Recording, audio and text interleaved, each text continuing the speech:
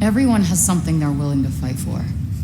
We start off on the streets of New York and into a courthouse, where we get a look at our protagonist, Alfre Frey Holland.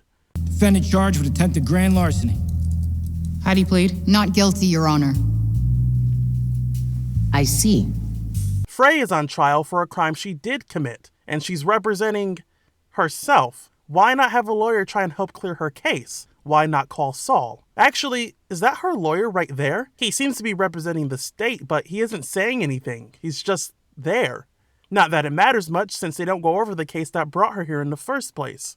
Instead, Judge Maya Birdman has Frey go over 3 notes that only serve to give us insight on her past. Notes that become redundant as these details are told to us numerous times throughout the story. These pieces of evidence, if you can call them that, have nothing to do with the trial, what she tried to steal, or how they know she tried stealing it. We see a high school diploma and a candid library photo. This tells us that she is smart. Next up is a record of her criminal activity. This tells us that she is troubled. And lastly, a photo and article showing us how she was left under the Holland Bridge as a newborn.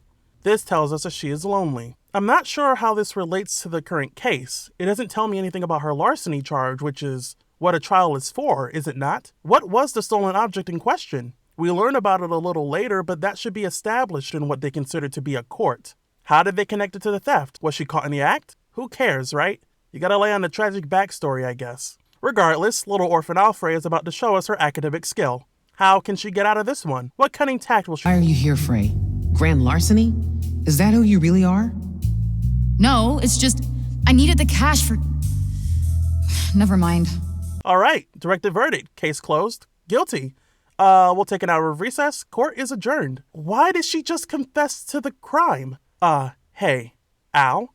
I thought you pleaded not guilty. Are you not supposed to be making your case here? You already have several felonies on record. Do you want to go to jail? In fact, we still don't know the extent of what was done. Who is this guy and why hasn't he said anything? Maybe his strategy was to sit back and let the defendant hang herself. Must be a really good lawyer. What even is this trial? It's somehow worse than She-Hulk's courtroom scenes, and that's a low bar to reach under. Because Frey decided to reveal her motive for the crime she swore she didn't commit in a court of law, like a smart person would do, she is at risk of suffering a harsh sentence. Are you familiar with the persistent felony offender law, also known as the 3 strikes law? Wait, you can't do that. I never hurt anyone. Just yourself. You have 2 previous felony thefts, and with this new one, your grand total will be 3. This could put you away for a very, very long time. Which, again, should be something she is aware of, given her aforementioned aptitude for criminal activity and academics. Given that she's representing herself in her trials, you'd think she would study up on the law. Not that it matters much, considering the judge will proceed to ignore that in favor of ruling 120 hours of community service as the final verdict. You have so much potential? I can do so much more with my life. I'm a smart girl with a bright future. I was going to say you have so much anger and resentment in you, I'm not sure you'll ever amount to anything at all. But in the holiday spirit, I'm going to give you an early present. I'm going to release you under the condition you serve 120 hours of community service. As well as some parting words. Frey, one more thing. Happy almost birthday. It's not too late to start using your gifts to help others. Her gifts? Feels like the only reason that line is there is to highlight the theme of the game, but surely it can't be that shallow of a callback, right? So, despite botching her defense during the trial, she is relatively let off the hook. This isn't even the last time she gets out of a situation like this by sheer luck, I suppose. Clear convenience, writer's whimsy. Anyways, outside of the courthouse, she picks up a woman's phone to give back to her. Hey, excuse me? Your phone. Oh my gosh. Thank you so much. No worries. Happens to all of us. You saved my life, seriously. Happy holidays. Happy holidays. Is this one of her gifts? Basic courtesy? After that encounter, the game has the player open up the journal, showing highlights from the game's chapters from the perspective of our protagonist. Aside from this statement being contradicted from what she just did a second earlier, I won't dwell on it too much. We'll be getting back to these entries a lot throughout the story. As Frey walks back home, she is accosted by the Dark Alley Dumpster Gang. Hello! Goodbye. Oh, fuck. Frey. Thought we wouldn't find you? Hey, Lisa! Lisa? Really? I thought she was Lisa. That's Chrissy! Huh. Well, in my defense, you don't really look like a Lisa. Oh, I don't have it, all right? There were complications. Not like I wanted to get caught stealing the car, but here we are. You're running out of chances. Yeah, I've been hearing that one a lot today. Good God, would it kill you to just not quip for 1 second? You would think on pattern recognition alone, that every time you open your mouth, things just get progressively worse. In any case, we learn more about Frey's charges from the Wonderland gang than in an actual courtroom. Get the car back. It's not that easy. It's been impounded. What's so special about this car anyway? Our boss, Mr. Gigan, is very unhappy. So unless you get it back, one of us is gonna be in a lot of pain. Do I get to pick? You truly are the poor man's Nathan Drake. Keep joking. We will leave your body in this fucking alley, and I promise you, no one is gonna miss you. What is that? Does the gun have a built-in speaker? Is this the game letting me know when I'm supposed to take this scenario seriously? Just listen to the tension track careen into the scene with all the grace of a falling anvil. Keep joking. We will leave your body in this fucking alley. Guess this is what we're in for. Let the music decide how you feel. It doesn't even compliment the scene, it T-bones any semblance of tone. Us, Mr. Chicken. Gigan. Gigan. Gigan! All right, quick, Gigan. Quick, gig. I just... Oh, we're still doing the quip thing. Alright. Is the inclusion of the gun supposed to raise the stakes? Because it feels no different than a minute ago, as much as the game tries to make you think differently. In any case, Frey is surrounded by a gaggle of goons at gunpoint. Unless she can talk her way out of this, I don't see how she leaves this encounter alive. Although if she did get shot, I don't think it would hit anything important. Tell him I need some more time. But for now, here's some collateral. And that's the end of Forspoken. A lot shorter of an experience than I thought, but a riveting story of a troubled woman in too deep. After all, there's no way she would have gotten out of that unscathed. Anyways, Frey gets out of that unscathed.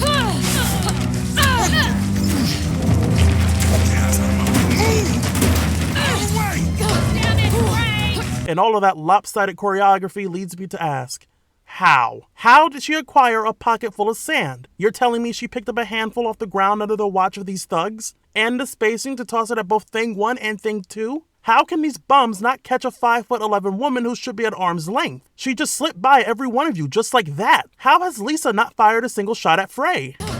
Anytime now. At any moment. She still hasn't moved from that spot. She's tossing bricks. Oh, bricking me! Did you forget you have a gun? Damn you, Frey!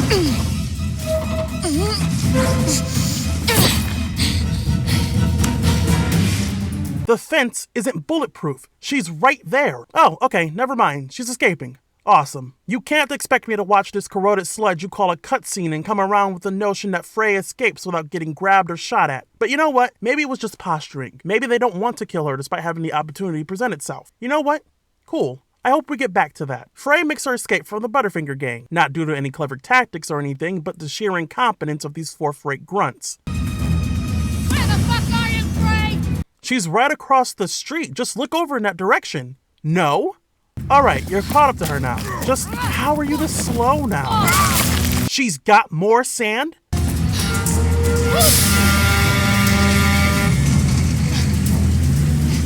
Where'd she go? Huh? Well, fucking answer me! Where'd she go? We will find you, Frey! You will burn! Fuck! Well, alright then. Frey managed to give Lisa and her pals the slip. Her tracks are covered. They don't know where she is, much less the general direction. She's hidden from view, so it's safe to say Frey will run into them a lot less often as long as she remains low.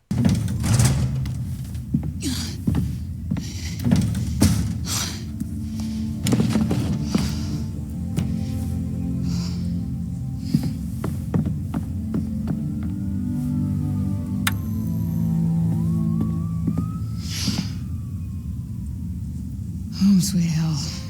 Frey takes refuge inside of an empty abandoned apartment. She's even got the windows boarded up around the entrance and in the bedroom. That's neat. There is one window visible from the outside for some reason, but no one's out in the streets. She picks up her favorite childhood book, Alice in Wonderland. You know, That book about a regular girl whisked away to a fantasy world, one that's vastly different from her own, and something that she wishes would happen to her. Wish I could find that rabbit hole and tumble away to Wonderland. Subtle. She checks out her favorite kicks that feel almost like magic, and her newborn mementos, the ones we've already seen in court. We could have revealed this information here and nothing would have been lost, especially since we have to check the shoebox to proceed anyways. She feeds her cat and moves over to her gym bag, filled to the brim with cash. Already filled. To the top. Ready to be carried off. Which begs the question, why is Frey waiting until the 23rd to take off as opposed to any point earlier when she had what she needed? And no, I'm not talking about her skipping trial, seeing as she was in cuffs. She could have left town prior to committing to one last job. She didn't have to risk grand larceny and botching a carjacking when she had what she needed for a fresh start. She didn't get a payout for losing the car. She didn't have any money when she entered the apartment and definitely didn't put any money into the bag once she pulled it out. At the trial, she blurted out that she did it because she needed money. I needed the cash for... Never mind. But if she already had enough to get everything she needed, then there was simply no point. Sell your shoes if you really needed more money, you self-absorbed Nimrod. Is she just greedy? Did she accept the job out of the kindness of her heart for the gang that already thinks of her as a moron who can't listen or perform any of the tasks that she was asked to do? Why risk it at all? Of course, that just means we wouldn't have a plot, but wouldn't that be swell? You know what? Doesn't matter. Not like anything is going to happen to that bag of money. And to the best character in the game, Homer. I say she's the best character because she's the only one that doesn't have dialogue. Frey vents to her cat, frustrated and tired from all the run-ins and the fights, but a tunnel of light is in sight. She has what she needs to get her and Homer out of there. All of the strife and the pain has reached its conclusion. One last rest, and then she's free of all of this. Can't wait to be any other place but this.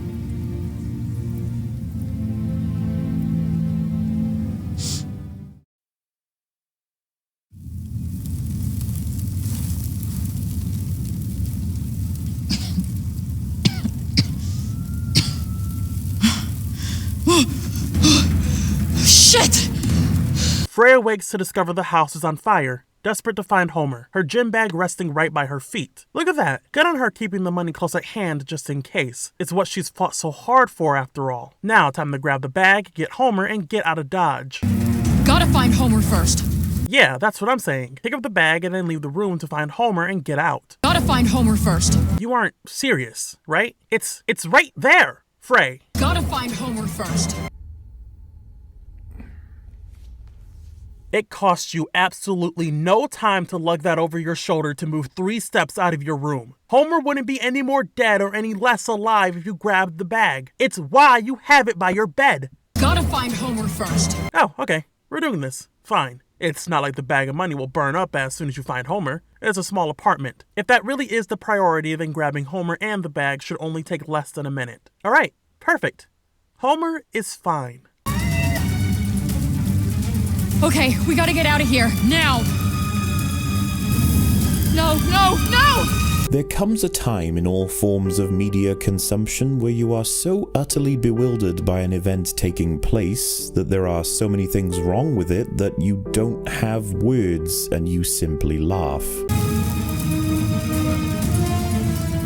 Fuck the bag! When I saw this sequence for the first time, I wish I had recorded it. I burst out laughing, struggling to compose myself, and I was fundamentally blown away at what in the world I was seeing. And the kicker? I wasn't even entirely sure of why. Motherfuckers! It's like so many issues cascade on your brain at once, you are overwhelmed and you couldn't possibly pass it out in the amount of time you have left before something utterly ridiculous happens on top of what you just saw. Finally, the blaze that engulfed the abandoned building in the Hell's Kitchen district of Manhattan has been ruled as arson. Luckily, no one was harmed in the fire. The FDNY believe it was set by some local gang members.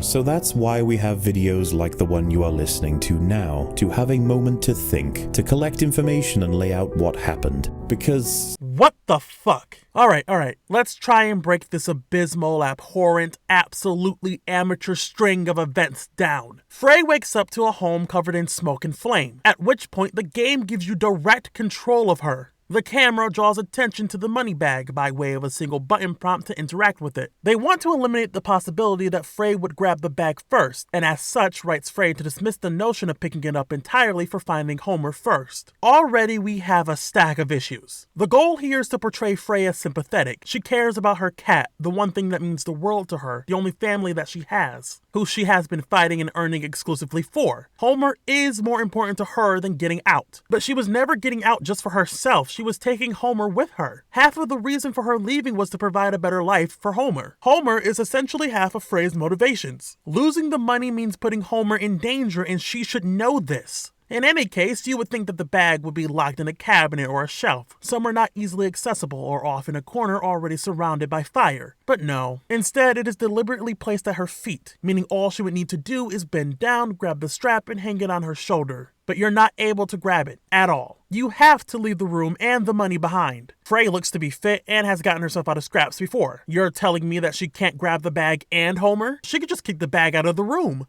You don't have to be a genius to know why this decision is mind-meltingly moronic. And it's not even a matter of hindsight or that she wasn't thinking straight. When you assume control of a character and this is what happens, you lose the justification and leap straight into narrative sewage. Alfre the Penniless, first of her name, exits the room as she searches fervently for Homer. And as soon as she grabs her, the fire spreads over the doorway to the bedroom, leaving the money to burn. Never mind how quickly the fire spread, but only exclusively across the room, to create a barrier so that Frey can't go back through. But you're telling me that Frey was planning on grabbing Homer and the money the whole time? You can't imply that she couldn't care less about the money as long as Homer's in danger and then circle back for the money. It doesn't make you altruistic, it makes you bereft of intelligence. Why risk backtracking when you could have taken care of the issue in one trip? Is the headspace your brain supposed to occupy as barren as his house? Time for Frey and Homer to make their escape. All they have to do is remove the cover and— Motherfuckers!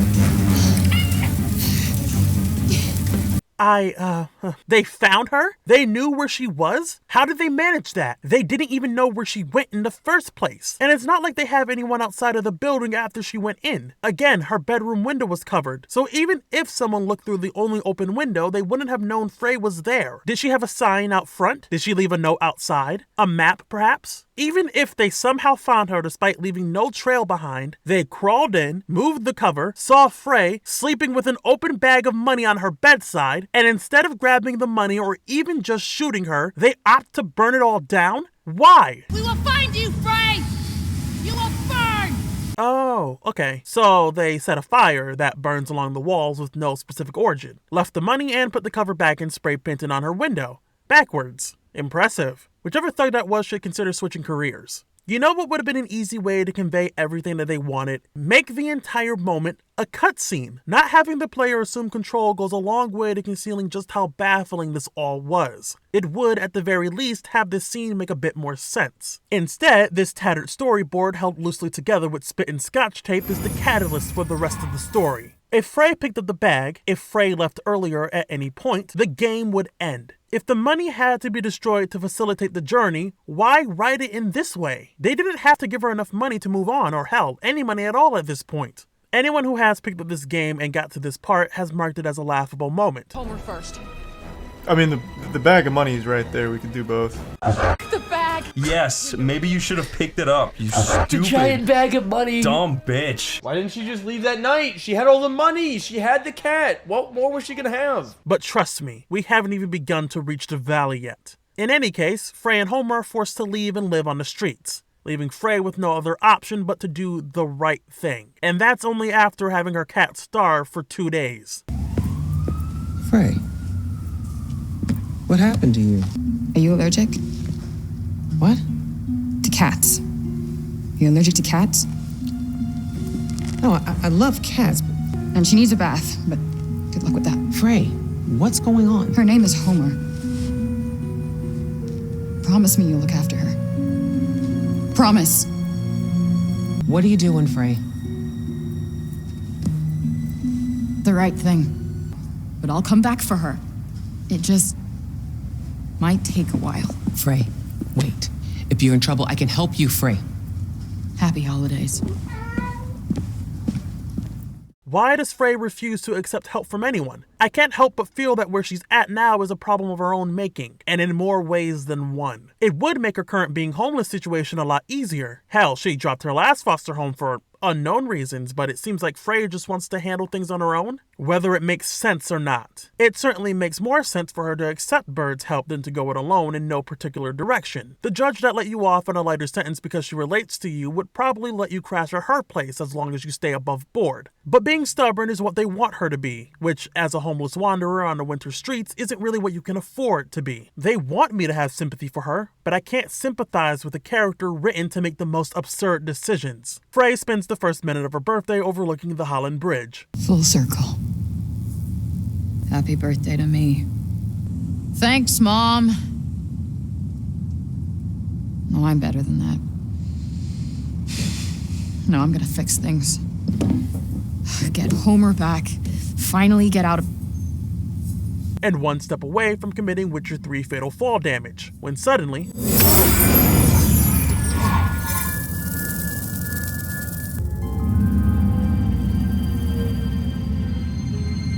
What? A flash of light leads Frey over to an abandoned building, where a piece of gold jewelry adorns an old desk. And as she goes to pick it up... Whoa.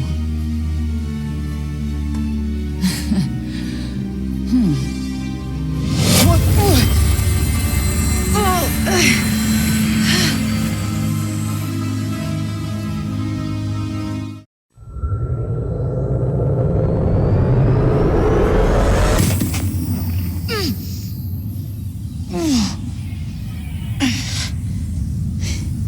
What the actual...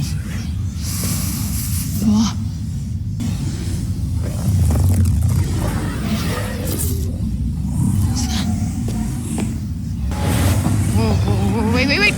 Wait, stop! Shit! Oh, no.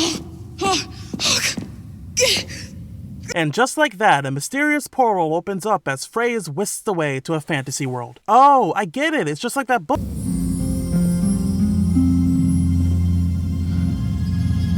Whoa.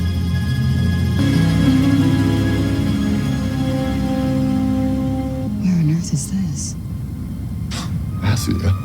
Who's there? As she begins to take in the sights, the armlet speaks to her. I swear to God, asshole, show yourself! Show myself. I've shown. I'm showing. Show myself in tears. Where are you? Right here, at the end of your arm. No. Yes. You, the one talking to me right now, or this... cuff? It's a bit reductive, isn't it? Cuff? Gauntlet, maybe. Vambrace. Yeah, no, it's definitely Vambrace. No. This is batshit bananas! And yet, it's the truth! Stop your hurting me now! Seriously? No. The pair have been inextricably bonded and Frey can't remove him from her arm, try as she might. This is... No. On bond now!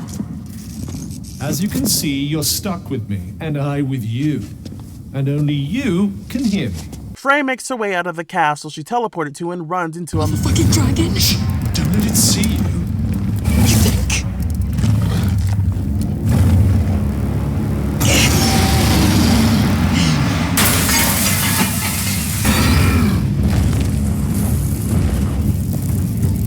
Is it gone? And after finishing the previous cutscene, the game introduces a new mechanic, more dialogue. As you go through the game, you can engage in additional conversations with Cuff, all the while having to be completely stationary. So, if we are bonding... Correction, bonded. Whatever. If we are stuck with each other, then what's your deal? The game grinds to a halt right after grinding to a halt. Is there a particular reason why this can't be played while moving around? Or even walking? I'll take slow walking over having to stand around just to get supplementary information. There are already conversations that repeat themselves as you explore the world, since the protagonists have to hear themselves talk so often. Adding these specific conversations into the rotation couldn't have been too difficult. At the very least, we can learn more about the vice on Frey's arm. Who are you? I am what you see. Lovely. And I suppose you'll tell me more if I answer your riddles 3? He avoids answering what he is, and he doesn't know why he ended up in that store on Earth. Good question. I've been wondering that myself. All I do know is that before I visited Earth, I was here in Athia. Wait, How does he know what world he was in if he remained in that building for who knows how long? I suppose it doesn't matter too much, but it seems odd he knows what world he ended up in without seeing another person. Wait, what? That means it must be your fault I wound up here. How dare you? It was nothing to do with me. I mean, she's not entirely wrong. Obviously, that portal to another world only materialized after she picked up the ornament. He's got to have some power to open those up. It only makes sense. We do learn our first important fact of the world. Athia is ruled by the Tantas, powerful women that govern over the people living there, and apparently turned the Brit into a bracelet. If by magic you mean the ability to turn me into an inanimate object, then yes. And lastly, we learn Frey still has her phone. What in all creation is that contraption? It's a smartphone. It's for texting, calling, games, videos, taking selfies, and which, by the way, I am not gonna explain to you, so don't bother asking. And somehow, after 2 days of being homeless in the cold, the phone is still on and functional. Damn, it's a good battery. Okay, so let me get this straight. I'm somewhere that's not what I would call Earth. I'm seeing freaking dragons, and oh yeah, I'm talking to a fucking cuff! Fan brace. Oh, alright. Please, let's just move forward. It's time for Frey's intelligence to shine.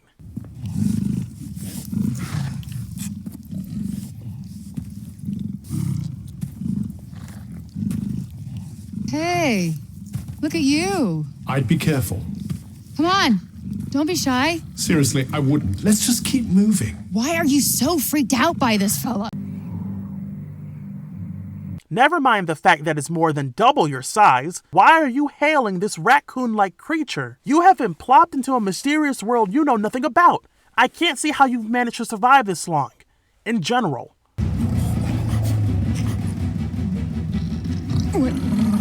Whoa! Because it's not as it seems. You tell me that now? Shit!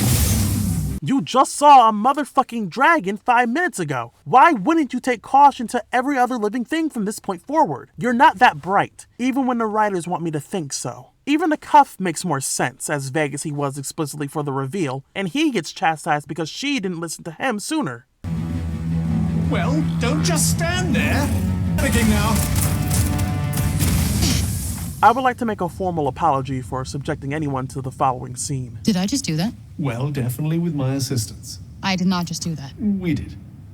I just moved shit with my mind. Perhaps our connection has somehow awoken some abilities. I just moved shit with my mind. I just keep hearing I. I just moved shit with my freaking mind! Yeah, okay, that is something I do now. I do magic, talk to sentient cuffs, kill jacked up beasts. You know what? I'll probably fly next. Now you're just being ridiculous. Oh, that's too far. Good to know there's a line. If you could just master these new abilities, with my help, of course. Did you not just see me take out that gnarly beast?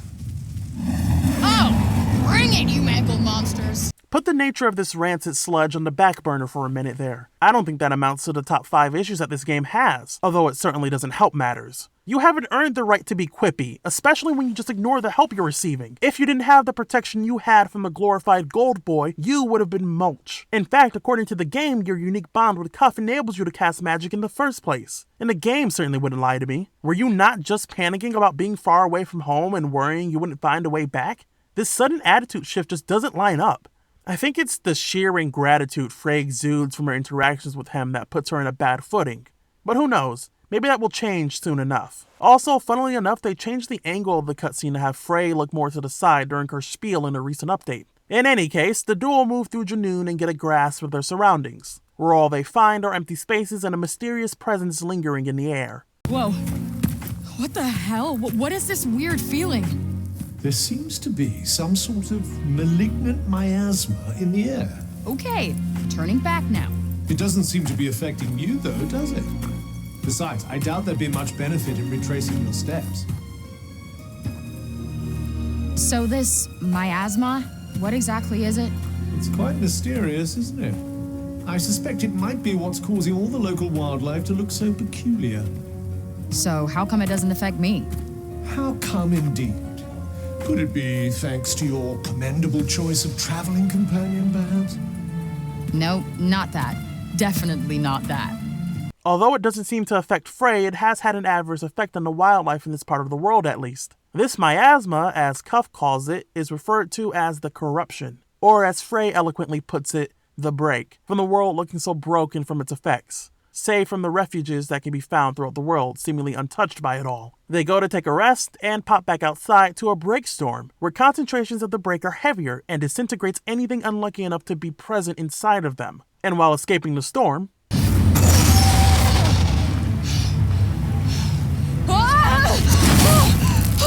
Fuck! What now? Well, for starters, I think we should run.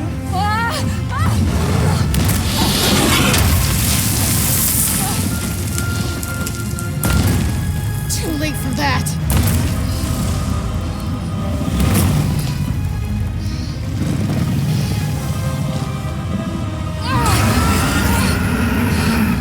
they come face to face with the dragon from earlier, in a boss fight that's pretty easy due to the generous dodging system derived from what the game calls magic parkour. By holding a direction and a dodge button, Frey can zip, hop, and flip around to scale walls and evade attacks, with the only limit being the stamina remaining. And even when running out of stamina, it's pretty easy to stay out of reach. They escape the dragon for a short time before encountering it once more. What? How does that thing not even have a scratch? Only this time they have to lose here. Fuck, where'd it go? Far, far away. Fuck, where'd it go? Far, far away. Wait, Frey, do you wanna maybe comment on how the dragon teleported just now? Will you not remark on how the portal it created looks awfully familiar? Are we really ignoring the obvious connection here? Moving on, Frey gets scooped up by the dragon. You know there's nowhere to run, don't you? Fuck!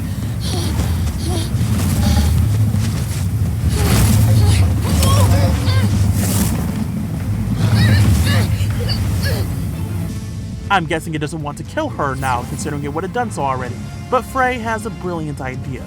Any bright ideas? Yeah! Make this fucker let go!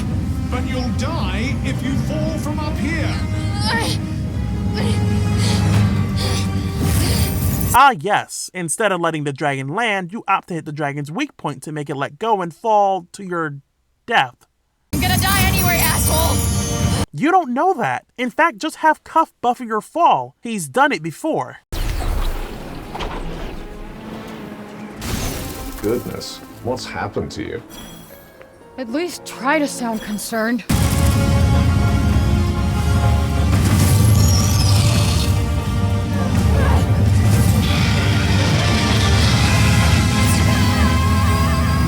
This is exciting!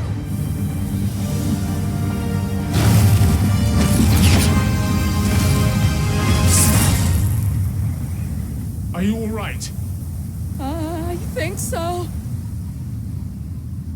Well then, how incredibly lucky the dragon didn't let go at any other point. Even luckier that it didn't hit anything, and luckier still that you managed to grab the ledge and not paint the cliffside. All according to plan. And right near civilization too. A town, people, shelter. Oh, we're saved. Move, monster! Hey, the fuck you calling monster? The monster speaks! Yeah, of course I speak. Put your pointy stick away, asshole. Move! Alright, moving. Ah, I see. Cuffed off screen. Hitting a little close to home there. Wait. I'm sorry. There's just a lot here that the game thinks it can slip by through shitty fadeaway transitions. How did you let them arrest you? Did they sneak up on you? Did you lose your vision when they so hastily faded to black? Under no circumstance would the Frey that has been presented to us now be willingly detained and held up by foreign beings she does not know. Whatever happened to Pocket Sand? Oh, but she was outnumbered and they had weapons. It certainly didn't stop her before. And all of that was before she had an enchanted circlet that enabled her to cast magic. Aim at the ground to deter them if you don't want to hurt them, or better yet, use your root magic and hightail it out of there. But again, I guess if she did anything like she would do, we wouldn't be able to move the plot along like this. Move, monster! The guards speak English. Extremely lucky she ended up in a world that speaks the same language as she does. I wonder if there's a good explanation for Why are they speaking English? It's my experience that languages share commonalities across many dimensions. Okay, any answer works for me, I guess. You know, it would have been better had you not said anything at all. Any answer does not work here. What do you mean many dimensions? How many have you come across, and how come you haven't mentioned that before? Unless you made the Tiranas, which we now know that you haven't, this makes no sense. If they spoke any other Earth language like Spanish or Japanese, then I guess Frey would be screwed being unable to understand them. Speaking of Frey, why haven't you followed this information up with any pertinent questions such as, what kind of dimensions have you been in? Where exactly are you from? Can you create a portal to get me home if you have dimension hop so frequently? Anything from the supposedly book-smart Frey would be nice to hear, instead of flaccidly accepting these things at surface level. Easy. Settle. Settle. Who are you, child? Oh, okay. Back in court. This is exciting, huh? Our second court case. I know the first one didn't go in your favor, even if it was self-inflicted, but maybe you can learn from this. It's a new world and a new day. Things will be different, sure, but at least they adhere to some kind of justice system. Who are you, child? Who are you?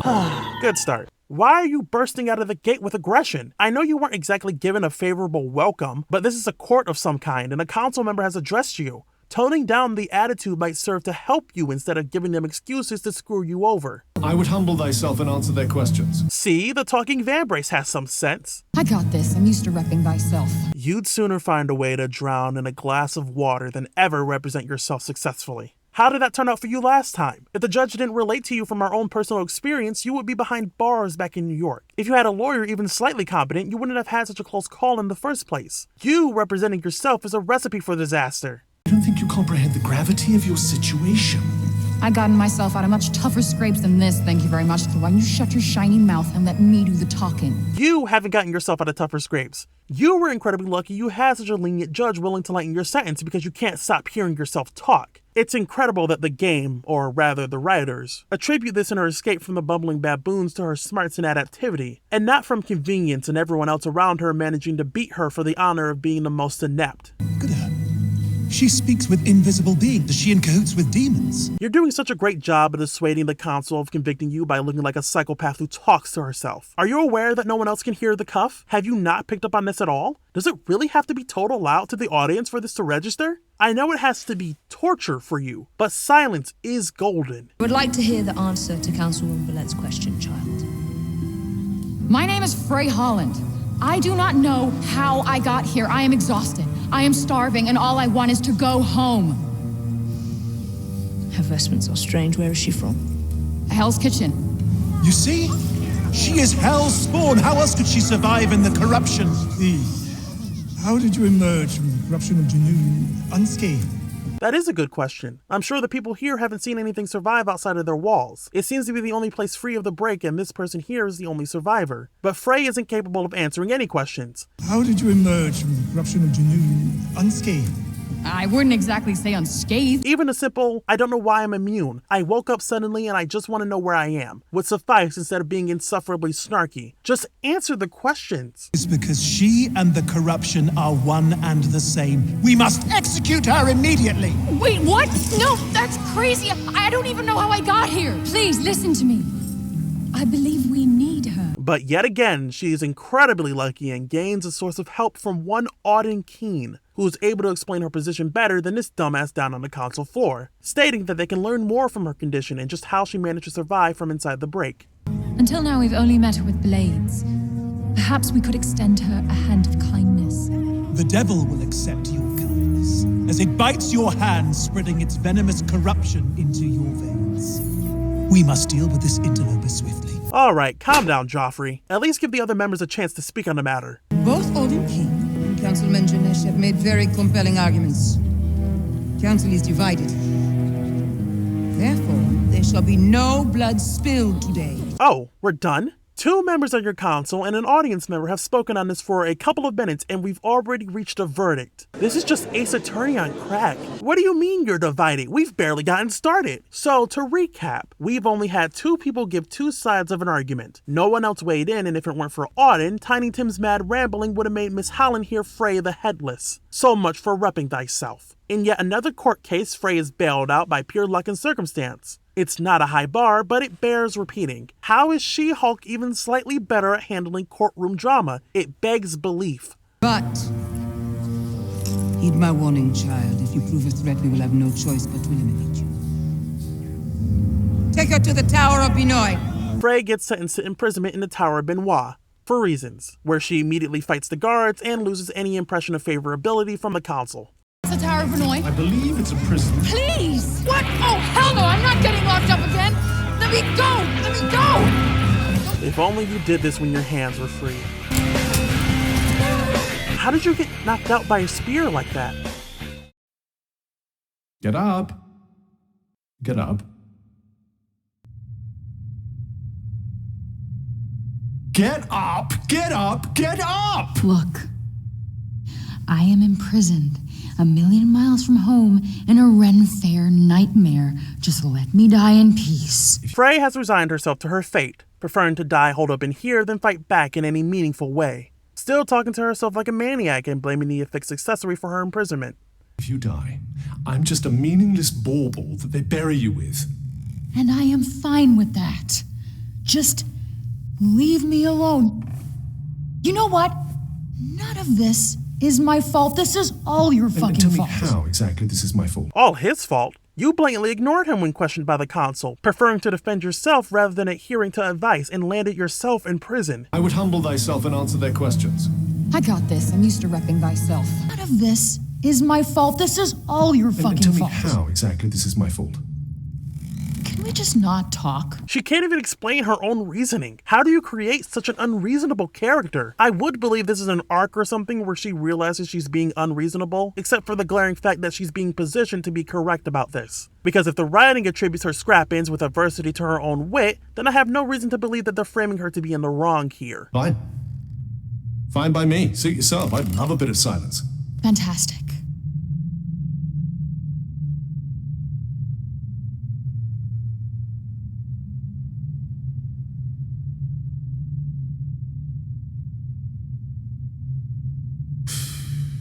You say another fucking word.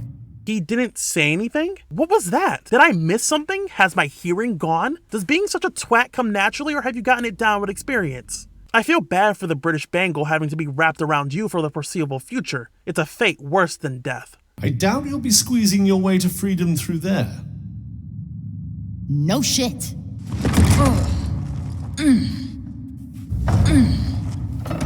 Shit. Of course it's locked. Damn it. This is going nowhere. Now she wants to find a way to escape, despite accepting her fate a minute ago. Are the writers aware of the whiplash these two actions produce right alongside each other? Especially when being incredibly unreasonable to cuff for having the audacity to suggest not giving up.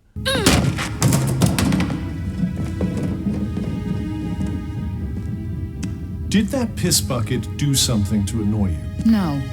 You know what? You did. Because of you, I'm not getting back to Newark.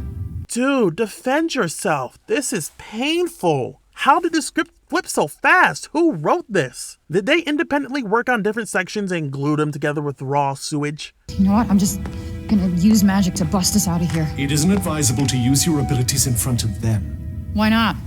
They already think I'm in cahoots with demons. But they will hang you for being a heretic. What, like a Salem situation? Do you expect me to know what that means? Look, we did it your way, and now we're gonna try it my way. The writing insists you believe that Frey listened to the whimsical wristband during the court scene, and because of that they ended up here. But we've been seeing Frey have her way this entire time. I've gotten myself out of much tougher scrapes than this, thank you very much, for why you shut your shiny mouth and let me do the talking. Look, we did it your way, and now we're gonna try it my way.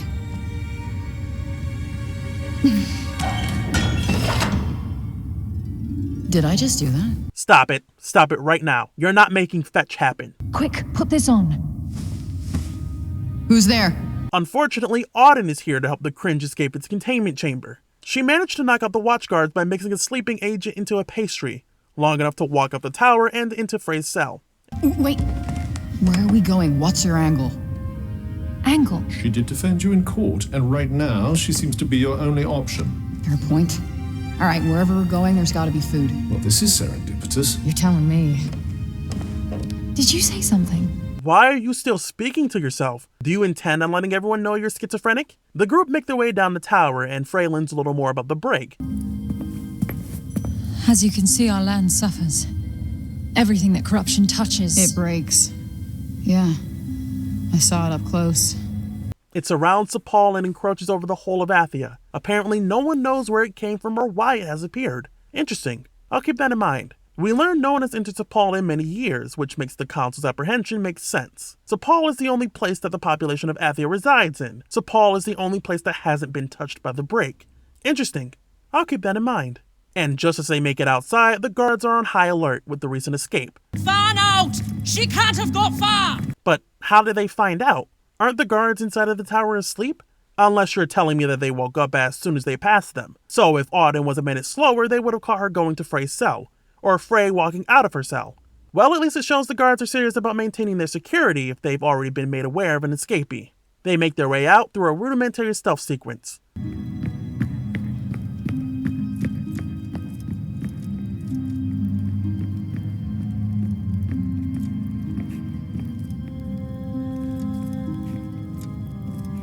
How lucky that guard was half-assing his job. If only he moved past the doorway there.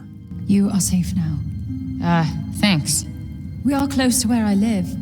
Come, I have food. Bit of a half-hearted thank you, I must say. Nobody does anything nice without wanting something in return. Yeah, like Judge Bird. Or you, even. Or the woman currently leading your escape out of Benoy. She did just risk her own life to get you out of jail. Point taken. But at least you agree with the cuff on that. It's the most reasonable you've been so far. I've been on my own almost my whole life. I know what that's like. I don't have any parents. I had some foster ones, but they never really stuck. So you must feel the same way? That we got royally screwed? That we must help others? Tomato, tomato. How are those the same thing? Did this script evolve past the first draft, or... In any case, Auden requests Frey's assistance as she believes her to be what she needs to save Athia. Well, thanks for the jailbreak lady and the apple, but this is where we part ways. Please wait. I need your help to save my homeland. Mystery solved. That's not happening. The circle of bending light, the rushing sound. That's what brought you here, yes? You want to go back home, don't you? May be able to help you. I'll give you to the bottom of a drink. Heading up to the bar, Frey encounters a pickpocket. Hey! Sorry, I didn't see you. Give it back. Come on. Second rule of pickpocketing, never give back what you stole. What's the first rule? Don't get caught. What is it anyway? Something that ain't worth crap here. Well, if it isn't worth anything, why can't I have it? Nice try, Munchkin. Now scram! And sits with Auden to hear out her proposition. My father researched the phenomenon known as the Tirana extensively. Tirana? The tunnel of light you traveled through? I believe his work holds the answers you need. Auden's father was a cognizant, scholars in the world of Athia, and he researched Tiranas, the portal that Frey went through to get there. While Auden has his reports on the Tiranas, she wants Frey to venture out into the break to grab his notes on, well, the break. An interesting quid pro quo, and one that's in Frey's best interest to agree to. I want proof. That's the smartest thing you've said all game. Maybe there is hope. Some chance is better than no chance. I do not want to go back into that hellscape. Then what were you planning on doing if you didn't go talk to Auden? Stay in Cipal? Obviously not, considering you're a wanted criminal, and surely the guards will be looking for you in full force. Anyways, Frey follows Auden, where she explains her father's work and how he moved his studies over in Praenost before Junoon fell. And before finishing his work, he was lost to the break 20 years ago. He brought me here to keep me safe from the break. But it wasn't long before he went back to finish his work. That was 20 years ago. 20 years? The break has been a thing here in Athia for 20 years?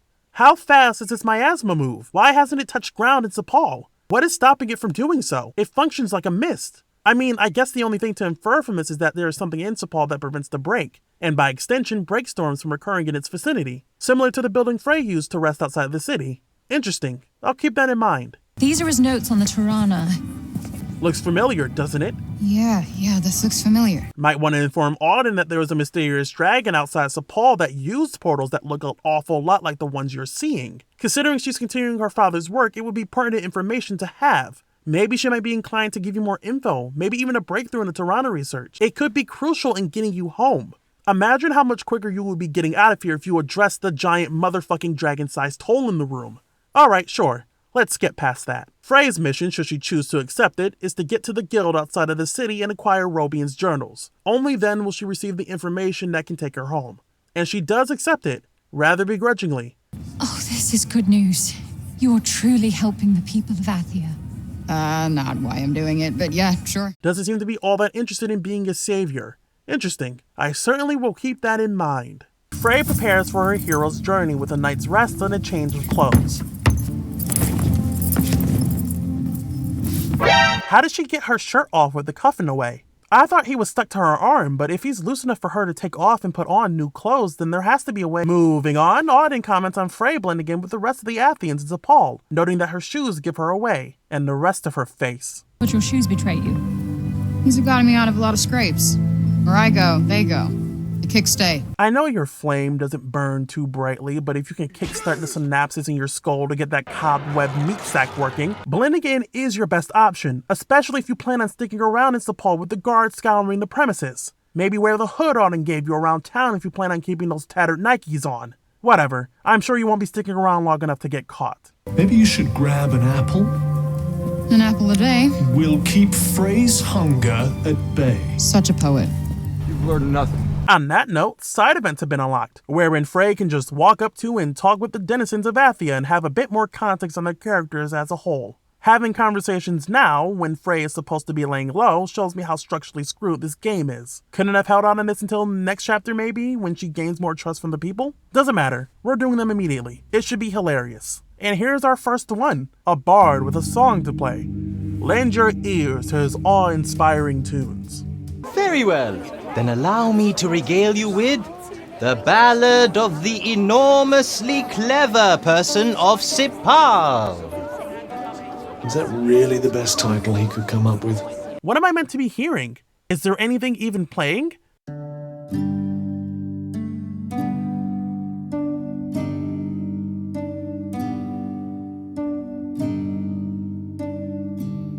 Why would they drown out this 15-second ditty with ambient noises and dialogue?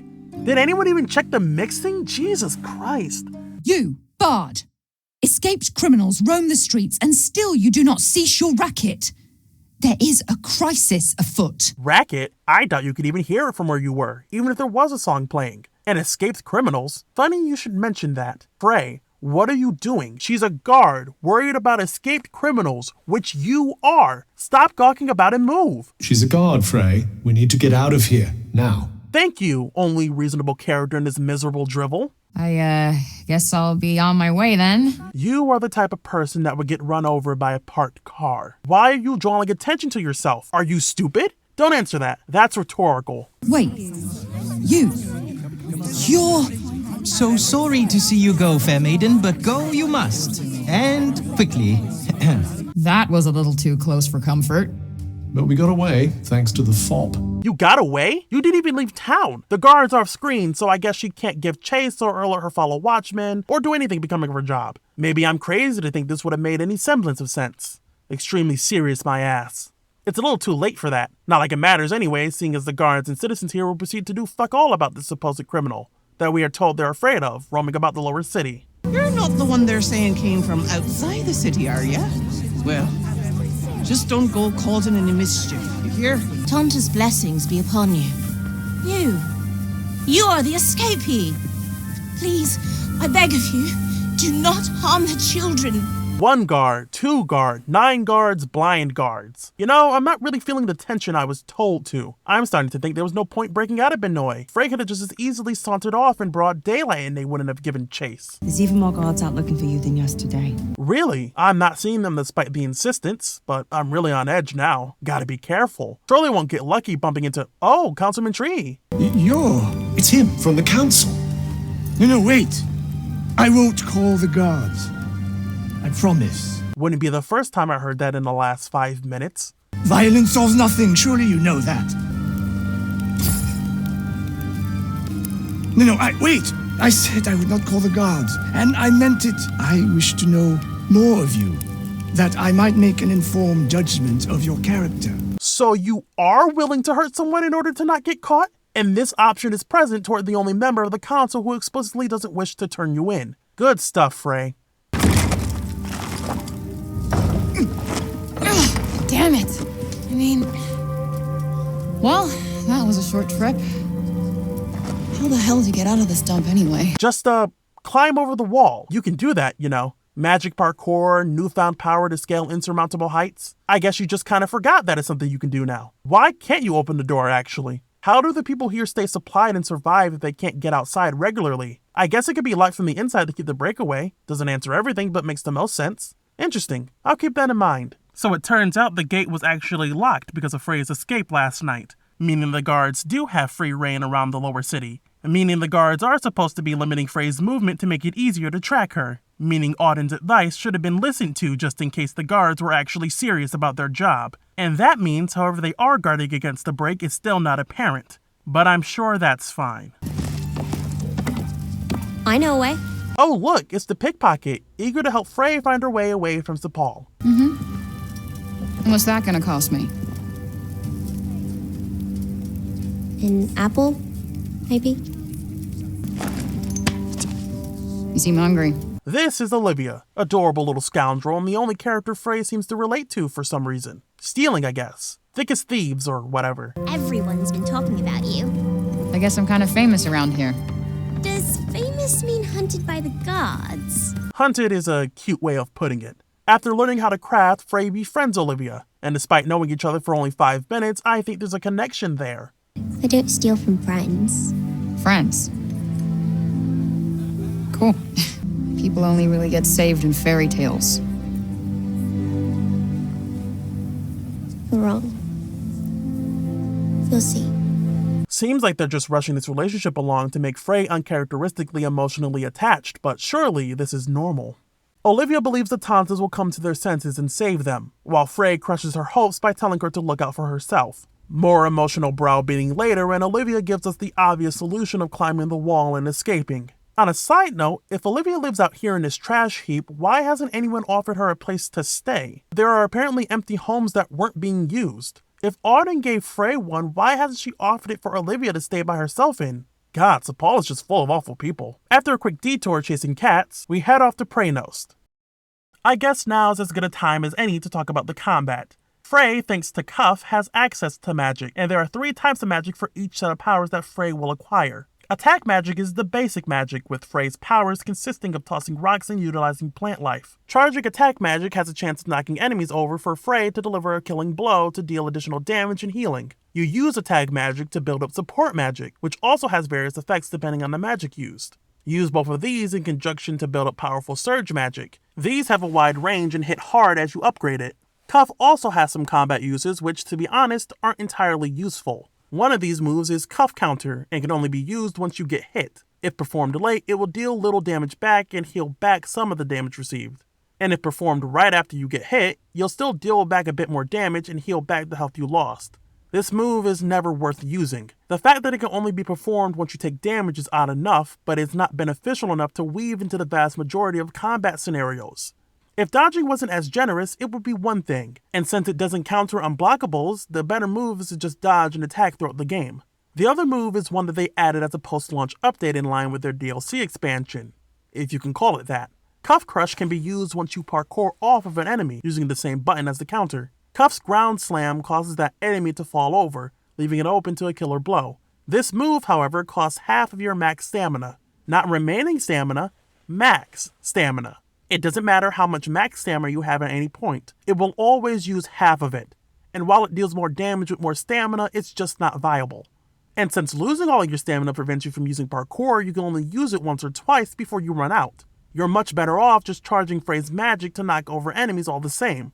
To have players make the most out of combat, a ranking system is used to track your progress during a fight. The more you do, the higher your grade. But the ranking system feels very bare bones. Rarely will you need to engage in synergizing these magic types together, and for most non-boss enemies, attack magic is all you need to push through an encounter. That and dodging will almost always just get you to max rank, as long as the encounter lasts longer than 10 seconds. On difficulties hard or lower, higher rankings grant more items and experience. Very hard gives out a damage multiplier without the extra experience or items. Between the abundant source of mana pools you can find to gain points that unlock more magic spells and the incredibly easy AI, the ranking system and its EXP incentive isn't necessary for even a casual player to get through the game. I've gone through just about every single activity in this game, and not once did I feel like I needed to do better or try any different spells to maintain a good ranking, considering I would at least hit B to star rankings anyways for the bare minimum. Even Devil May Cry on its easier difficulties made the player work to earn a high style ranking, mixing up combos and weapon sets and coaxing aggressive play for that smoking sexy style. And if we're talking about a game that came out in the same year, Hi-Fi Rush, utilizing rhythmic combos and having players play to the beat to recognize enemy attack patterns, perfecting parry timing and earning more rewards with higher rankings. The way that difficulty is differentiated is piss poor. Easy and normal are manageable with decent enough health and enough damage to get through a game without much issue. I played through hard mode at the time of it being the highest difficulty, and oh boy, if you value your time and sanity, don't play on hard mode. Enemy health is boosted considerably and it is a chore to work through. You will have to level up considerably to make encounters worth the time. I don't even think enemies hit any harder between normal and hard. It's just their health pools. Making enemies tankier doesn't make an encounter more difficult, it just makes it more annoying to trudge through. Difficulty can be more than just higher enemy health. Increase resistance to status effects and knockover, tweak enemy AI to react better. Maybe enemies hit harder and in turn, hitting their vulnerabilities are rewarded with increased damage and higher stun. Maybe tweak the damn dodge timing. It's more work, sure, but it becomes a better challenge to play through rather than suffering through. Very hard mode was introduced with the DLC update, and good lord, it was not properly tested whatsoever.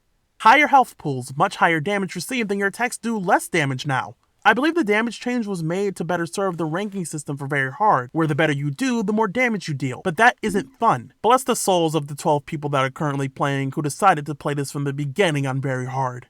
Bullet sponges are not conducive to a fun experience, especially when your core gameplay isn't very engaging to begin with. Flashback monuments can be found throughout Athia, and to reach the top score of most of these challenges, you will need to turn it down to normal. And I think these challenges exemplify how dogshit the difficulty treats here are. On the same level and using the same strategies, I've ended up getting a lower score on hard simply because enemies have more health and take more time to clear out. There's a mission that requires protecting citizens from waves of enemies. Look at the difference between normal and hard. Now's your chance. On it! Get out of the way. Rest in peace. Fight now, mourn later. This looks like a big one. Getting there. I'm going to hazard a guess that you're feeling somewhat peaky. That means like shit? Yeah, kind of feeling peaky. Now's your chance. On it! Uh-oh. Incoming! Do you think you might consider getting hit a little less? What do you think I am? Superhuman? Ooh, damn!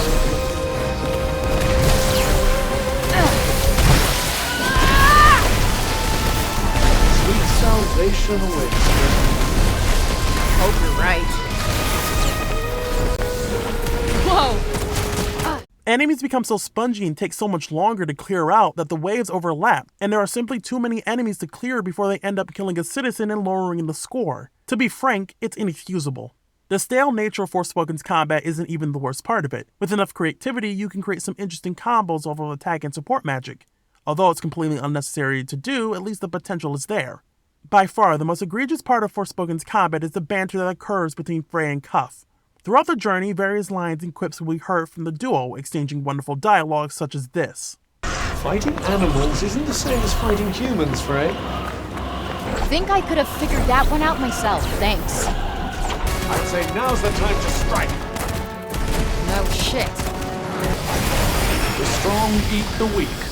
It's the law of the jungle. Wait, we have to eat it?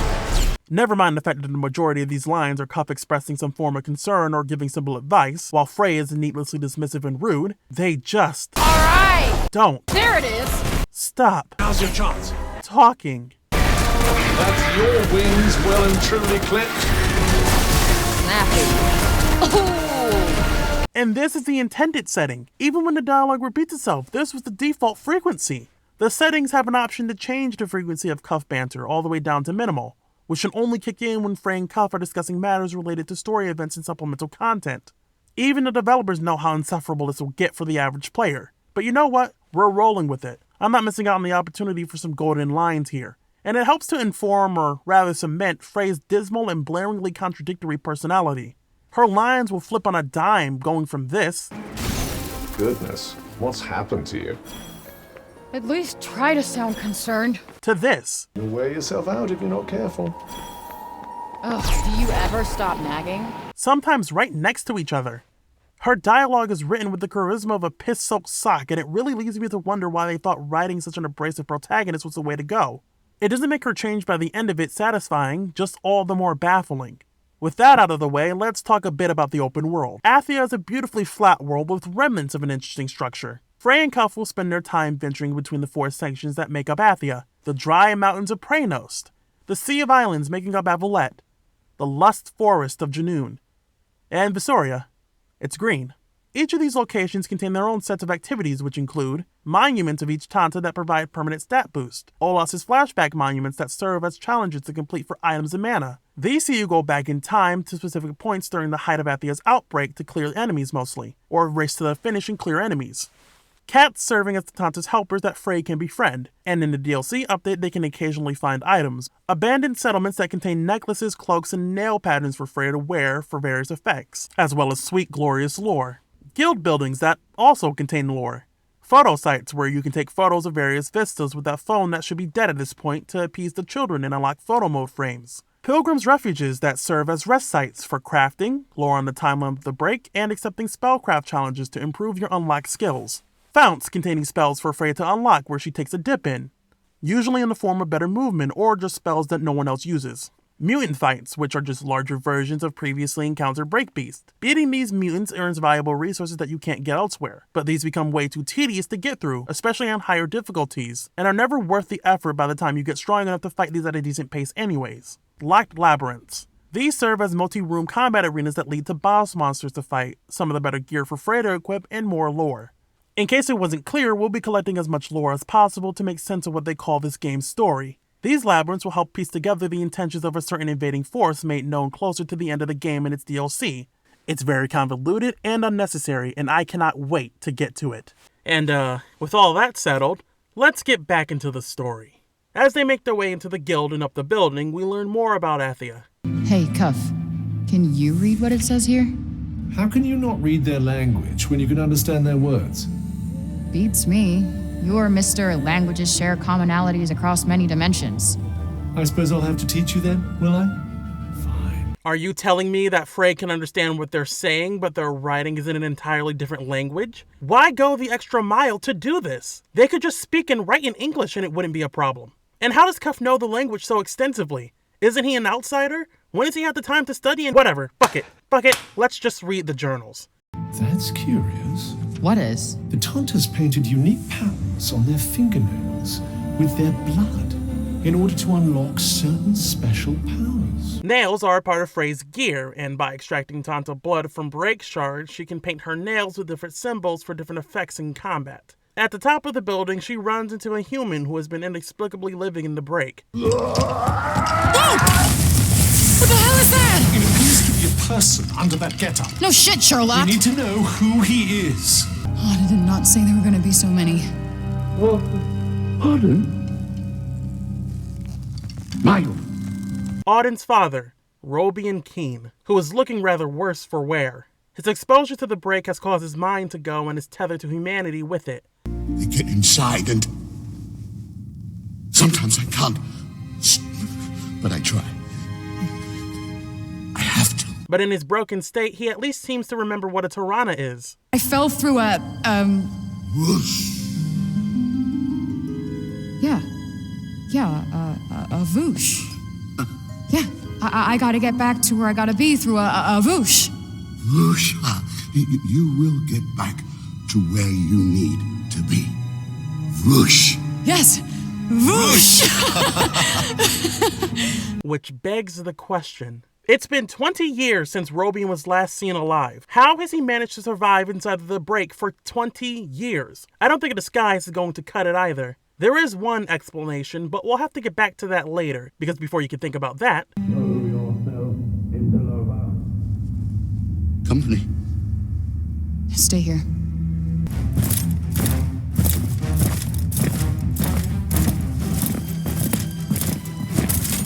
We are the soldiers of the Tanta Sila. You are in our realm. Where the hell did you come from? Certainly not from this part of Praenost. And how did you know where Frey was? Or rather, how does Sila know? Is she watching over Praenost? Maybe she just had a feeling an outsider was roaming around.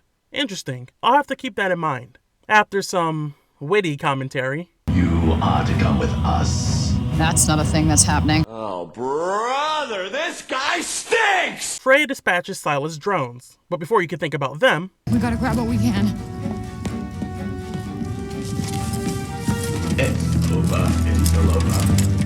Whoa, how did they get in so fast? They would have had to have been right behind Frey. Did she not notice? But before you can think about that... Shit, the journals! Wow, how incredibly inconvenient. You cleared them out only for more to spawn off screen, and then you let them get up here just to burn the journals and leave empty-handed. You couldn't pick any of them up before that moment? They're not even all burning. Just take what you can and move. This isn't Batwoman. My roses! You know what? Maybe there are more similarities here than I thought at first. It's because they're both really stupid. Okay, Bob. Bob, come on, we gotta go.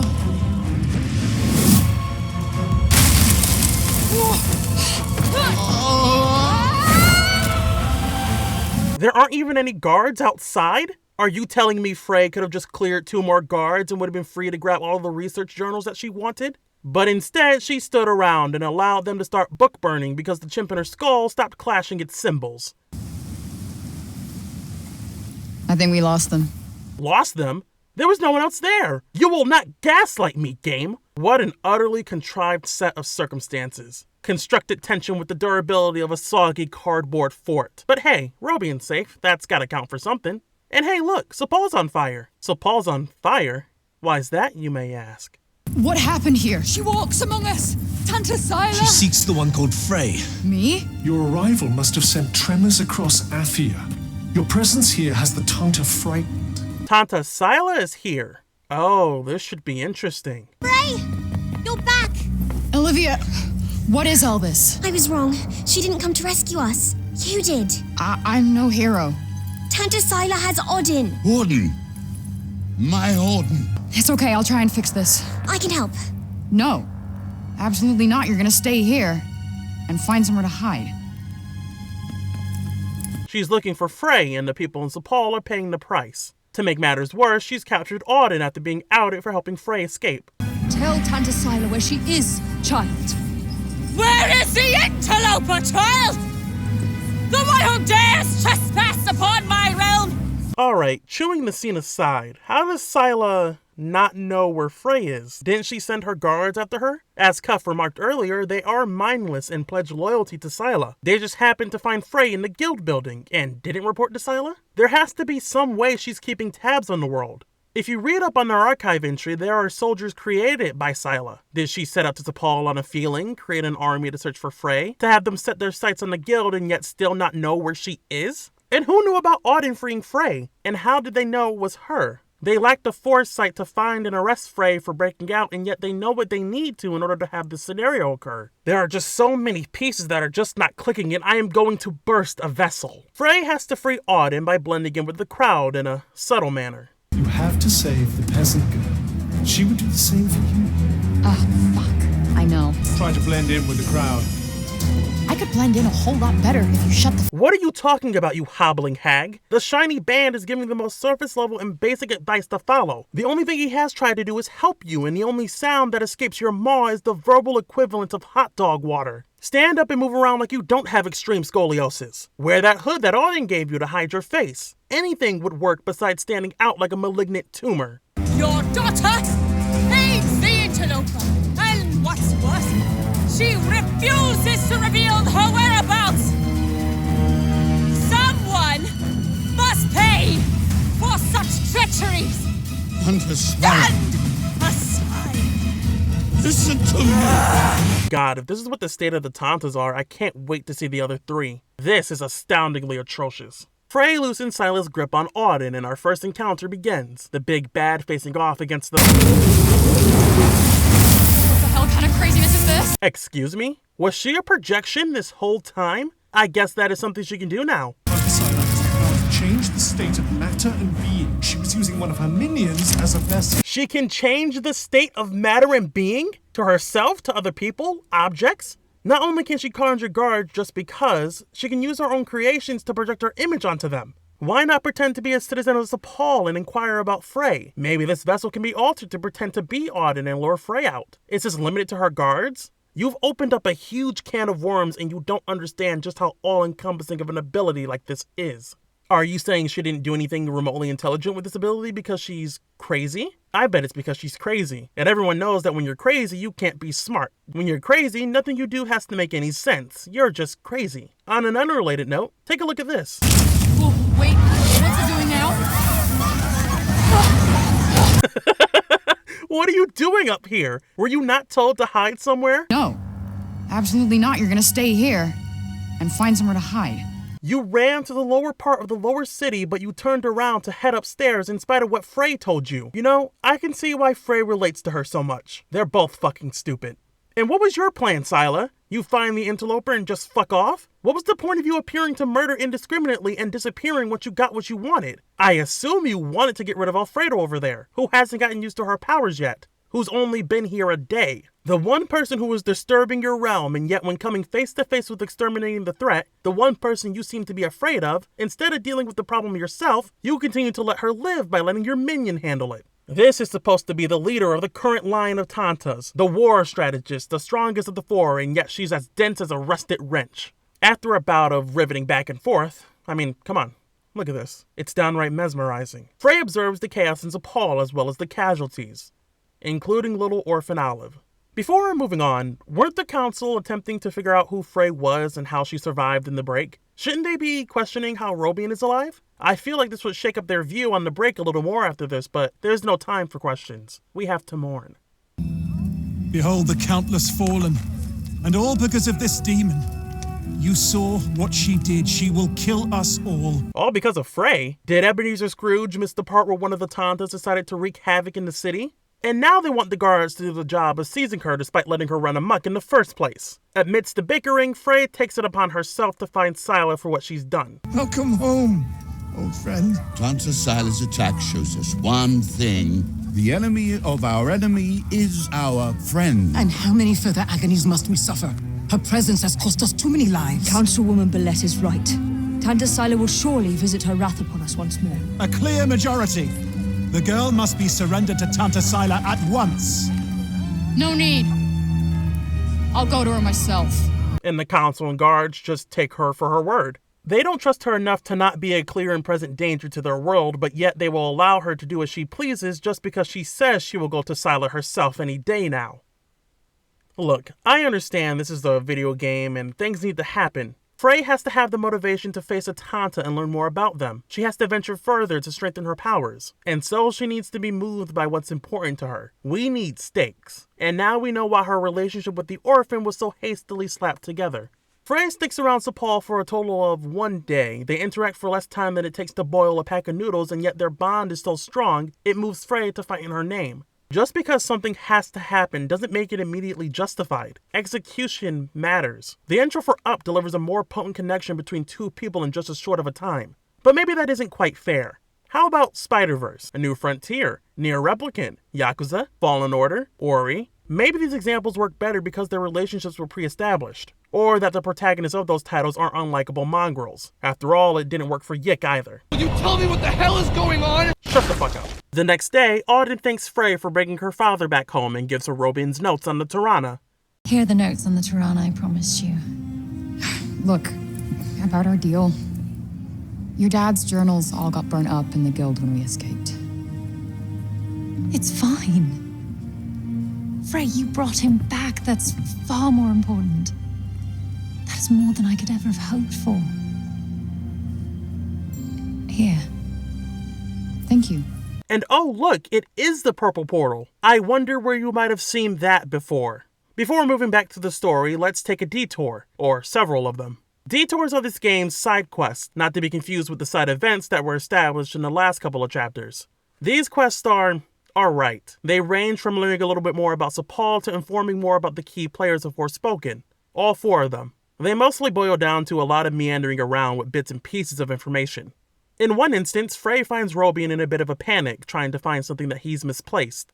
After a bit too long of a back and forth, wandering about and talking to people who may or may not have what Robian is looking for, the real item of interest turns out to be a bookmark Auden made for him when she was younger. Something that he held on to the entire time he was battling the break beyond the walls. And despite the backtracking, I actually like this little bit of characterization that was derived from it. You found it at last! My heart, my past, found it. Thank you, Auden, my dear, darling girl. Better leave him to it. Bob never stopped thinking about Auden that whole time, huh? A pity to think that he might still forget her, after all he's been through.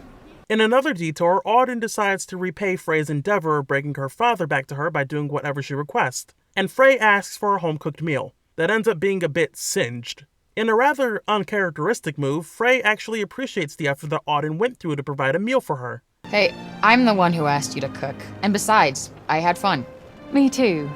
How about we just make it a drink next time? I'd like that, yes.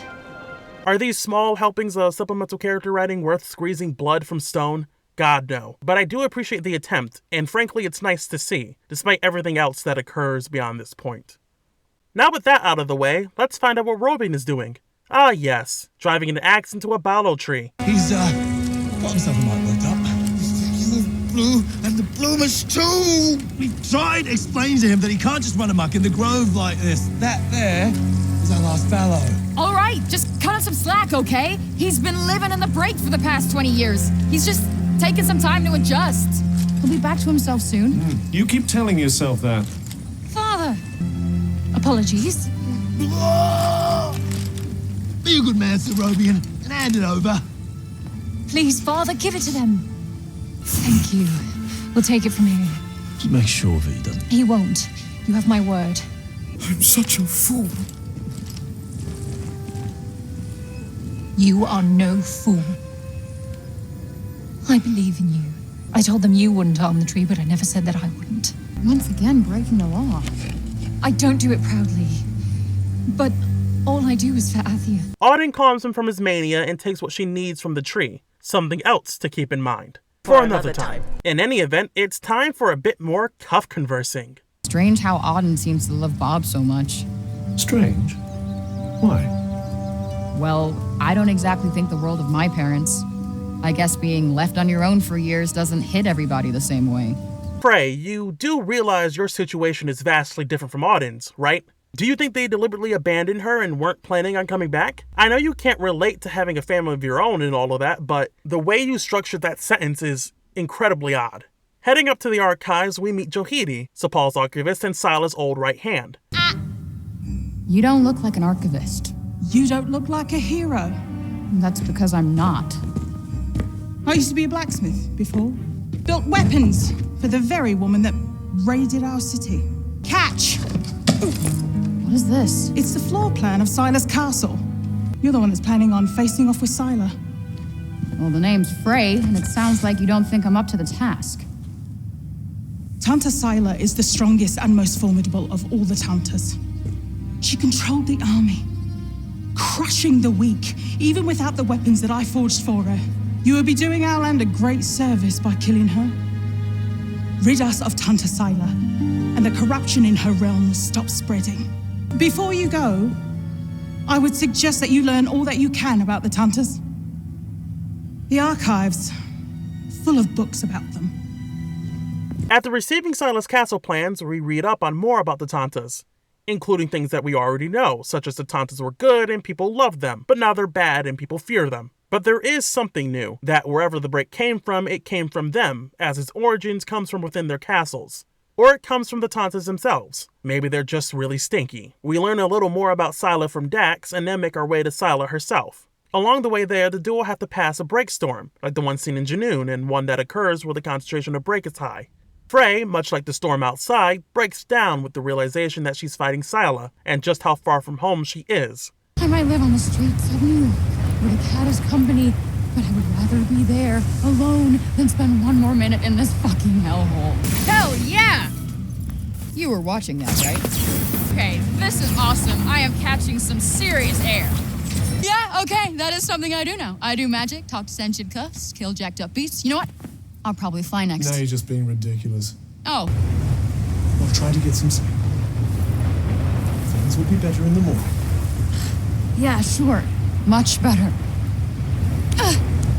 In case you forgot, I'm on my way to battle the boss bitch tomorrow. Fuck! The next day, they make their way into Praenost castle and observe paintings detailing the Tantas of Athia, and Frey just gains remarkable insight into every one of them just from looking at a picture. Sila, Tanta of Strength. But you knew that already, of course. Yup, you can tell she's the one in charge. Looks tough as hell, too. Very impressive. No wonder the people trusted her to lead them into battle. Looks a little judgy, but fair, I guess. The Tanta of Justice. I could tell. Spent plenty of time standing in front of women like that. Lawbreaker, eh? I'm not proud of it. Look, I didn't make society. I just had to survive in it. She looks smart. She was the Tanta of Wisdom. I had a teacher like her. Same look in her eye. You went to school? Believe it or not, I didn't spend my entire childhood developing a tough street girl persona. Could have fooled me. Ah, that would be Tanta Cinta. Wow. She's beautiful. Yes. She does possess a certain aesthetic appeal. No, I mean like from the inside. It shines through her. She was the Tanta of Love. Those eyes. So kind. So comforting. Again, subtle. Finally, they reach the throne room of Smelly Sila, and an interesting conversation awaits us. So, face to face with the kitty killer herself. There will always be casualties in war. Great. No war, no casualties. Sounds good to me. Simple-minded. Silly girl. Naive. There will always be war. No, there doesn't have to be. This whole exchange is just budget sundowner. I don't know why I expected the clash of ideals to be more than this 20-second simplistic soundbite. But you and your goons don't care who you hurt. You killed a child. A little girl.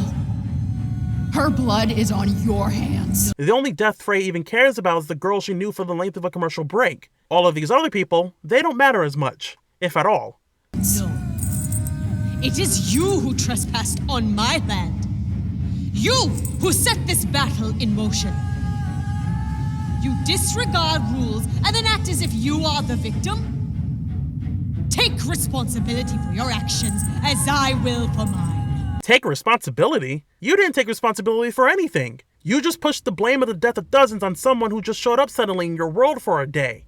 If you're going to call back to an earlier statement, have the recontextualization make some sense to the current topic, and not for what you think is an adequate character through line. No time like the present.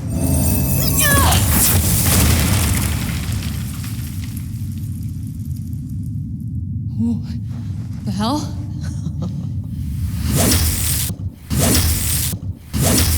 But why? You can instant transmission and used it like this? You had her dead to rights and just decided to flourish instead? I guess if you did anything smart, we wouldn't be having this boss fight. Speaking of, there's not really a whole lot interesting about this fight. Being the first boss, it's very simple and flat. Every attack made can just be ran past and the ads she sends out easily dispatched. I don't know, I really wasn't feeling the endless strength of the supposed Tanta of War. Using that little ability to change the state of matter and being and swapping between her and her ads could have been cool. God, imagine fighting a sentinel or a foot soldier and it telegraphs into becoming Sila as she lunges forward at you, effectively swapping places often to throw you off guard. What was that? Sorry, I accidentally had a cool idea. Don't mind me. Eventually a phase 2 happens where she's all angry and red and crazier. You will burn! You will burn! I clapped when I saw it! Time to finish this! The same pattern of attacks occur, as well as the ability to turn the floor volcanic. Feels like more of the same, except having to be mindful of where you stand. But after enough trigger presses, down goes Sila. All will be well. and as her body crumbles to dust, she drops her cuff. Wait, her cuff? She has a cuff? From everything that Frey has been told, the Tantas turned our wrist-bound companion into only one whole set of Shang-Chi's rings. But by the time I arrived, things between the Tantas had deteriorated to the point where they had no desire to listen. They didn't want to hear what I had to say, so they silenced me. Damn. So they turned you into a cuff? That sucks. But there's another one right here, one that Sila had bonded to her, similar to Frey herself. I think it's time to start asking questions, such as how many of you are there, Cuff, and why haven't you said anything about being split in two, possibly fourths? Hello? What are you not telling? Frey walks over to Sila's cuff and with it absorbs her powers. What is happening? I'm not sure. Whoa. I think you just leveled up. Again, something else to keep in mind. She gains new power thanks to the cuff, as if that's where the Tanta's powers reside. After pretending like she got the shit kicked out of her, Frey laments about having to take a life. What's wrong? You're awfully quiet. I just took someone's life. With good reason. The people of Cipal will thank you for it. I really thought it would... I don't know. I just wanted to punish her. Thought it would make me feel better. But it didn't? No. Well, I've taken out break zombies, but only in self-defense. What the hell are these things? Are they people? I believe this is what happens when humans are affected by the break. Then I can't kill them. What choice do you have? It's either them or you. Wise, yes.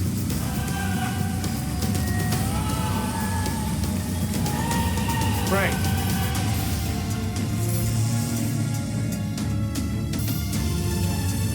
You're mine! Got you on your toes now! Enjoy! We got this!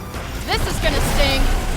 Die! The whole concept of having remorse for having to murder could work better if Frey wasn't also gleeful about successfully taking out break zombies and break beast. A bit of early game dialogue tweaking wouldn't have hurt to cut out the exuberant Frey taking the lives of shambling husks that can easily be outpaced. With the fall of Sila comes new power, and Frey earns a second set of magic. Using Sila's magic gives Frey a close-range melee weapon to play around with, only it, kinda sucks. Using the blade causes Frey to slide around and past enemies, and the lock-on just doesn't work. It just puts you in more of a dangerous position around groups of enemies, and at this point isn't worth picking up. Using the support magic charge can help close the gap and knock down a targeted enemy, so that's something. But you're not using this for the attack magic. It's not worth the headache. The support magic is much better because at least the attacks hit consistently.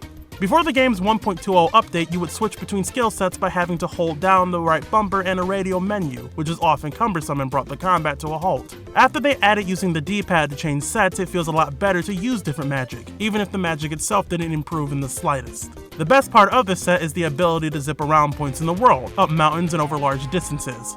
More movement is always good. And yeah, that's it. Let's get to Cipal to spread the good word. Frey runs into Auden and informs her of the death of Sila, and apparently they can observe the break moving. I killed Sila. I'm sorry, it must have been awful, but thanks to you, the break had stopped advancing. It can't have been moving that quickly if it's taken 20 years for it to get as far as it has, but it can be observed advancing at a discernible rate? And it radiates from the Tantas, clearly. Once that Tanta dies, their smell stops moving in that area, but the stench is still stuck in the fabric, so they have to find a way to air it all out. So what if the Tanta started moving around at any point in the 20-year timeline? Does their odor move with them? What if the Sila in Cipal was the real deal? I guess it's incredibly lucky that despite the Tantas losing control and going nuts, they decided that sitting around staring at nothing but their bland-ass empty castles building up fumes would be a great use of their time. I'm a bit confused at how the break works now, but I'm sure this is the extent of its inconsistency. The people of Cipal are celebrating in the tavern, and Frey and Cuff bask in their victory and newfound appreciation around town. It's busy in here tonight. Of course it is! We're celebrating the return of our hero! Rather a novelty being welcome for once, isn't it? I didn't do it for you guys.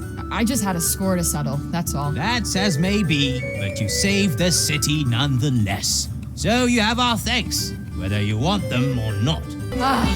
The people are smiling again at last. Didn't expect to see her letting her hair down like that. Yeah, and in a lower city, too. It's good to see you back, safe and sound.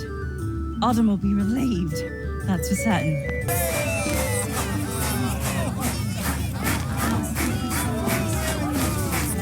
And right at the height of their reveling, the break has seeped from Avoalet into Cipal. The corruption is coming! The corruption is coming from Avoalet! It's here in Cipal! I feel this bears repeating. The break has made its way from Avoalet and into the city of Cipal, the last bastion of humanity, the remaining respite for the Athians. They are absolutely fucked. There is no coming back from this. It's never been more Jover. The city has found itself in a break storm. A break storm? Alright, I think it's time to discuss the break. The break is the key element of Athia's downfall, a violent fog that permutates everything in its wake, a poison radiating from Athia's former protectors. The sole reason why the world around Cipal is so devoid of anything, bland, boring, and lacking anything interesting. So let's take a look at the timeline. Within a year of the break occurring, it has led to 99% of Athia's population dwindling and covered 80% of the land. Not 8, not 18. Fucking 80%. That is a tremendous amount of ground to cover in that time with no signs of stopping. But somehow after the first year, it slowed to a crawl. That's just not how reality works. That's not how fantasy works. There has to be some consistency here. Not to mention the Tantas losing their minds and subjecting their citizens to death. But then they decided after 15 months to stop infecting the rest of Athia. Doing a little trolling, playing the long game, waiting for some smug, snarky, know-it-all, mouth-breathing clown jockey to somehow stumble into their realm before finishing the job. Why has the break stagnated so abruptly? It doesn't spread from person to person, it's airborne and it doesn't dissipate. It only continues to cover more ground. So the Tantas caused the break, right? It certainly seems that way. After all, it appears to be thickest around the castle. So if we get rid of them, we get rid of the break too? I'd say it's a possibility, but I wouldn't get your hopes up too high. Why not? It just seems rather persistent. You might stop it from getting worse, but as for getting rid of it entirely, who knows? Nothing is written or given as an explanation. The only thing that can stop the spread from getting worse is bowel mist, and even that is temporary. Robian is seen wearing this, so while his delayed transformation makes some sense, it brings up even more questions about its potency. How long do those last? Ballo trees are pretty much exclusive in Avoalet. Did he travel to and from Avoalet regularly to collect Ballo? And through break storms and possible depths of corruption? And how did Robian even get infected in the first place? When you're in the break, it's impossible to only be limited to infection from one part of your body. And the transformation doesn't take too long as evidenced by Cipal. Did he poke his face out into it? Did the Tantas give him pink eye? Or maybe I shouldn't take that cataclysmic shitstorm into account because none of what happens to Cipal makes any lick of logical sense. Break storms, only conceived in the depths, only where there are high concentrations of break already present, just appears in the city. People transforming immediately into shambling corpses and not breaking apart as we have seen before. For fuck's sake, there are these Noodlestrand fucks roaming about. Everybody that is present in this city should be dust. And let's not mince words here, make no mistake. Every square inch of this city, the buildings, every dilapidated tile is lathered in this filth. Look at the fog that surrounds the city after the storm inexplicably disappears. Look at the dead guards right on and around the entrance to the upper city. Everyone here is deader than the deadest dead person to have ever died. This storm, by all intents and purposes, should have wiped out every last Athian remaining. It took them long enough, but it should be a done deal. Thanos dusted in the wind, game over. And the kicker, the single most mentally stunted twist that could have ever been revealed is that it was summoned by a Tanta. It came from Avoalet, where Tanta Prav resides, and the game states explicitly that this storm is retaliation for the death of Sila. So Joe Healy was right. Your killing Sila has provoked a response from the Fear. This is only a temporary victory. The Tantas are deeply connected.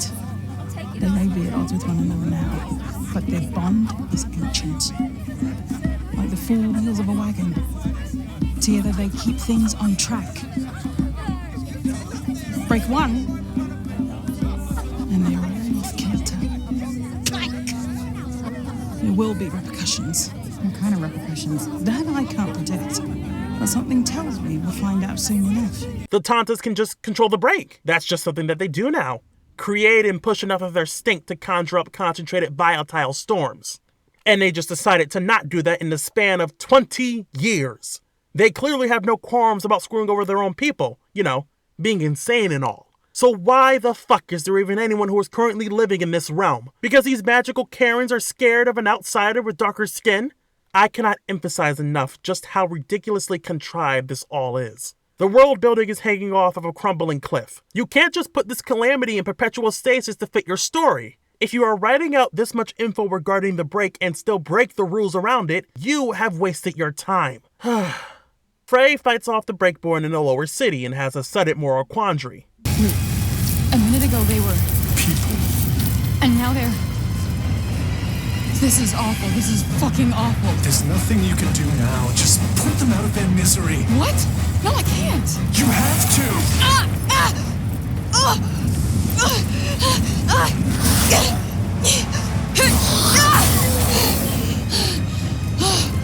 Fuck this. And for some reason, a zombie gets the jump on her. And Cuff just doesn't block the damage, leading me to wonder if he just let it happen on purpose. One slash and Frey is in worse shape than when she fought a whole-ass Tanta. The weakest, easiest, slowest fuckers in the entire realm, and you expect me to believe that they can mess Frey up the way that they did.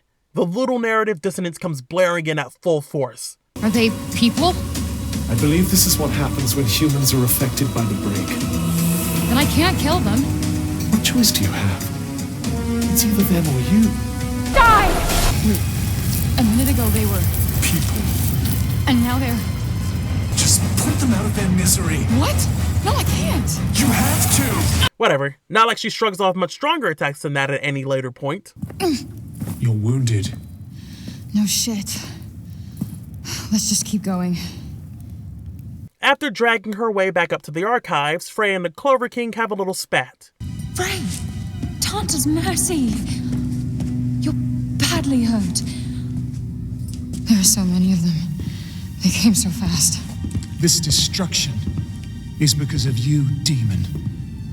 The Tantas were fucking this place up long before I got here. Isn't treachery no limits? I should kill you here and now. This is not the time or place, Janesh. And how many further agonies must we suffer? Her presence has cost us too many lives. Councilwoman Belette is right. Tanta Sila will surely visit her wrath upon us once more. A clear majority. The girl must be surrendered to Tanta Sila at once. I will do what we should have done the day this curse was visited upon us. Out of my way! The outburst results in him being removed from his spot and losing the rank of councilman. Janesh, you've crossed the line. Now is the time to be pulling together, not threatening each other with knives. Councilwoman Belette, you're going to let this stand? No. Janesh, your behavior has brought disgrace upon this council. And he gets arrested. As of this moment, I am relieving you of your seat. Take him. Mark my words. One day you will see I was right. She is a demon, I tell you. No good will come of this. None! I mean, I'm glad to see some sense of law being applied here. But Frey escaped from prison and no guards have taken her in since. She got to roam about freely when tensions were allegedly high and circumvent their justice system. But the Piddler is the one who's detained for who knows how long. Hardly seems fair. She even tried to hurt Treehee and he couldn't have gave less of a shit, but sure, this act of violence can't stand. What a hypocrite. I told you there would be repercussions. But you're not done yet. Before you came, people had resigned themselves to their fate, cowering in fear of the Tantas, held captive by their madness. But now, because of you, they're starting to think they might just stand a chance. What are you saying, Joe? I'm saying you need to kill the other Tantas. After hearing Johidi's request to kill the other Tantas, Frey takes it about as well as she's taken everything else. No, that's straight up murder. I just took someone's life. With good reason. The people of Cipal will thank you for it. I really thought it would... I don't know. I just wanted to punish her. Thought it would make me feel better. This I did out of anger. It was premeditated. I'm not killing anyone else. Then what do you propose to do about this? I don't know. This is not my fight. These are not my people. I have enough blood on my hands. If it was just framed as Frey not wanting to murder anybody, that would be one thing. You get a party for killing one Tanta. Just imagine what they'll give you for killing all four. No thanks. Perhaps they'll name a village after you. Actually, yeah, that would be pretty cool. But no, I'm not planning on killing any more Tantas. But it's not just about that. It's not her fight or her people, so she could give less of a shit. A very selfish way of looking at things, but then again, it's consistent. She isn't and hasn't done any of this for Athia, just her own personal reasons. Olivia. Barely knew the kid, but she just stuck with me.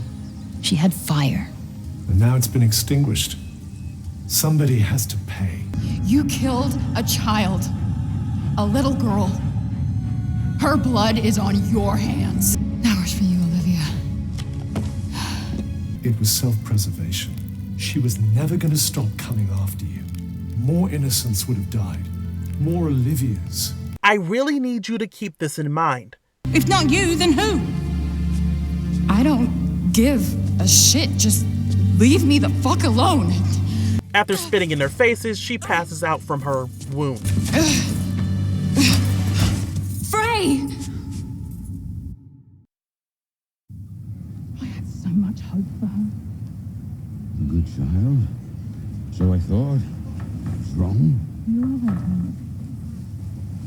Frey has a nightmare about the only 3 actual characters in this game, where they all blame her for not doing enough to help, for being selfish and only concerned for herself. But she was speaking our name. She seemed brave. Very brave. She wasn't. Only so long as they were. I thought she would be brave enough to do this, but she's too selfish to finish it. Yeah. So many lives could have been saved, but so many lives were lost. It's my fault. I believed in her and I helped her escape the Tower of Vinoy. And, yeah, that's true. But this is all in her head, and it's a vastly different way of thinking than she's displayed throughout the game. I don't give a shit. Just leave me the fuck alone. She's never once had an aversion to helping because she feels that she can't do any good, but that she would rather go home, that she doesn't want blood on her hands. The only conclusion to make is that despite feeling this internally, she decides to display the opposite to everyone else. And I don't think this is a case of her tough girl persona cracking. It's like 2 versions of Frey are fighting, and the good one is rearing its head in moments that contradict one another. Like they couldn't reasonably come up with this new way of thinking for her, and instead it's written as if it was always there. Wherever I go turns to shit. It's always been this way. What a ridiculous cut. I guess they didn't want to animate them transforming? This dream should have been a reality with the state of Cipal a minute prior, but oh well. No, I did this. I'm so sorry.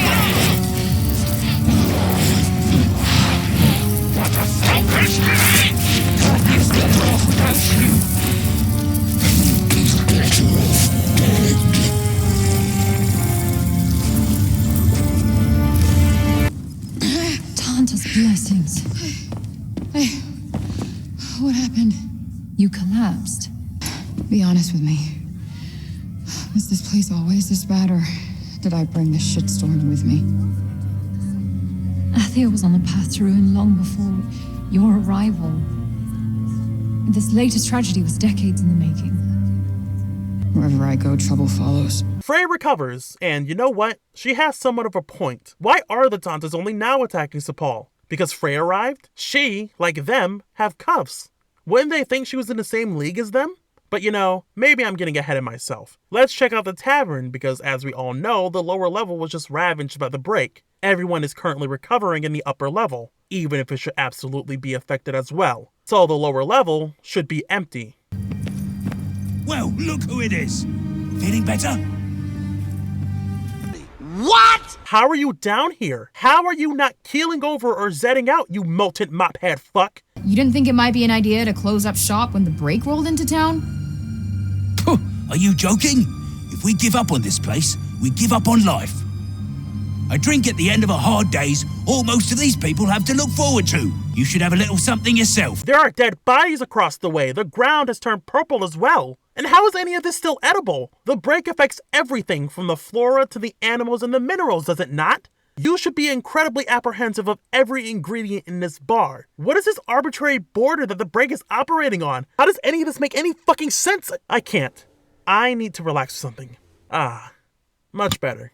Frey goes to find Robian for some good voosh and spots him and several guards chilling by the ballow tree in the break-infested lower level. Hey, Bob. Hey. Look, I really need to get Voosh back, like yesterday. Can you show me how to use those Tirana things? Why do you assume he knows how to use them? He's written notes, sure, but those notes don't contain an instruction manual, nor does it say anything about Robian being the one that can use it. In fact, you saw a giant fuck-off dragon using the Tirana you're talking about. I'm not letting this go. It's the dragon, you nearsighted hollow-domed crescent. You saw it in Praenost. Follow the goddamn dragon, Holland. Anyways, Robian collapses. How terribly inconvenient that it's only happening now. After 20 years, only now is the infection spreading. Perhaps she shouldn't be near the fucking break, but hey, what do I know? And if the battle mist from last night ran out already, how the 7 blazing hells did Robian even survive for this long? It's been at least 8, maybe 12 hours. The amount of ballow needed to keep the break at bay has to be astronomical. He must have really sucked those trees dry of the resin. And we know the trees themselves don't keep the break away. Test of time, it's run hard. The sea is flitter-flutter. I fear his condition is worsening.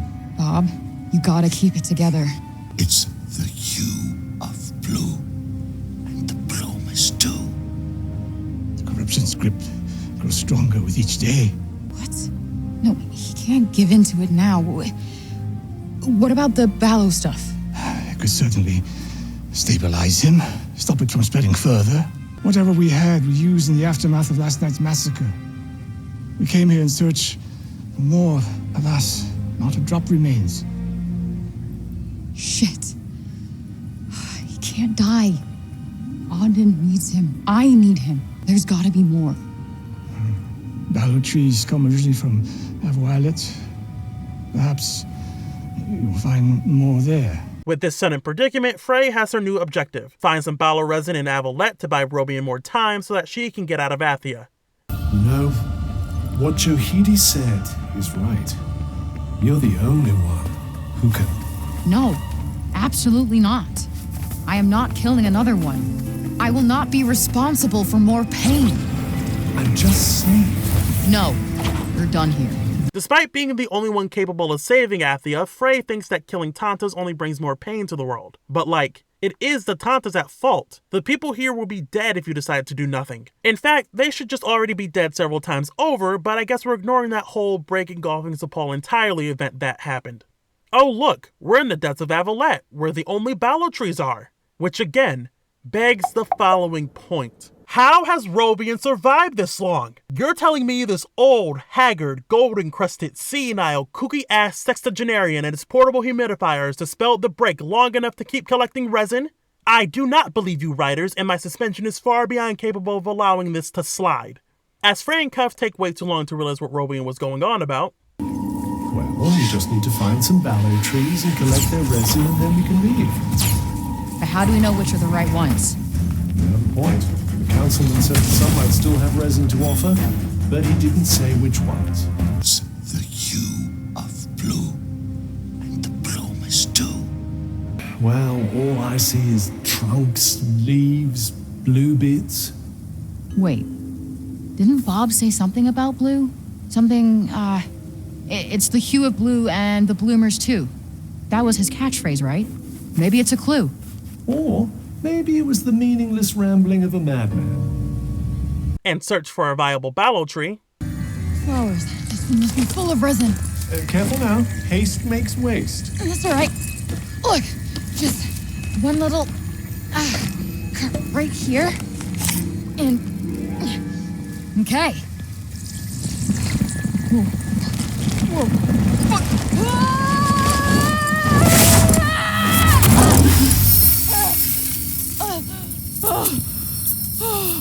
That was a close one. How did you fall off the tree? You couldn't have zipped back up? Well, I can't have you dying out here and leaving me stranded. Yeah, maybe save me before the fall next time? I don't have to save you at all. Shut up. You let this slip by you. I don't believe you. So much for going unnoticed. Huh? Whoa! I don't want to fight. So much for going unnoticed.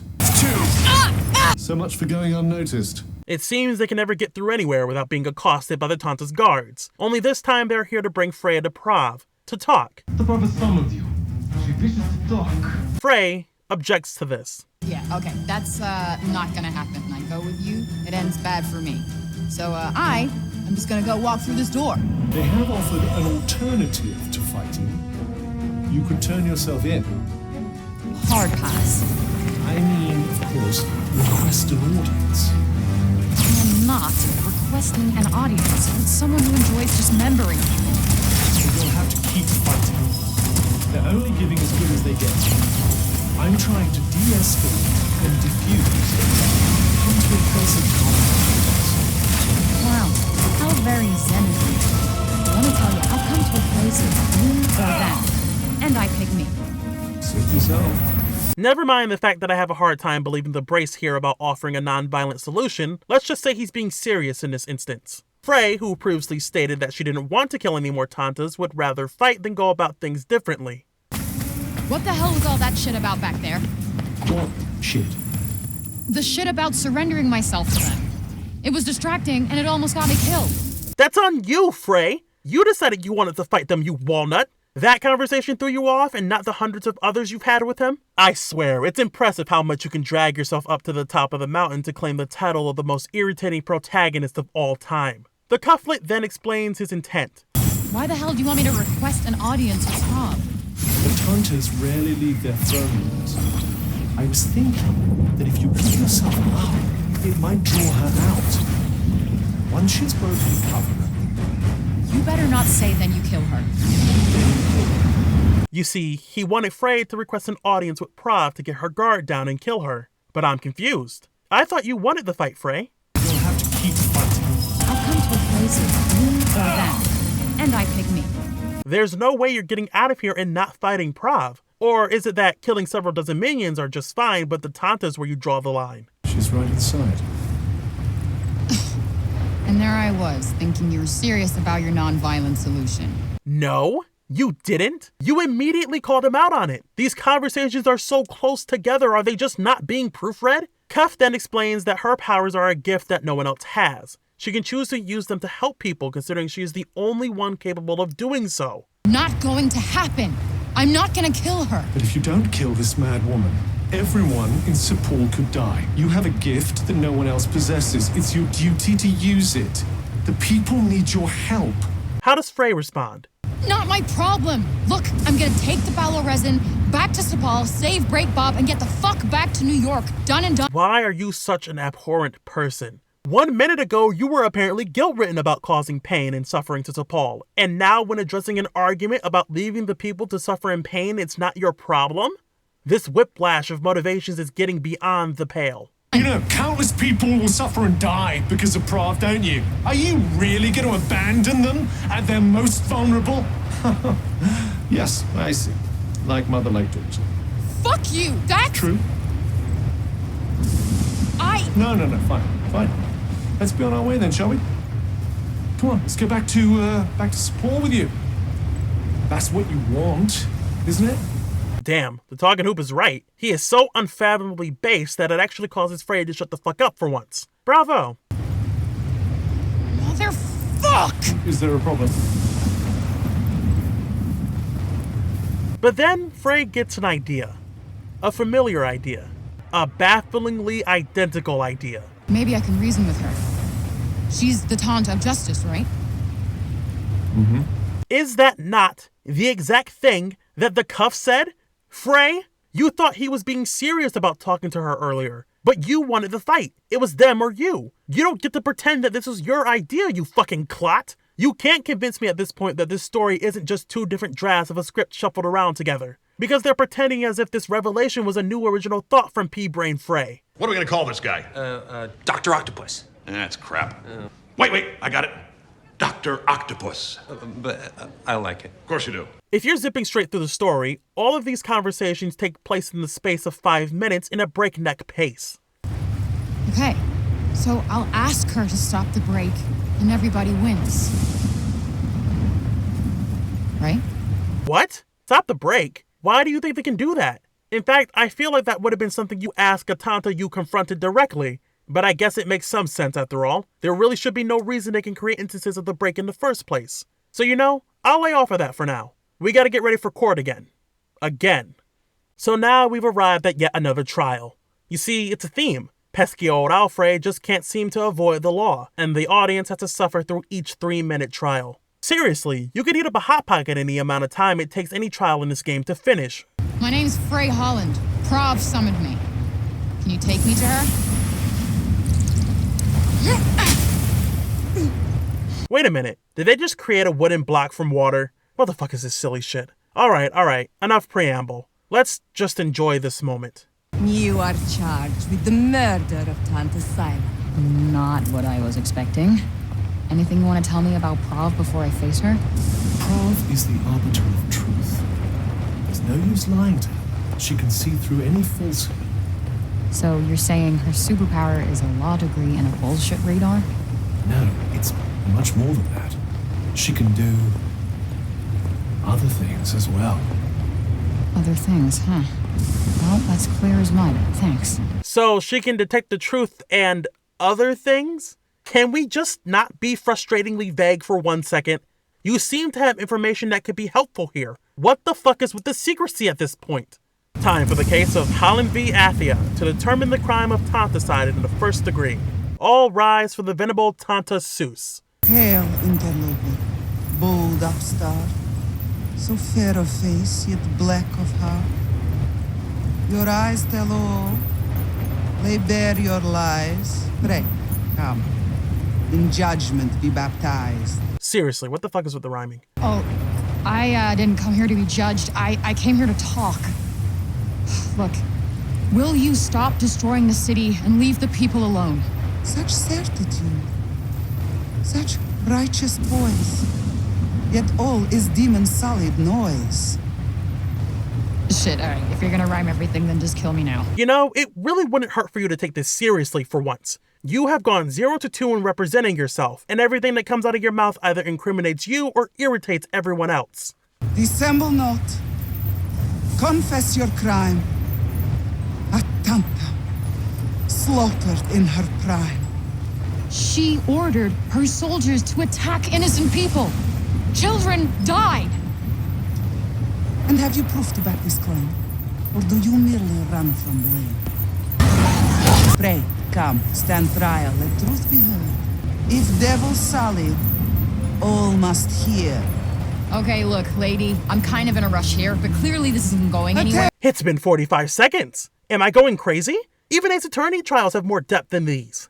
Hell of woe. A severed past. A child let go, returned. Child let go?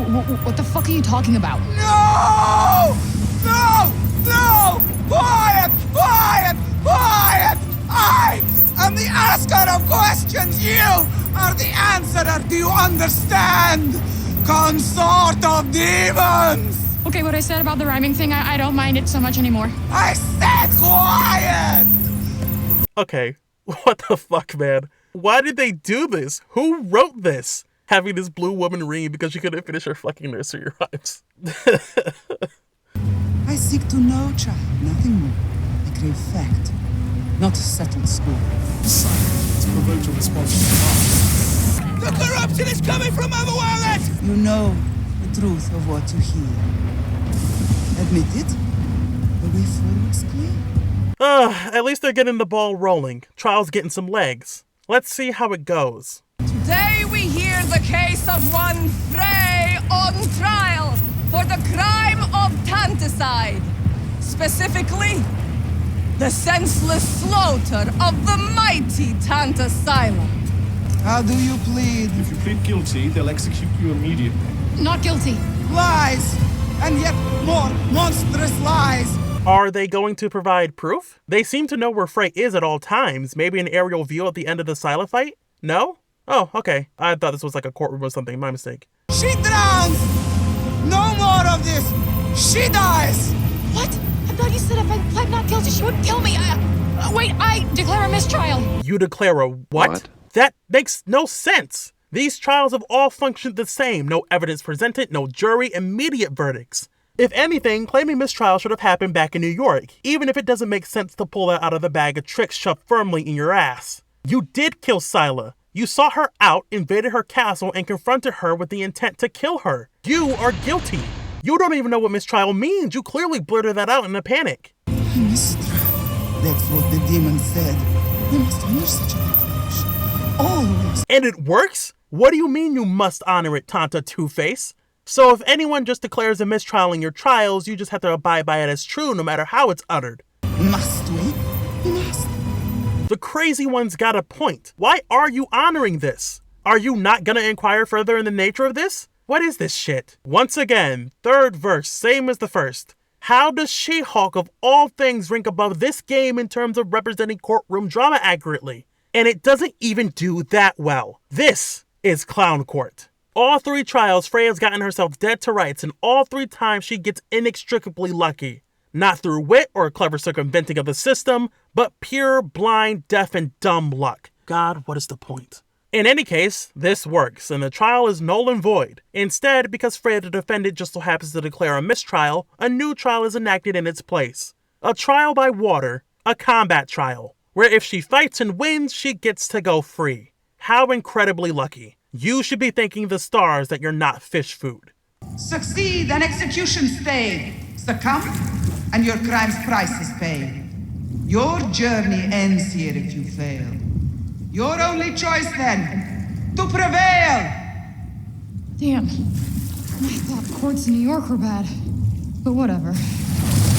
Bring it. So anyways, after clearing the mobs of enemies, the trial is done. But Putrid Prav is not having it. Alright. Cut the bullshit. Just promise me you will stop attacking the people of Cipal, and I'll gladly fuck off. The trial is past. Now justice done. The law dictates thy freedoms last forever. You will die in this watery prison, girl. What? But no, this cannot, will not stand. The Tanta's word sustains the land. Exactly! Which is why there must be no mercy for a Tanta killer. None! Okay, you guys clearly have some stuff to discuss. Silence! Stop it. This isn't even scary or intimidating. It's downright hysterical. One more word, and you will lose your tongue! Oh, yeah, that seems fair. Score another one for justice. Insolent, unrepentant, murderous creature. You will rot here forever. Forever! But now we come face to face with Tanta Prav herself. And I actually enjoyed this boss fight. It was even fun, dare I say. Prav's moves are varied and creative, summoning giant water spears set to burst and concentrated blasts of water to pin Frey to walls. Okay, that last move is bullshit sometimes. On phase 2, the stage is flipped as you have to stay on solid ground to avoid attacks, limiting your freedom to just hold down the dodge button. And as she manipulates gravity, you will have to keep track of her and pop the bubbles she sends your way. It's the only fight in this game worth giving a damn about, which, when you think about the number of fights you can get into, isn't exactly a compliment. I'm looking at you, Gigas, you fucking piece of shit. Uneven arenas and bad angles, it really is the worst combat encounter this game has by a massive margin. But this fight is an honest good time, and I wish the game could have had more moments like this where the spectacle's on par with the gameplay. It's a shame that this is the highlight of the entire combat system because nothing else comes remotely close.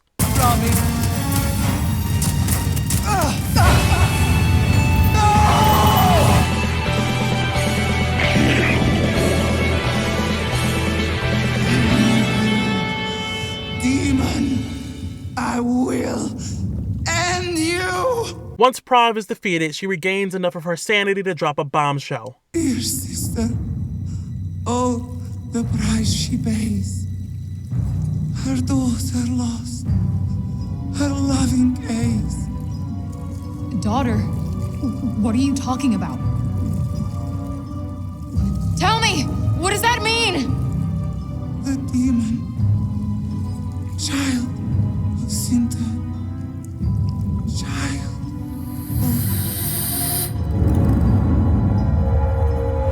of... This would be a bigger reveal had they not made it so painfully obvious. Oh, she's beautiful. I mean, like, from the inside. It shines through her. But regardless, Prav falls and her power with her. What's happening? Prav is dead. I'd assume that most of her enchantments died with her. And? So, we're about to get very wet indeed. And with that, Frey and Cuff wash to shore as they absorb Prav's revelation.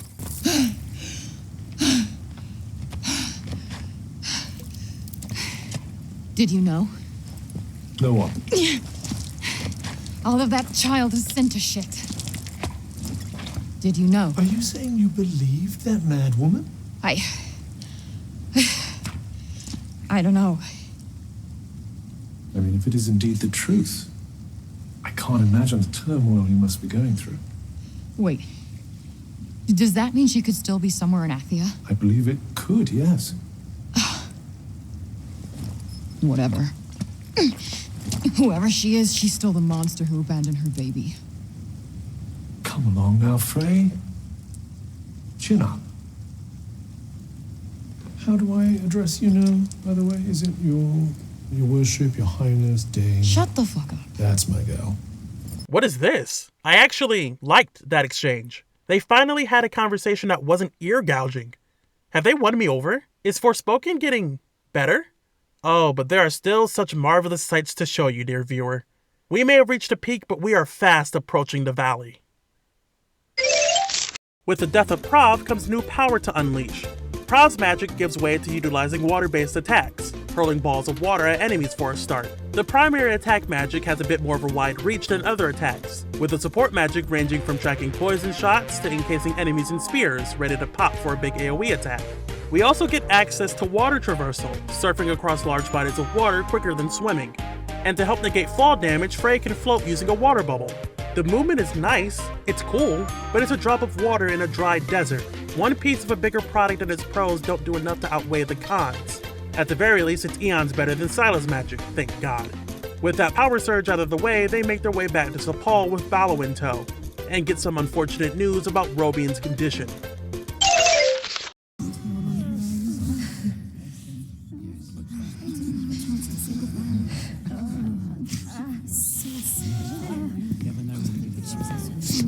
Oh, he's dying. Only now has it taken its toll. What was the turnaround on that? 2 hours? I'm just amazed at how long he has survived, considering he seemingly can't last a full day without Ballo mist without the break in his scalp worsening. We enter the council room and comfort Robian on his deathbed, who passes away shortly after passing the torch of saving Athia the Frey. Hang in there. I need you to fight through this. The fight is yours now. But I know. You want to go back home, my child. Push. not just Foosh.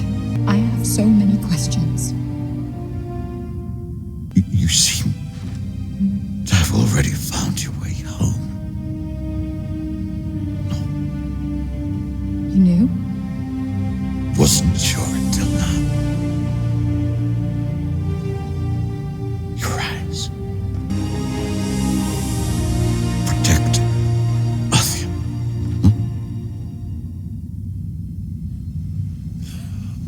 The only thing is, why could we have not gotten the final words between Robian and Auden? Feels very odd that it happens off screen, and that should be the one thing we witness for these two, instead of both characters just being around to serve Frey.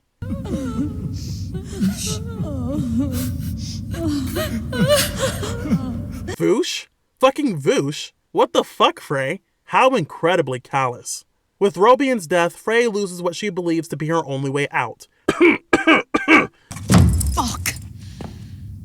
Break Bob was my last shot at getting out of this place. Now I'm stuck in this insanity.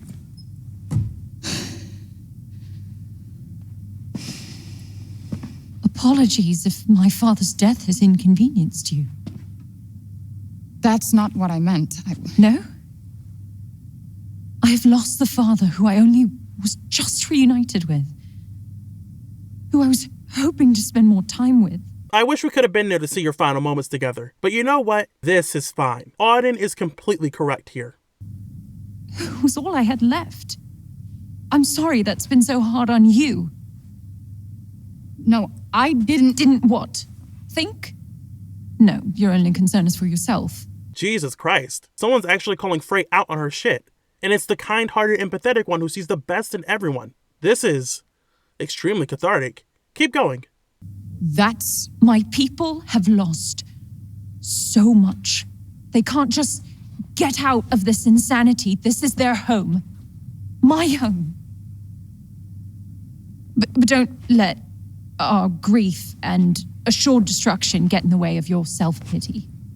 Okay, that's fair. Fair? You want to talk about fair? What's unfair is the only person capable of helping us is too self-absorbed to do so. Holy shit, I'm gonna come. I've shed blood for this place. Our people welcomed you. They were frightened. Rightfully so. But they still welcomed you. Alright, I gotta stop you right there. Move, monster! Hey, the fuck you calling monster? The monster speaks! Yeah, of course I speak, and put your pointy stick away, asshole! Move! Alright, move it! Because she and the corruption are one and the same. We must execute her immediately! Heed my warning, child. If you prove a threat, we will have no choice but to eliminate you. Take her to the Tower of Binoy. Yeah, hell of a welcoming party. I mean, yeah, most of these characters didn't exactly give a shit when Frey broke out, but they weren't exactly thrilled about it either. And speaking of Frey, you didn't shed blood for no one else but yourself. The only reason you went after Sila was for your personal investment in Olivia. The only reason you went to Prav was to keep Robian alive long enough so that you could get out of there. Your entire character has been to do what is the bare minimum so that you could go back to New York. I'm gonna take the Balo resin, back to Cipal, save Break Bob, and get the fuck back to New York. It's always been less about saving Athia and more about keeping it stable long enough to get back. You said it yourself, Frey, multiple times. And the kicker, it won't even be the worst thing she says. They needed me. What's wrong with that? People need each other. We help one another without complaint. It's the Athian way. Not that I should have expected you to understand that. After all, you're not one of us. No. No, you know what? You are right. I didn't grow up here. I didn't have a community that supported me. I couldn't go and drink with my friends at the bar. I couldn't go outside and play with the kids. I couldn't walk on beautiful landscapes. I didn't have a mother or a father that wanted me or loved me. What is that line? Did anyone realize that Frey only just turned 21 when she made it to Athia? And why are we comparing trauma here? You're talking about beautiful landscapes and playing outside to a city that hasn't been able to do so in 20 years. And wasn't it you who said that you and Auden were both royally screwed when it came to your parents? Auden lost her mother and father to the break at a young age. Her father was lost to it for 2 decades. Her childhood was cut short too, Frey. You had foster parents and decided to leave the last that you were with to pursue a life of isolation and crime. Because there was surely no other way for you. It's no wonder you have no friends. You have the social stability of a rotted peach. Being the biggest loser doesn't make me care for you more. It just makes you a fucking asshole. So no. I don't care what happens to Athia. If it's saved or if it burns, I don't give a shit because this place is not my home. Leave with fucking pleasure. Oh wow. So you're a cunt. So you can only help someone out, or in this case an entire world, if it's your home? I've been noticing this in the dialogue a bit, that Athia is Frey's home because she was born from Cinta and is an Athian, and that she should care about Athia, and that Frey will ultimately need to be convinced Athia is her real home before she decides to save it. It's such a reductive lens of heroism. You should care about saving this world because it is suffering and you have the capacity to help, not because it could be personally meaningful to you, not just because you were born there. I'm not saying New York is the ideal choice either. From what I can gather, she had a shit start and then chose later on in life to not trust anyone and make decisions that continue to put her in shit situations. But at least here, there are people who admire her, who care about her, and not just because of her power, but because even inadvertently, she saved them, inspired them, did some real good. And even if the reason was selfish, she didn't ask any of them anything except finding a way out. But of course, despite the sympathy you feel for them sprouting up suddenly in the second act, all of that comes crumbling down. The character development, sparse and spotty and contradictory as it was, has vanished. Because in the end, Frey couldn't give less of a damn about the world as long as her own goals are met. And if they aren't able to complete those goals, they might as well be disposable to her. When the chips are down, Frey reveals herself to be a selfish, smug, self-righteous smartass who continues to be the worst aspect of this journey from painful start to agonizing finish. During the journey through Avoalet, Frey picks up a medical herb for Auden when she collapsed, helping the citizens of Cipal. After Frey and Auden have their argument, you can immediately go back in and leave it for Auden, who can be heard grieving.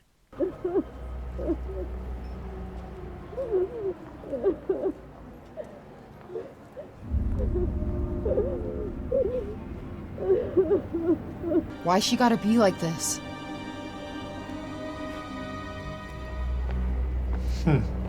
What am I saying? She's always been like this.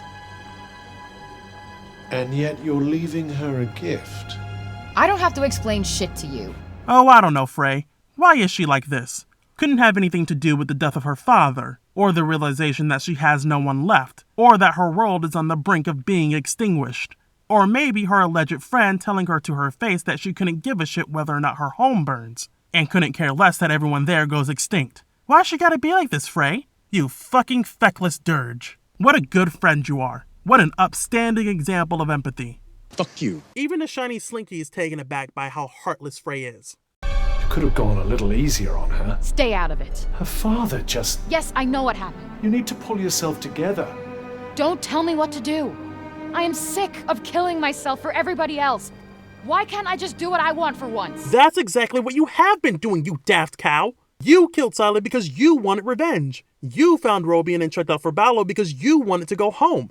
Every choice you've made and every step you've taken is because you believed it would serve you well, not because of Athia or Auden or Olivia or anyone else. It's not a veneer you've constructed, it's who you are. In fact, you're choosing to walk away from all of this. No one is making you do this but you.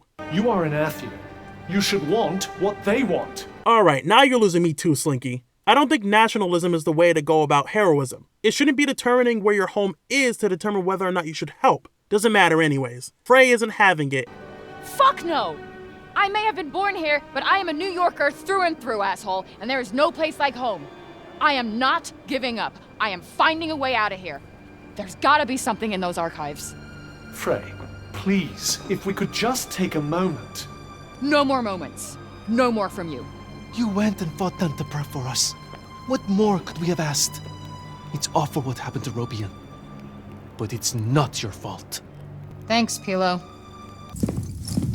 Give me everything you got on the goddamn Tirana. Oh, you want a hint about the Tirana? You wouldn't know the answer if it flew up and warped in front of you. Oh, wait. Still hell-bent on leaving, I see. Yes, I'm not wanted here. You're the one who stood up for me in court. Why are you doing this? Because I believe you. But we must hurry. Thank you again. Tanta's blessings. You too, whatever that means. Auden's putting a lot of faith in you, you know. I didn't ask her to. Oh, charming. So sorry to see you go, fair maiden, but go you must. And quickly. That was a little too close for comfort. But we got away, thanks to the fop. I said I would not call the guards, and I meant it. I wish to know more of you, that I might make an informed judgment of your character. Yeah. If you get hurt, this will help you heal. Alright, nice. You'll have to give me the recipe. Of course. Let me teach you how. No, not my cell phone, and thanks for not swiping that again. I don't steal from friends. Friends? Cool. And find somewhere to hide. Frey, you brought him back. That's far more important. That is more than I could ever have hoped for. It's about Serobian. Actually, it's about everything. The city, too. We owe you our thanks. Had you not been here, who knows how many more would have suffered? I've only seen drawings of the outside in books. Could you bring us pictures? I don't see why not. Just don't expect too much, okay? I'm not a great photographer. I don't know what that is, but thank you. I'm so excited. Thanks to you, the break had stopped advancing. You have given us a glimmer of hope. Oh, I meant to tell you. You should go and revel in your victory, Tanta Slayer. You get a party. for killing one Tanta. Just imagine what they'll give you for killing all 4. No thanks. Perhaps they'll name a village after you. Actually, yeah, that would be pretty cool. It's the hero of the hour!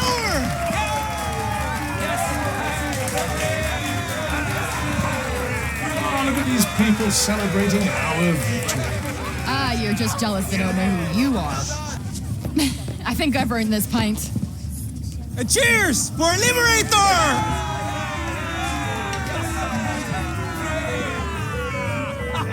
Well met, fair savior. I trust the festivities meet with your approval. Oh, hello! Would you like to join us? I'd love to see you dance. You've probably got a lot on your mind. The city is safe now, thanks to you. You deserve to relax for once. Promise me you will. Frey's amazing, isn't she? Can't believe we're best friends! We heard you the first time, mate. Stop going on about it. Oh, Frey! Cheers! Wait, do you have a drink? It's busy in here tonight. Of course it is! We're celebrating the return of our hero! Rather a novelty being welcome for once, isn't it? I didn't do it for you guys.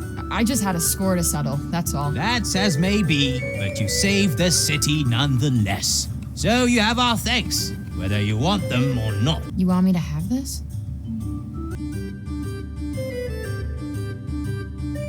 Olivia used to wear that, didn't she? Guess it's Kitty's way of saying thanks. Well, if it isn't our mighty savior! Stop and celebrate, why don't you? Before you came, people had resigned themselves to their fate, cowering in fear of the Tantas, held captive by their madness. But now, because of you, they're starting to think they might just stand a chance. Wherever I go, trouble follows. Frey, don't say such things. You deserve more kindness than you've been shown, more than you show yourself. Those spices he was talking about don't come cheap, you know. If I had to guess, I'd say he doesn't serve them to just any old customer. Yes, I'm not wanted here. Auden made that clear. My dear old mother made that very clear when she banished me from Athia. Yeah, your dear Tanta of love is my dear darling mother. The same woman who tossed me through Tirana the first fucking chance she got. Makes sense. What? Excuse me? I just told you I'm the living heir to her Tanta and you look at me like I've done the fucking dishes? Well, you clearly don't think much of your lineage, so why should I? Who are you trying to impress here? Did you want Johidi to look up in shock, to revere your very presence from the Athia-shattering revelation? You care about no one else here and yet you strive for validation due to your status? It's all just so fucking self-centered. Advancements in magnets can go leaps and bounds from studying just how repulsive you are. You talk about how you're not wanted here and yet you're shocked when you aren't looked at in awe. Perhaps you haven't noticed, but I'm sat here scrambling, trying to fix a cataclysm. So if you're not here to help, then good riddance to you. Yeah, that sounds about right. People only give a shit when they want something from you. Give me everything you got in the goddamn Tirana. You didn't seem to mind early on. And taking that into account, Athia is on the brink of destruction. Of course they will want your help when they're close to being wiped off the map, even when they should have been for all intents and purposes. You don't get to throw that at them when you're not in danger of going extinct, you muppet! Who's responsible for coming up with why Frey is what she is? I just want to talk. If they need your help to save their world from destruction, then they clearly want you here. If they didn't need your help, they wouldn't be clamoring for it. And you just acknowledge that they want something from you, your powers, to help them survive? Come on, who wrote this? Johidi is clearly panicked and combing through every last available resource to try and find a solution for the current problem plaguing her people, and you spin it around to make it all about you. Because if it isn't about Frey, then why bother? Having the nerve to sneer and being surprised when they brush you aside for the wench you are. Being an heir to a Tanta is an honor, not a curse. If you can't understand that already, there are plenty of books here that will teach you what it truly means. You'll have plenty of time to read them when we're all dead. The guilt trip isn't working. I am done helping a world that doesn't want me here. Sorry, if you came here looking for a way to get home, all your answers died with Robian. Go and take your inquiries up with your mother. Janoon is that way, but Tanta's blessings go with you. And you know what the worst part about all of this is? If you talk to Johidi afterwards, she hands Frey a new necklace. One that she made with Frey's style in mind, and a necklace Auden requested be made for her ensured safety. And Frey couldn't act more like an indignant shit. What is it? Auden had me make it. Said she wanted to make sure you stayed safe. Did she? She did. Now get lost! This one conversation says more about Frey the Audacious than anything else. Ungrateful and ultimately unlikable. I have to give credit where it's due to Ella Balinska. I blame the writers for such shit dialogue, but she does a decent job of what she's given. Even if it wasn't the intent, it's sold well. I've never hated a protagonist more. The worst thing that the world could have done was find you in that tunnel. Frey's only lead is to go to Junoon, where Cinta should be, but Cuff wants to go after Olas first. I'm not so sure that's a good idea. Why don't we go and visit Tanta Olas in Visoria first instead? We can end her madness and fortify ourselves with her power before facing your mother. This is not a democracy. You don't get a vote. I don't remember him ever going after the Tantas when they weren't already headhunting Frey, so it comes across as odd, but I'm sure it won't amount to anything. Not like it matters since Frey isn't having any of it, even crushing the dreams of the local children. You'll never defeat me, foolish child! I am the evil Tanta Cinta! I've got a few tricks up my sleeve. You're the Tanta Slayer! The savior of Athia! Are you the Tanta Slayer? You got the wrong girl. No. The savior of Athia. You do know it's bad to lie to children. You owe them an apology. I'll add them to the list. Shut the fuck up, you cunt! So there truly is no limit to what Frey will push her own self-loathing on. But remember, absolutely no one wants her here. It's not running away for once. Well, it can sit there all it wants. Olivia's not coming back. I'd love to see her too, believe me. But... sorry. Frey, are you alright? The poor creature. I don't care. It's not my problem anymore. Why are you talking to the cat like an asshole? What is your deal? Is there really no way of convincing you to go and face Tanta Olas first? I said no. Facing your mother will be hard, Frey. Harder than you can imagine. You should prepare as best you can. Olas's power... Olas is their problem, not mine. Got it? As they walk out of Cipal and bicker more, well, this happens. A sudden break storm, and then...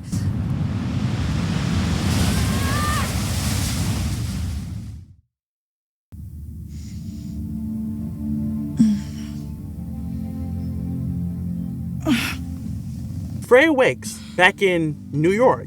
The abandoned, worn-down squat spot transformed into a clean, decorative apartment. My favorite kicks. I could stare at you guys all day. My favorite kicks. As always, I could stare at you guys all day. If it wasn't already obvious, Frey is in a false reality. But honestly, they aren't fooling anyone with such an abrupt jump. You want to grab lunch? I'm headed to Hell's Kitchen for an interview. Oh, nice. Where at? Supports this new startup. Yeah, I think I've heard of that, actually. I can't. Rain check. I've got to be at the Athia in an hour. She's in a false version of New York, filled with all of the interesting characters we've met throughout the game. Yesterday, pretzel. Today, Knish. You are too kind, my dear. It's the least I can do. What are you guys plotting? Huh? Shit, it's Frey. You two really need to start getting your act together. You know that. We won't be causing any more trouble. We promise.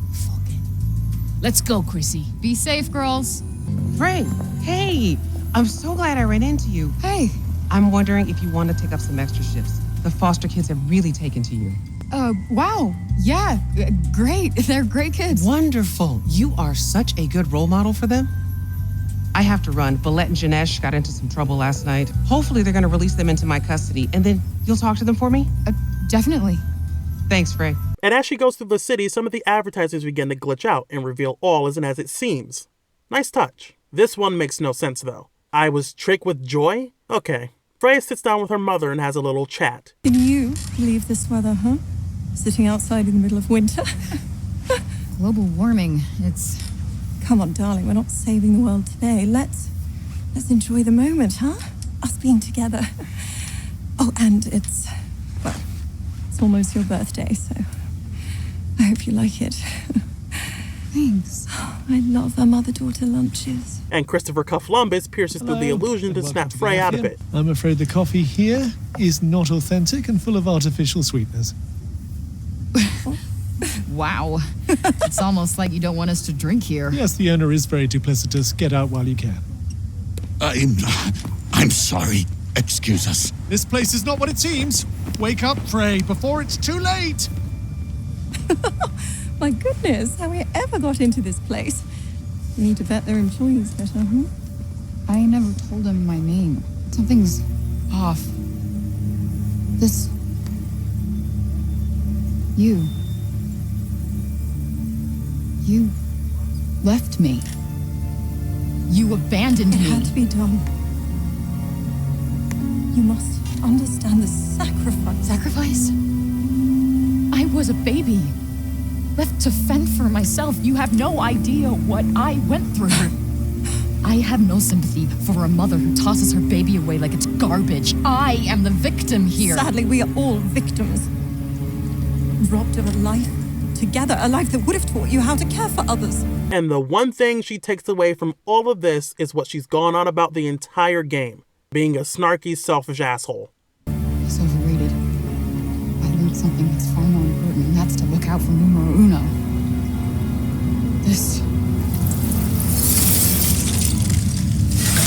This whole thing is a lie. And with that, the reality is shattered and Odora's Olas takes center stage. And there's only one person capable of creating a false reality.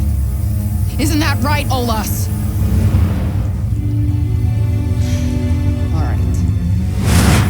Cut the bullshit and let me out of here. You know I can't do that. You created this, so I'll say it again. Cut the bullshit and let me the fuck out of here. I will not accept the same fate as my sisters. Frey! Finally! Where the fuck have you been? I will explain later. First, let's find a way out of this mad woman's nightmare. Unfortunately for Frey and Cuff, they're still under the influence of Olas' powers and have to fight through the store in New York to break free. It's a cool set piece. Buildings are tilted and twisted, cars are floating, the illusion is wearing down, and it makes for a neat visual. Unfortunately, that's marred by the various lanterns that serve as the objects holding up the illusion, and fighting these are simply not fun. They have too much health on hard mode, and if you didn't grind out any activities, good luck trying to get through this without wanting to bash your skull against the wall. After a bit, Olas taunts Frey with the specter of Olivia. Stop hurting it, Frey! Olivia? No, it can't be. You're not real. Why didn't you save me? No, I tried, but... Snap out of it, Frey. Olivia died, remember? Won't you stay with me? Please, Frey! Olas, I will not let you fuck with me. Let me out of this place! Go ahead, jump. And a view from the Holland Tunnel, taking a page from the Modern Warfare 2 chat lobbies and tempting Frey with deleting her save. You would be better off. Isn't that what you believe? Your life literally is as valuable as a summer ant. And who would miss you? Who cares? If you live or die. I've never seen somebody so worthless in my life. I dead ass. Because what are you here for? Kill yourself. I mean that with 100%, with 1,000%. Better. If you die here. Now. You serve zero purpose. You should kill yourself now. Don't listen, Frey. I care. I'm with you. No. No. No, this is another one of your mind games. Isn't that right, Olas? Is the goal trying to get her to die in this reality to keep her stuck here? Like a Freddy Krueger situation? What's the matter? Too scared to face me yourself? Shit.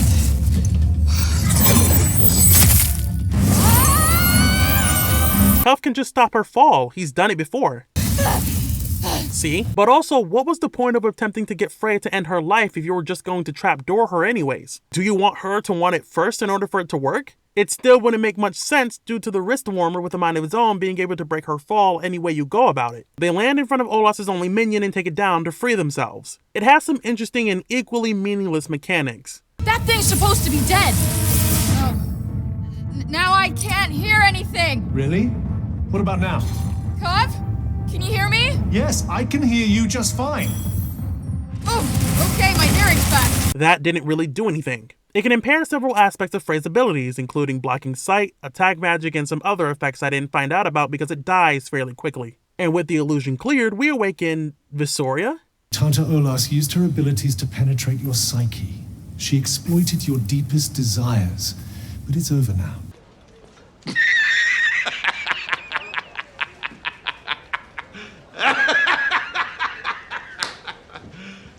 You serious? Oh, that's hilarious. She really does want to help people. You know, the same Frey that said, I don't care what happens to Athia.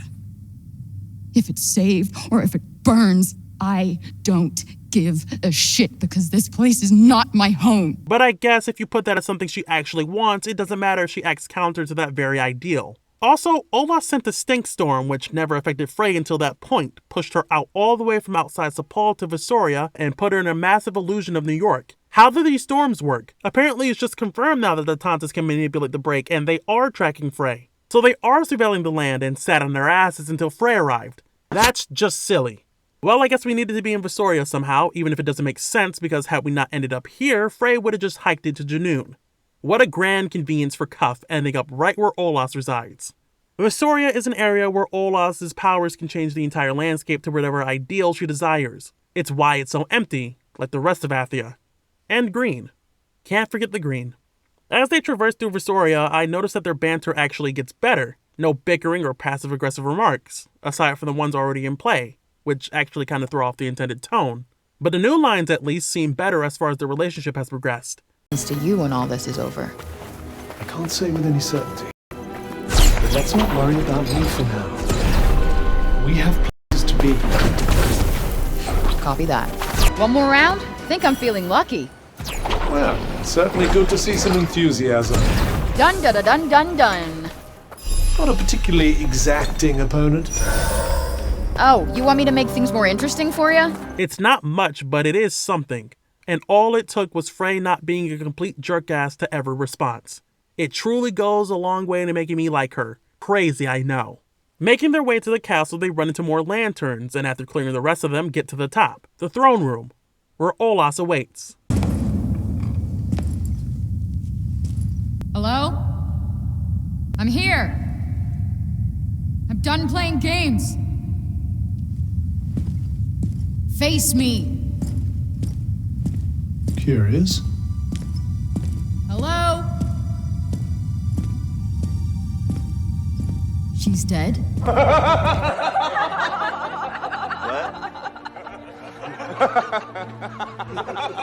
Which means we don't have to fight her. Lucky us. What kind of sick joke is this? Perhaps the strain of maintaining all those illusions all around.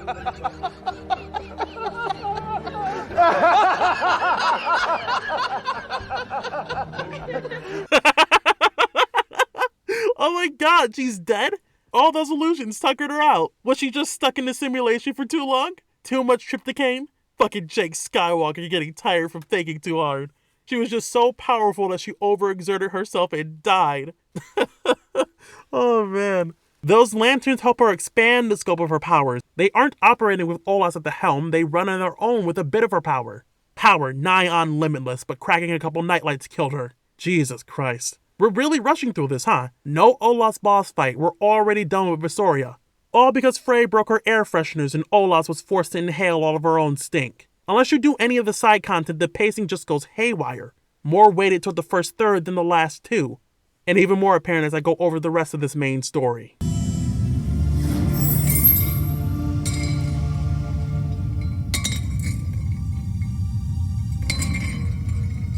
So anyways, Olas is dead, and her cuff falls to the duo to collect. Let's go. You know the drill. Hey, what are you doing? Cinta's waiting. Can you just quit messing around and do the thing, Cuff? Sorry, Frey, but this is where we part ways. With the last of the cuffs absorbed, he drops the act and transforms into something else.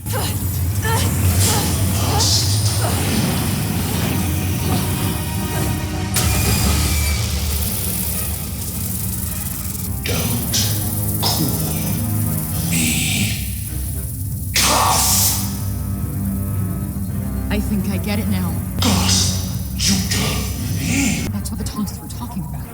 I want you to say it. You say it. We weren't talking about me at all. Say it. Say it. It's you. You're the demon. Except when they directly called you a demon. This recontextualizing doesn't even work the way that they're framing it. The monster speaks. You see? She is hell's spawn. It's because she and the corruption are one and the same. Frey. No name for a demon. This destruction is because of you, demon. Yet all is demon-solid noise. Do you understand? Consort of demons! Damn you, demon. And what's with this thing putting on another voice? Now that he's revealed to be the ultimate villain, he's gotta ham it up? It's kind of lame, and I would have preferred if he was just like that the entire time. Or maybe he keeps the soft-spoken cold demeanor. Would be a little more intimidating than this. The Hunters weren't afraid of you, Frey. It was what you carried inside. It was me. Have to.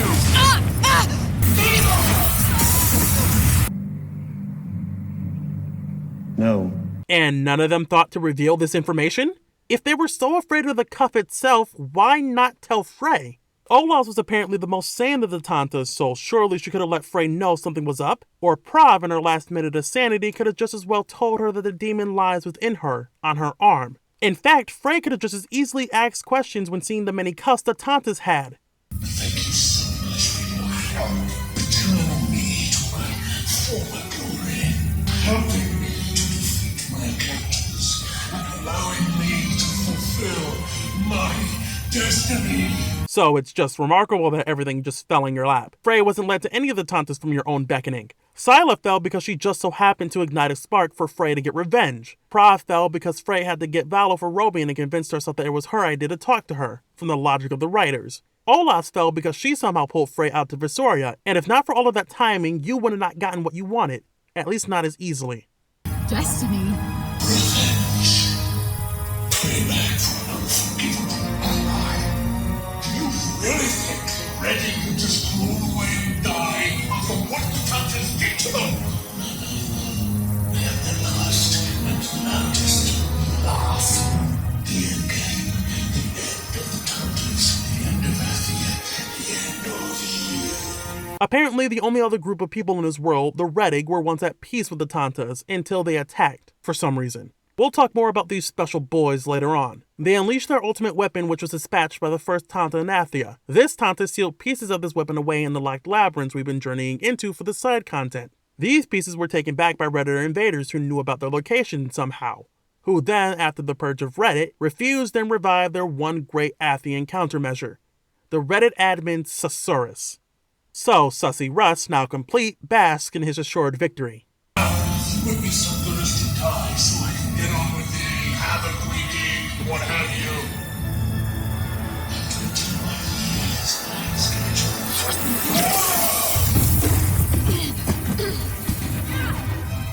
Shit! My powers! They're gone! Your powers! They were never used. Without me, you are nothing. Makes sense, doesn't it?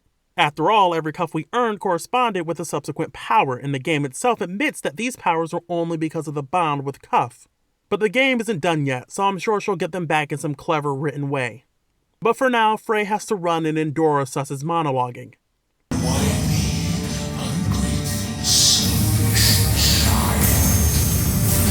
Days of noble deeds make you a hero?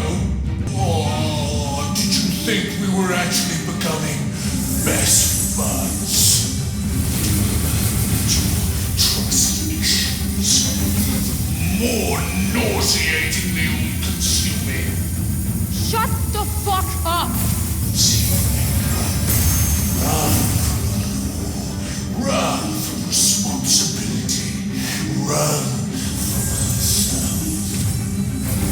You have no idea how insufferable it's been waiting for this day. Have you ever listened to yourself? He's out of line, but he's so right. I've never rooted for a villain more than this moment. Maybe all the time spent having to endure quip after quip and constant unending berating caused him to truly go evil. He's just saying the quiet parts out loud, and it's beautiful. Seems that Frey can't escape and Sus has her cornered.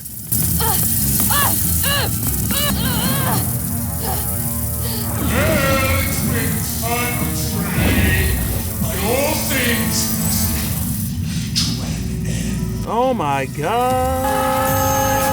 Oh look, it's a Piranha Dragon warping in to save Frey the Betrayed. And it's revealed to be... Oh, isn't this touching? A mother tries to save her child. Mother?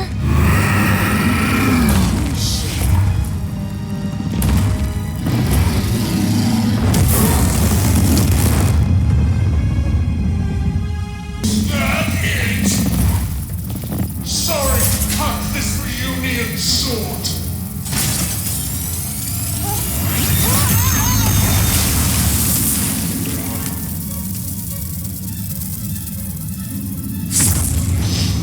Dragon Cinta then drops her through a Tirana, which makes me feel like she could have done that when she recognized Frey in the beginning and flew off with her, unless she just forgot she could do that because the story needed to happen. Anyways, the portal takes her to Swarvgana, the resting place of all Tantas, although the ones present are the ones we've already seen. No sighting of the first Tanta or any of the Tantas after her leading up to the current set. Where am I? Alright, so I was debating how I would go about this, but after recording this section about 3 times, I'll just recap Swarvgana and cut the fat. Because this section goes on for 40 minutes of straight unfettered exposition. Moving from hall to hall, hearing bits of new information that get repeated over. His power split between the 4 bracelets. The creature was kept in check. And over. Sisters, great effort. We contained its wickedness. The demon lived on inside each of us. And over again. It was we who sealed Susurrus away in the bracelets. And I don't wish having to put that hell on anyone else. This entire segment could have been cut into 10 minutes, but they opted to kill all since momentum they managed to build with Susriel's return. So here we go. Athia went to war with the Redditors in an event called the Purge of the Reddit. This war was won by Athia, but the post-war recovery hit hard. The Tantas went about resolving it in the different ways they knew how and were ultimately divided. At some point after the Purge, Cinta used up her vacation days and went globetrotting, eventually creating a Torana with enough energy to visit New York. She got pregnant by some random guy named Al and was inspired by what could be achieved in a world not wrapped up in war. Cinta hopes that her child could be the symbol of a new Athia, one that can grow with innovation and hope for an era of peace. Reddit, in their final act of war, summoned their Reddit mod to ravage Athia, and the Tantas used their powers to split him between themselves in an effort to contain the threat similar to the first Tanta. But over time, they were losing a sanitary battle, as his rancidness ate at their cleanliness. Their smell was beginning to waft through the air, and so they retreated to their castles, being humiliated from the rank of their loud stench, hoping it wouldn't reach all of Athia to no avail. Each of the Tantas succumbed to their stink-based insanity, save for Cinta, still holding out for Frey's sake. So, quick little tangent here. Reddit needed to collect the Susurrus pieces to recreate the demon. These pieces were locked up in the labyrinths throughout the world to ensure their security. Redditor spies snuck into each one of these labyrinths, apparently through high Athian security, broke through the seals and acquired those parts. You know what would have been a foolproof location to hide these parts in? Creating containments for each and every piece of Sus, the only place that can be entered by Tantas. Do you see where I'm going with this? Do you understand why I'm frustrated with the writing in this game? It's like having a mirror dimension that only refined sorcerers can enter and exit, and not using it to contain threats or hold important items that can't be accessed by anyone else. Well, most threats anyways. It's described as a place that contains the knowledge and history of the Tantas, but the Tantas can also enter and exit as much as they please. So why can't they keep anything here that relates to the Tantas, or anything physical for that matter? If this wellspring can keep a physical being around, surely other tangible objects can be kept here as well. The Tantas hand over their ultimate weapon on a silver platter when they have such an effective realm to contain anything. This is insane. But I guess there isn't an established example of a non-Tanta being able to be in Swarvgana, so we can just drop that. Apologies. Let's continue. The break began spreading destruction and chaos throughout the countries, making its way to Junoon as Cinta relocates her citizens to Cipal. She then gave birth to Frey and spent a short time with her before feeling like her time has come. In a last-ditch effort, she summoned a Tirana to New York to send Frey in to protect her, only for the cuff on Cinta to follow her into the portal. With Cinta's mental break complete, she became someone else. Something else. A giant dragon. For some reason. And that's it. That is the truth that they wanted Frey to learn. Only except through memory balls and an unnecessarily long trek through Athia when there's a golden sus man currently on his way to destroy the last of Athia. I mean, fuck a memory store. This is a memory supermarket. The Walmart of exposition.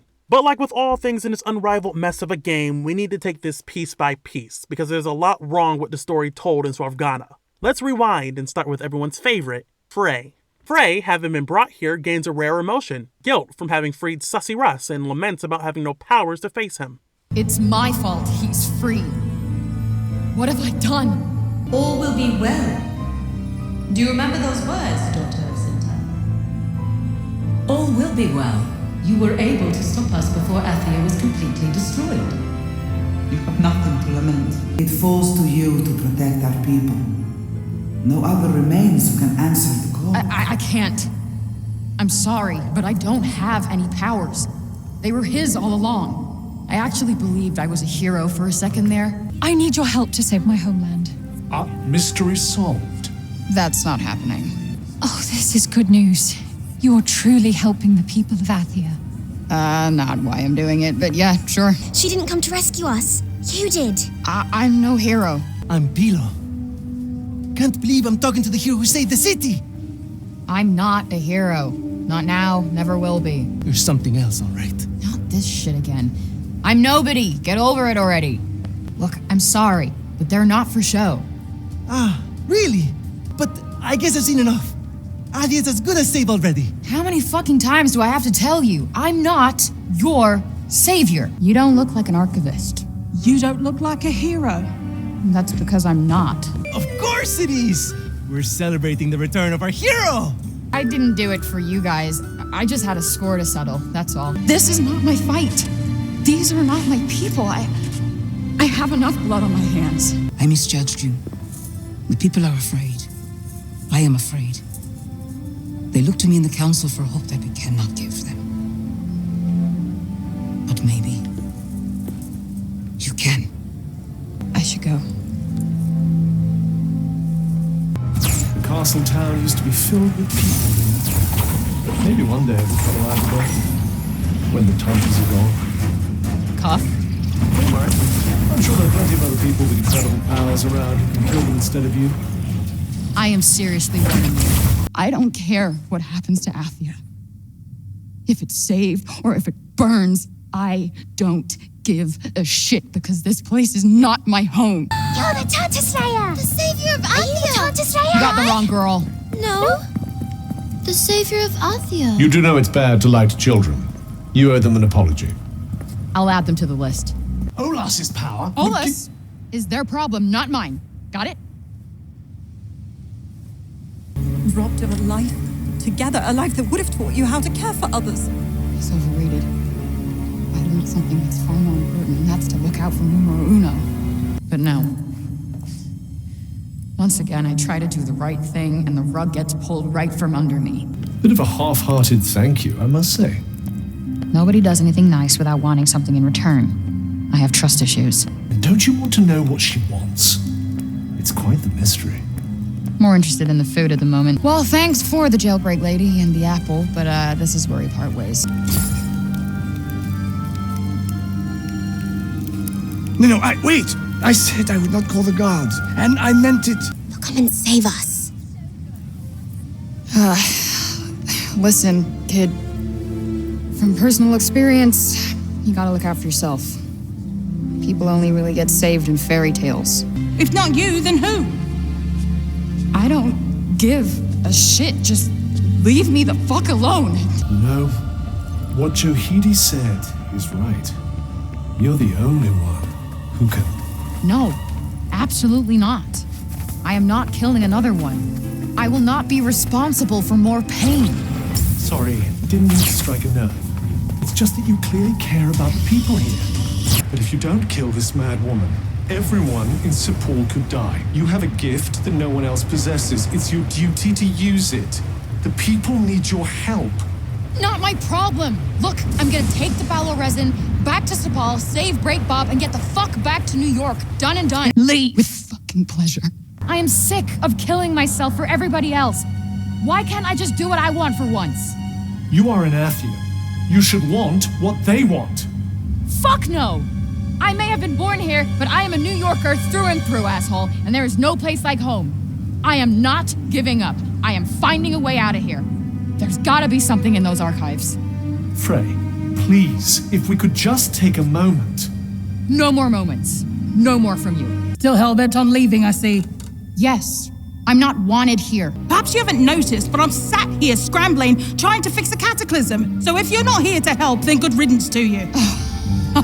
Yeah, that sounds about right. People only give a shit when they want something from you. The guilt trip isn't working. I am done helping a world that doesn't want me here.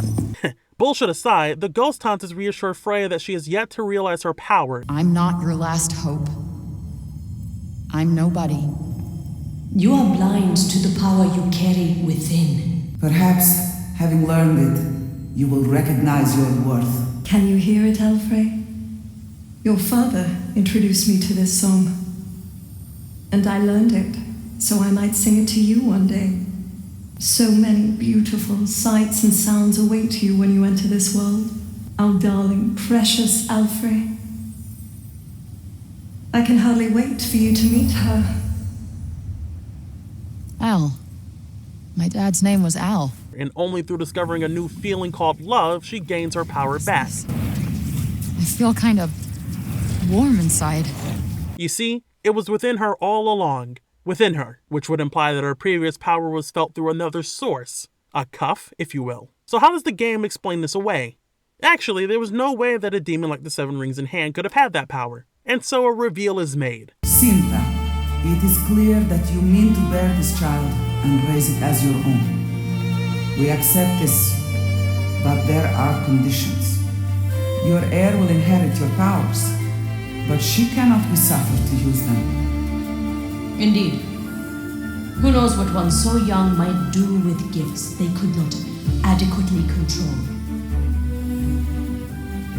Then let her powers be suppressed until such time as she might need them. But if ever such a day should come, then use of them she shall have. Let it be so. What? So the Tantas put a mental lock on Frey's powers until she would need to use them. But that's extremely arbitrary. What are the exceptions here? When she's in danger? When it would improve her life? When she would need to train and hone those powers? When she came to Cipal? And since these powers were only awakened when she arrived at Cipal, why the fuck did they get resuppressed when Cuff transformed? I would say she needed use of her powers then. Was it for the reveal? Because that's extremely goofy. And yes, I did mean powers. Plural. As in she was blessed with all of the Tanta's powers. Each one of them bestowed onto Frey their powers, and each of those powers were only active and corresponded with each cuff she took. But why? It only serves to trick the player into taking what they see at face value.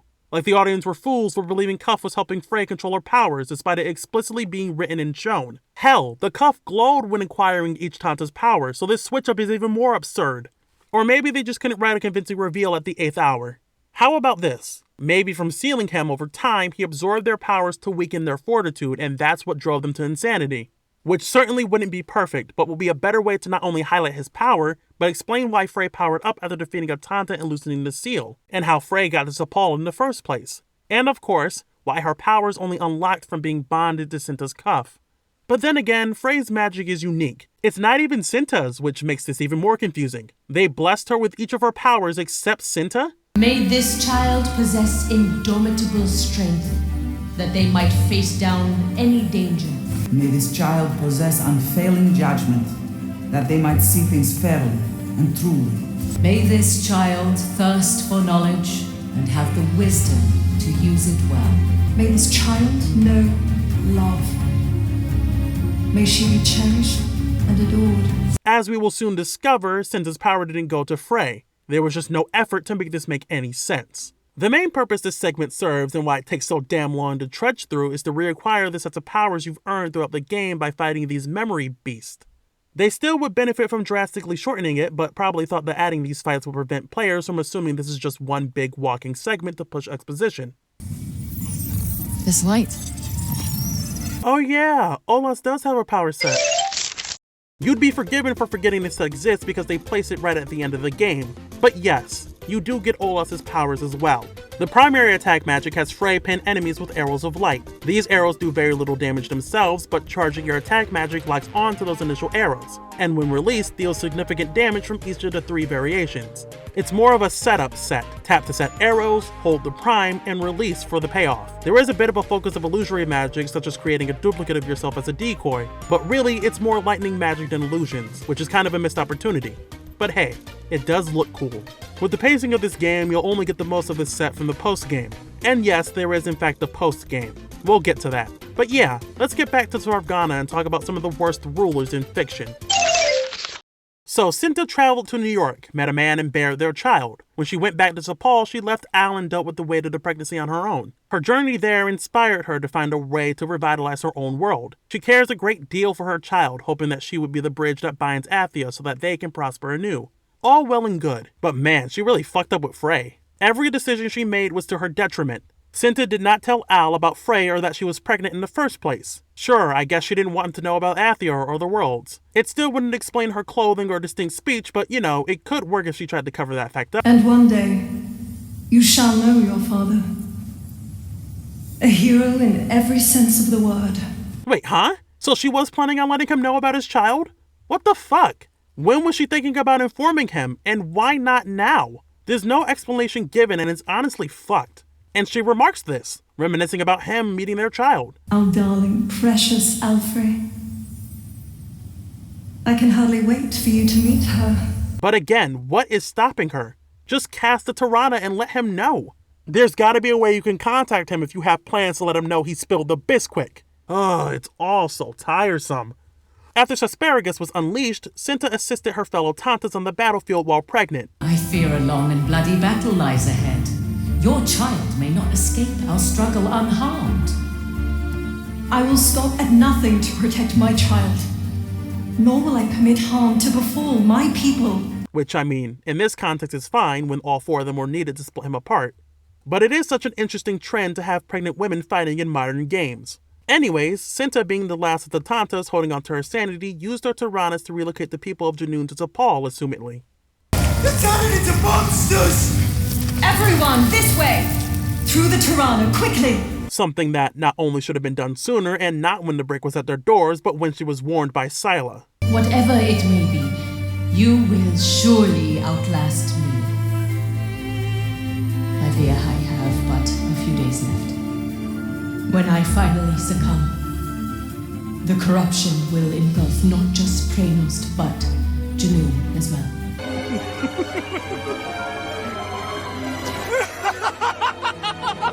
Is this some kind of twisted joke? Oh my fucking god. They knew. They knew about the break and that it stemmed from them losing their minds. Did they not think to inform the people? Not Sila, Olas, Prav, and most of all Cinta?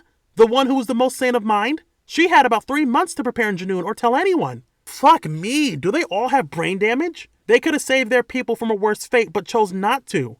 It's as simple as alerting their doting, adoring populace to move to Athia Center, to keep away from them and build protections against the break, to stay and expand Cipal until such a time that the break can be dispelled. 21 years into the future and barely anyone knows what the break was or where it came from when they should have been explicitly told from their leaders before they went insane. No wonder their land fell to invasion. They're all clearly incapable of making even the most basic of decisions that would have benefited everyone.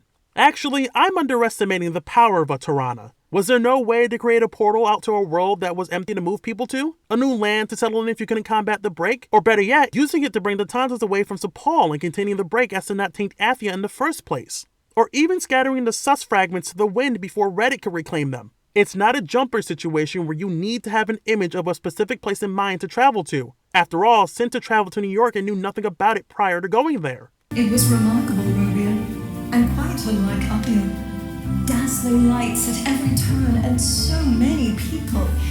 Such chaos and yet such beauty.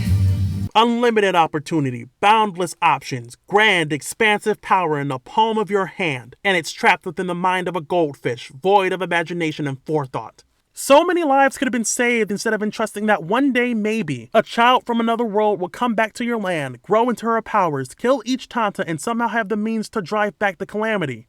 You don't even know the ramifications of the gas brewing within you, if it can be gotten rid of, if it doesn't nuke your people outright. Maybe the cuffs weren't driving them insane, it was already set in place. Maybe commissioning a fucking painting wasn't the best use of your limited time. It is as much a part of our history as any other. Our children must know the true cost of war.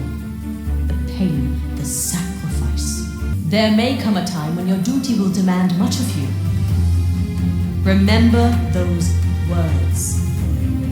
And let them give you strength. They can't ruminate on the tragedy of war if they're all dead, you virtue-signaling dolt. If they were even an ounce more smart, maybe Robian wouldn't have had to leave his child behind. Hurry! Through the Tirana! Dr. Sila, I must ask that you see Orden to safety. Are you going somewhere, Robian? I mean to travel across Athia and find a way to rid us of the corruption. Very well. I fear I can do little to aid you in my current state, but I will pray for your success. And I will not rest until I have succeeded. Daddy, aren't you coming with me? Not right away, Lordy. But I'll be back before you know it. I promise. No, don't leave me, Daddy. Daddy, please. Come now, Orden. You must step through the Tirana. You will be safe there, and your father will be fine, I am sure. Wait, I'm sorry. All of this time going over the story, and of course, yet again, a major contrivance seeps through the cracks. Slithering, oozing, bursting through with reckless abandon. I'd like to play a little game. Can you spot it, dear viewer? I must ask that you see Orden to safety. Play that back. I must ask that you see Orden to safety. One more time. I must ask that you see Orden to safety. Are we ready? Okay. Auden knew this entire time. Auden was aware of the Tirana, where it came from and from whom it came from. Auden was present when Cinta waxed poetically about New York. New York, a great city in a world far from our own. And yet a moment away thanks to the power of the Tirana. Daddy, this is so yummy.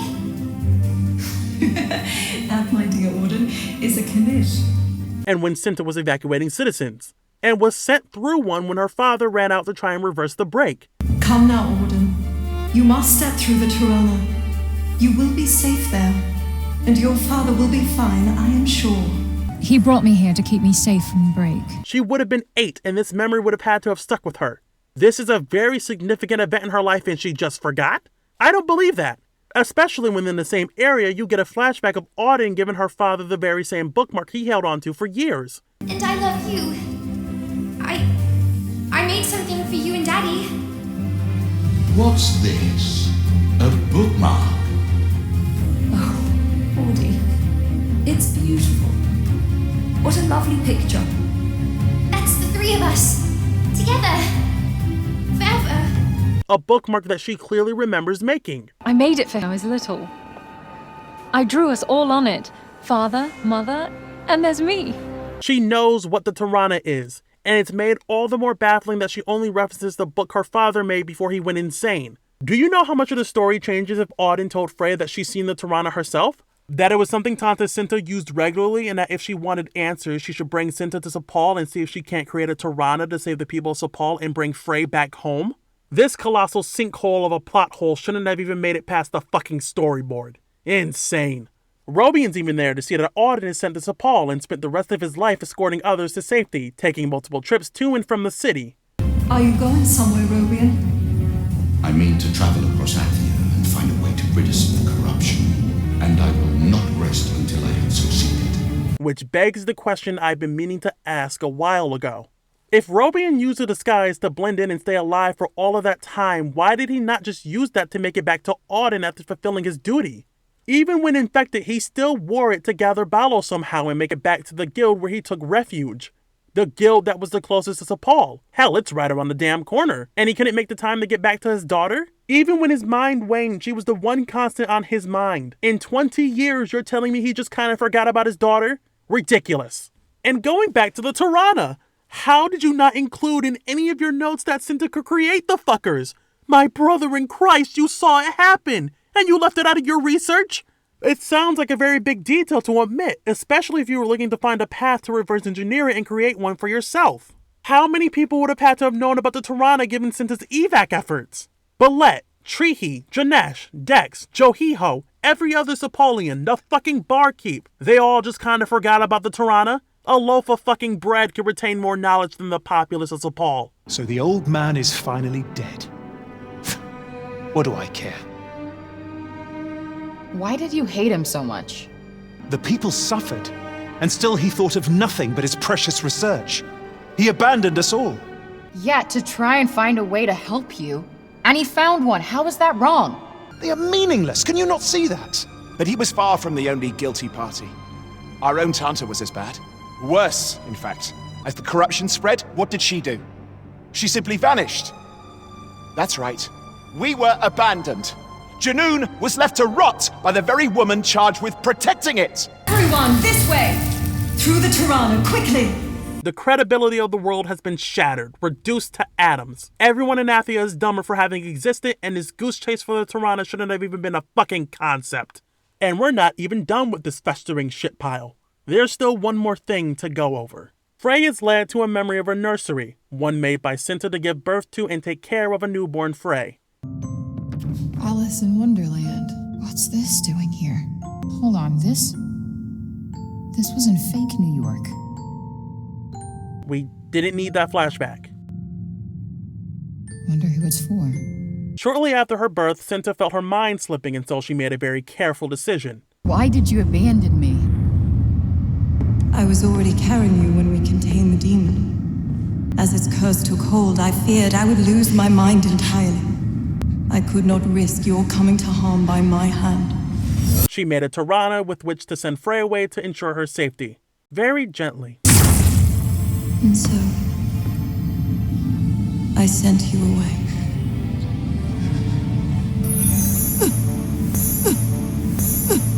How do you know she landed safely? Why would you toss your baby through a portal like that? Feels like it probably explains a lot about Frey, actually. She just tossed the fucking baby, like what the fuck? Look at this shit. Did she not think of sending Frey to Al? He's not homeless, at least from the way she talks about him. One day, you shall know your father. A hero in every sense of the word.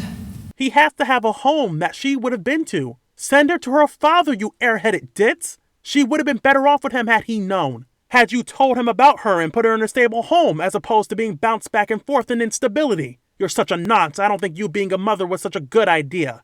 Especially if you're just gonna toss your baby into God knows where. An empty tunnel outside in the middle of winter? And that's if she doesn't tumble and skid and splatter out of it in the first place. How do you know if anyone would have noticed? You would have subjected your child to freezing to death. And I don't think it would have taken that long for it to happen, but I'm not looking that up and ending up on a list. Seriously, would have killed you to vouch her into an urgent care or a Macy's, somewhere warm, for fuck's sake? And right off the cusp of Cinta eating a newborn, this also happens.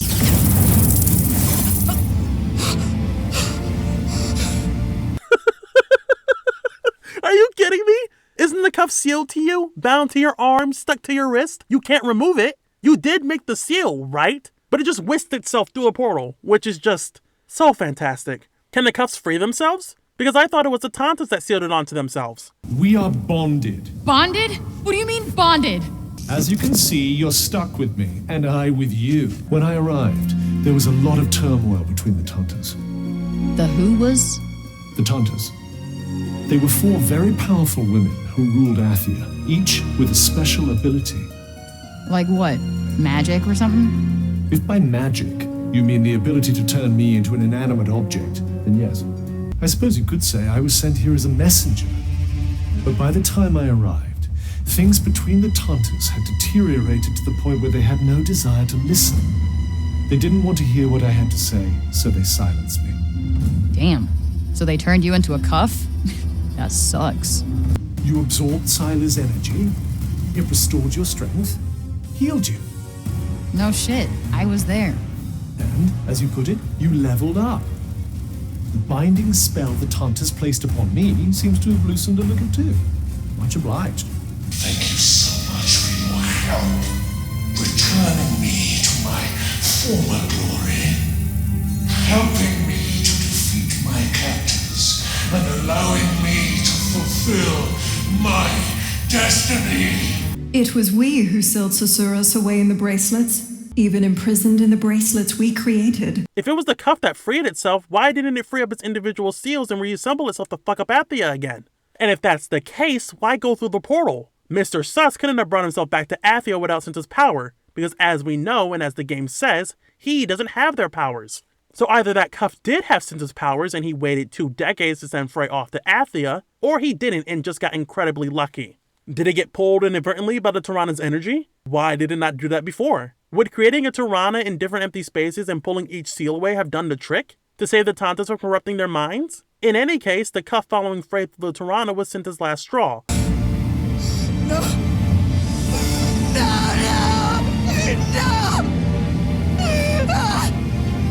Driving her to despair and somehow becoming a dragon.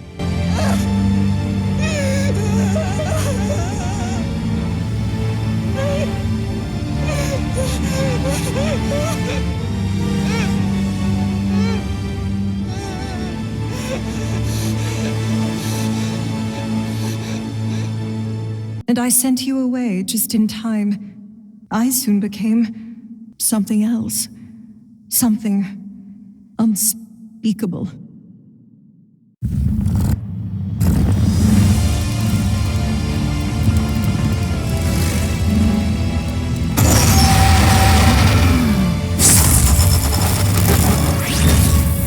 Did they do all this to try and explain why she and no other Tanta transformed like that? He wanted to drive her even more crazy because I guess that's just something he can do now. I thought creating a break was the extent of it, but he can just transform the Tantas as well. If the plan is to just lay waste to Athia, why don't all of them become mind-broken flying dragons scorching the land with flame and fury? Consistency? Don't think about it. And also, we know the break radiates from the Tantas because of the cuffs. It's not the cuff itself, otherwise the break would have spread through New York. But then Cinta, now a dragon, would just be radiating the break, right? So I guess she was just crop dusting all across Athia then. I apologize for that imagery. Alright, moving on. Let's lay out Sussington's plan. So once he was sealed between the Tantas, he would eat at their minds until a point where he turns them insane and has vessels to spread the break. Cinta is the hardest nut to crack, and so he would go through the last Tirana she makes to send Frey away. Being unable to move himself, he would somehow get away from the child freezing in the middle of the Holland Tunnel somehow. He would then hope no one picks him up, sells him off, throws him away, or do anything that would compromise his position when Frey was found.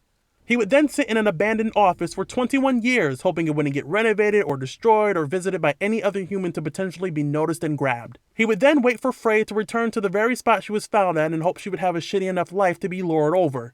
He would then have Frey pick him up and somehow send himself back to Athia and seal himself onto Frey, and hope that she has Tanta powers to survive in that world. He would then have Frey hunt down and kill the Tantas, independent of his influence, and hope that the Tantas would care enough about her to mess with her and entice her to go after them, which would ultimately lead to his resurrection. See?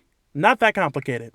Imagine if Frey had a slightly better life, living comfortably with her foster family, or if she was with her father, Cinta, or if she took the bag of money and hightailed it out of New York with Homer, or if she accepted the bird judge's help.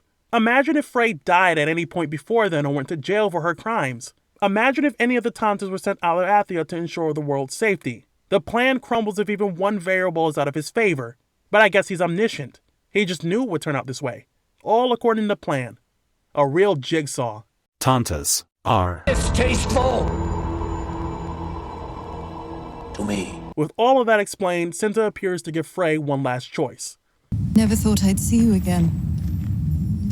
You must hate me for what I did. Well, yeah. But I guess you did what you thought was best.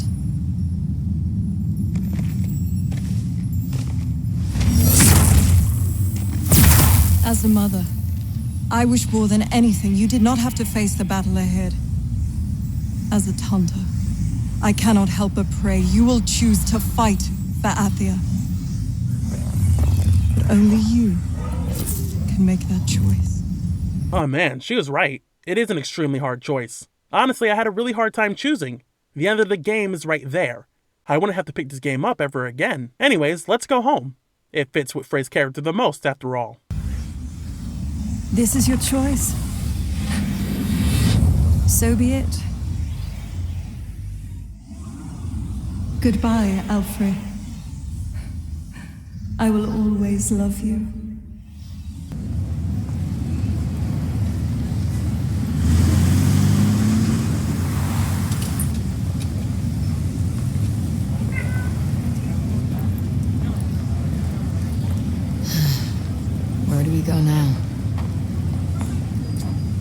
Oh, that's it?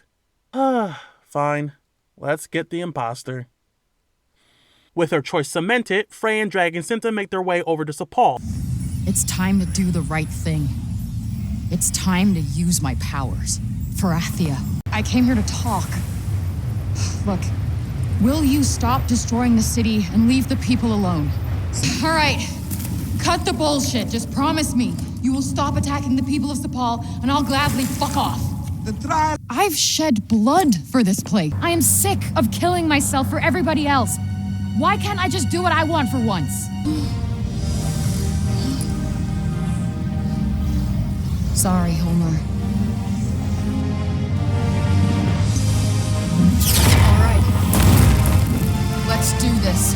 Where the king of Reddit is showering all of the city in Reddit gold. People of support, miserable creatures of earth, your time has come! Ah, so the Cipal death counter has been raised to 2, I see. What are you doing down here on a lower level? Again, the break is still down here, isn't it?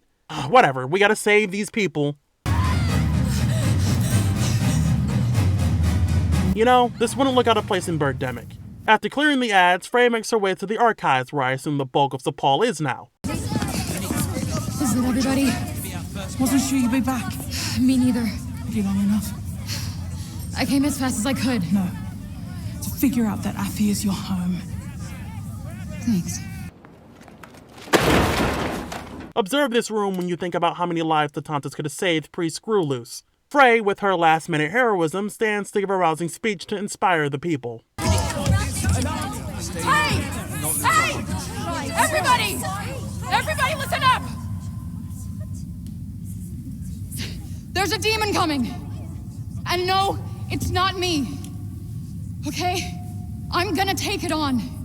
I'm gonna put an end to this madness, but I need you to promise me something. I need you to rebuild. I need you to restore peace to Athia. It's what the Tantas would have wanted. Just try and survive through this, okay? You're Athians. I don't know what was said that wouldn't have been said already, or just obvious. But maybe I'm being pedantic. We make our rounds through the archives to speak with the important characters before heading out. I'm so sorry, Frey. I put so much pressure on you I shouldn't have. Don't be stupid. I hurt you. Yeah, and I might have deserved that. No, you didn't. Auden, you did nothing wrong. Everything you said was correct, but at least Frey is apologizing. As much as I don't buy her sudden change in demeanor, it is a much-needed scene. Frey showing some humility for once. I'm going to do what you asked us. I'm going to make sure we survive. I have to do everything I can for these children. And there are things you have to do too, right? Good luck. And stay safe. I would have expected Auden to be the last or only character you talk to before the final fight, not fucking Pillow. If he didn't do his detour, this means a lot less for the average player. At least with Auden, all of her development with Frey is in line with the main story. Odd choice. Regardless, it's time for the final fight. Time to head out and take down Susaroth. Finished saying goodbye to your little friends, Frey. The fragments protect the vulnerability at its center. Disperse them. Strike at its heart. Cinta will help you. Fight as one. Wait, the Tantas can just communicate freely with Frey? Why not just tell her what you could have once you died if that was the case? What was stopping you from doing this the whole game? Sure, the twist of her being a Tanta by bloodline is marred, but in the case of these characters supposedly wanting to protect their home, communication is paramount. On it. Wait, she doesn't even have Cinta's powers. That's just something she can do now? Oh god, let's just finish this.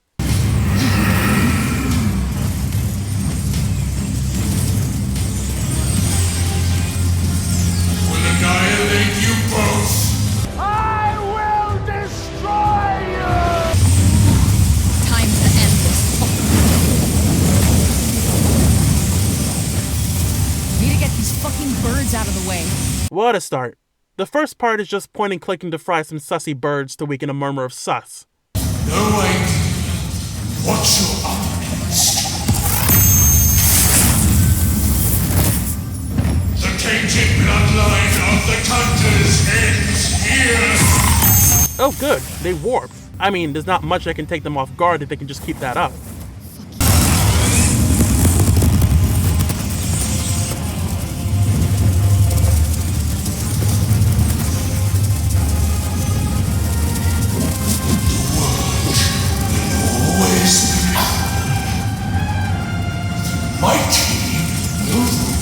Alright, reposition.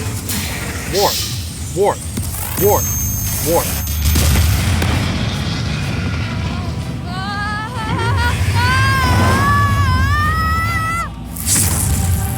Oh, now you warp? Why? It's not even like you can't do it when you're damaged. You had ample time.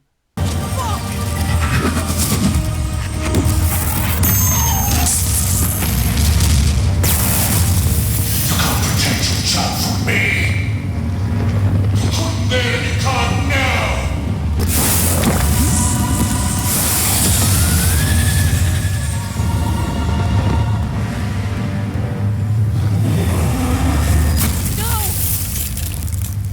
No.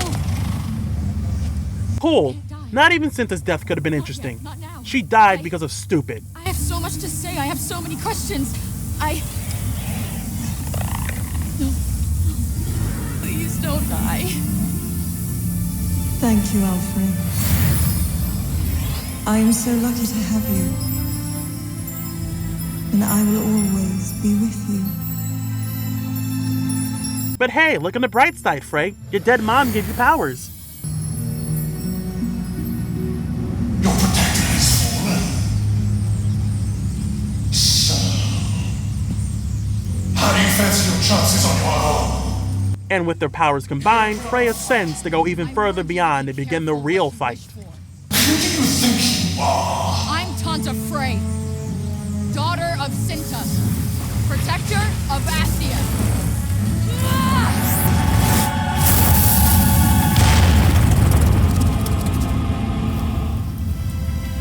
And I'm here to fuck you up! Yeah, I'm just as surprised as you are right now. How is the power of the 4 Tantas? Correction, the 5. Frey has now become woke, destroyer of Sus, and can now use portals. Only now can she use portals. I would enjoy this fight more if it weren't for the disposable ads that can only be taken out in one hit, made only for the explicit purpose of making this fight longer. And less of the banter, for fuck's sake. You think you could win against me? Of course I can, you lying sack of shit. I never lied. Not once. I stand by what I say. Without me, you are nothing. All I ever did was tell you what you wanted to hear. Okay, so you're a gaslighting sack of shit.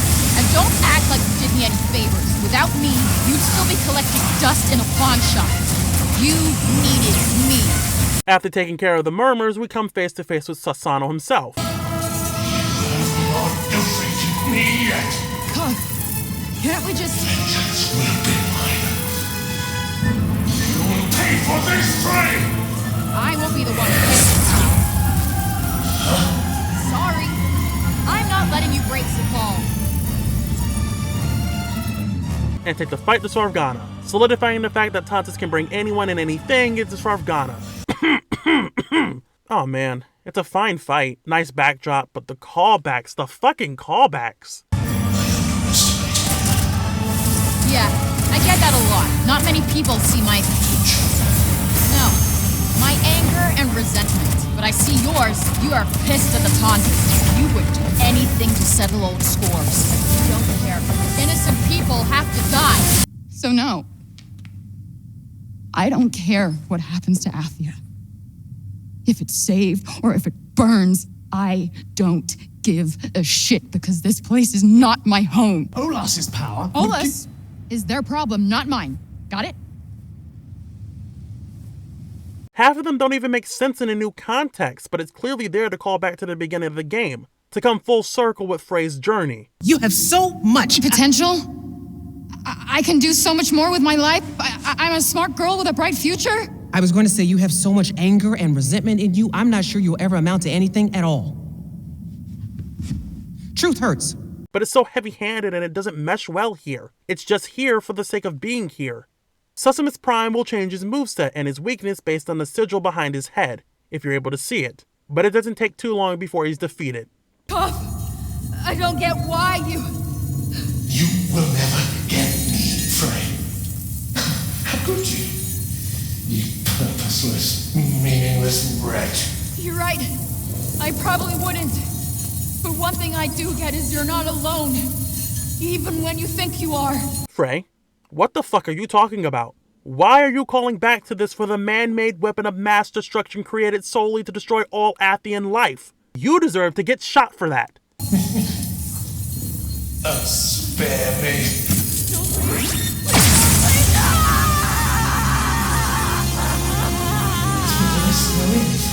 Oh man, this is extremely cathartic.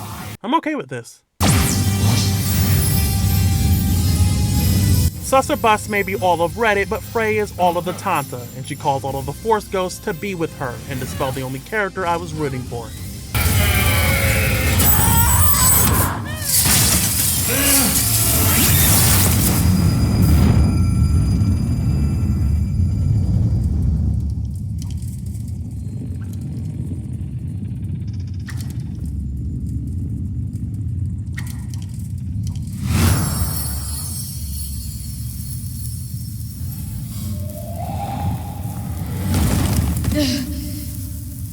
You're not going anywhere.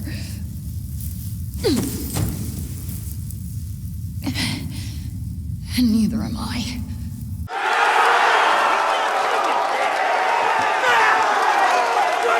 So, Frey's dead. Round of applause, everyone. Well done. Was well worth the price of admission. What an incredible payoff. Please wake up. Frey. Frey! Get up there. What are you doing lying there? Oh, what a shame. Cipal is saved, and I guess the break from the lower level is gone now, despite the fact that it can't currently go away, only stop spreading. The game ends with Cipal taking the time to hold a service for everything that was lost along the way. But it's so weird, I didn't spot my time and money anywhere in there. Huh. Hey, Homer. Sorry, it's been a while. I know. You miss me? Nah, I bet you got a full belly and a big old smile on your face right about now. Been so busy recently. Oh, well, you know, important stuff. Holding court, slaying demons. I'll let you in on a secret, but I'm a pretty big deal. Like, actually, I'm kind of a big deal now. Everybody needs me. I mean, I'm not a big fan of the whole hero thing, but I actually believed I was a hero for a second there. You know, that I could finally fight back. That wasn't true. You believed in me. You believed I could be a hero, right from the start.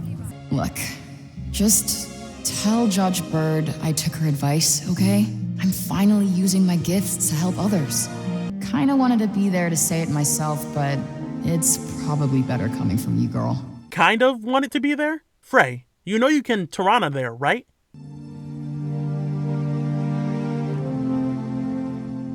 You're going to Tirana out there, right? It's been a pretty good day, you know? Wish they could all be this good. But you and I both know that's not how it goes. Listen, you ever get lonely, you just remember that you are not alone. Also, why are you addressing all of this to your cat? What's wrong with you?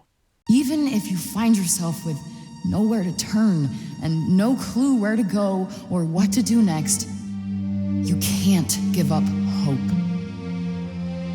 You might think there's nothing left to live for, that nobody cares. But the truth is, you matter, even when you can't see it. Granted, you might fuck up along the way, but you'll find your way home in the end. I promise, I did. And look at me now, huh? Tanta Frey. Daughter of Cinta. Protector of Athia. You can Tirana! You're right there, asshole!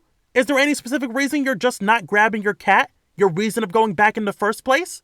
Oh, maybe because this isn't Homer's true home. Frey has decided to keep her in New York instead of taking her. Because home is not where the heart is. It's predetermined and somewhere you must abide by. So sorry, girl.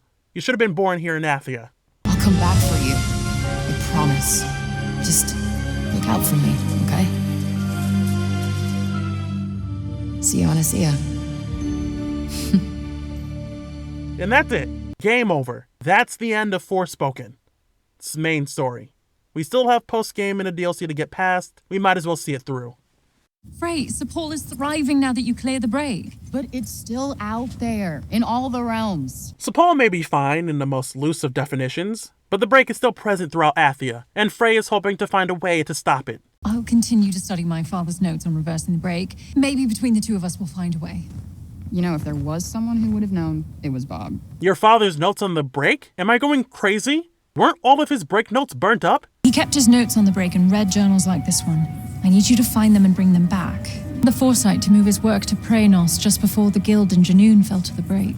So your dad's notes are in Praenost? He brought me here to keep me safe from the break. But it wasn't long before he went back to finish his work. Your dad's journals all got burnt up in the guild when we escaped. Is continuity not a thing in Athia? Regardless, there is still work to do, and Frey is not in it alone. Good thing I'm not doing it on my own. Isn't that right, Cuff? It's fair, Brace. All right. Where do I start? What exactly are we starting? Oh, I'm sorry. I'm sure you have some suitably grandiose term for it.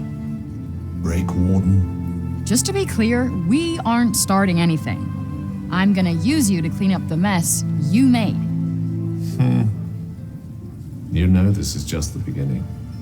You can't keep me like this forever. I'll drive you out of your mind soon enough. Yeah, good luck with that. Break warden, though. I kinda like it. You always did love my ideas. Oh, shut it. Unfortunately, this dynamic is only teased and isn't consistent through the endgame. I think I would have preferred this setup infinitely more if the tattoo here came out of the gate being evil and revealing its intentions out of the gate.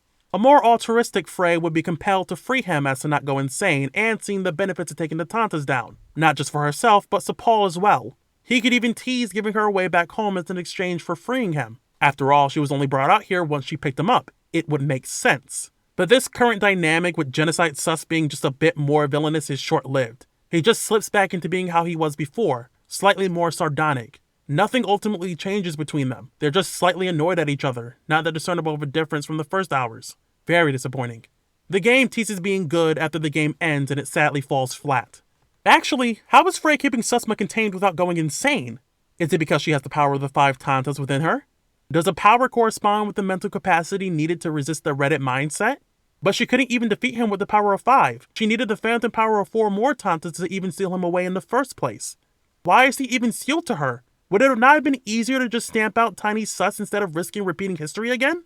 Is this not a concern for Cipal, knowing that Frey is a ticking stink bomb capable of bursting and extinguishing the rest of Athia, like her dear, darling mother? Whatever. With the post-game comes new detours, largely as unimportant as the main game.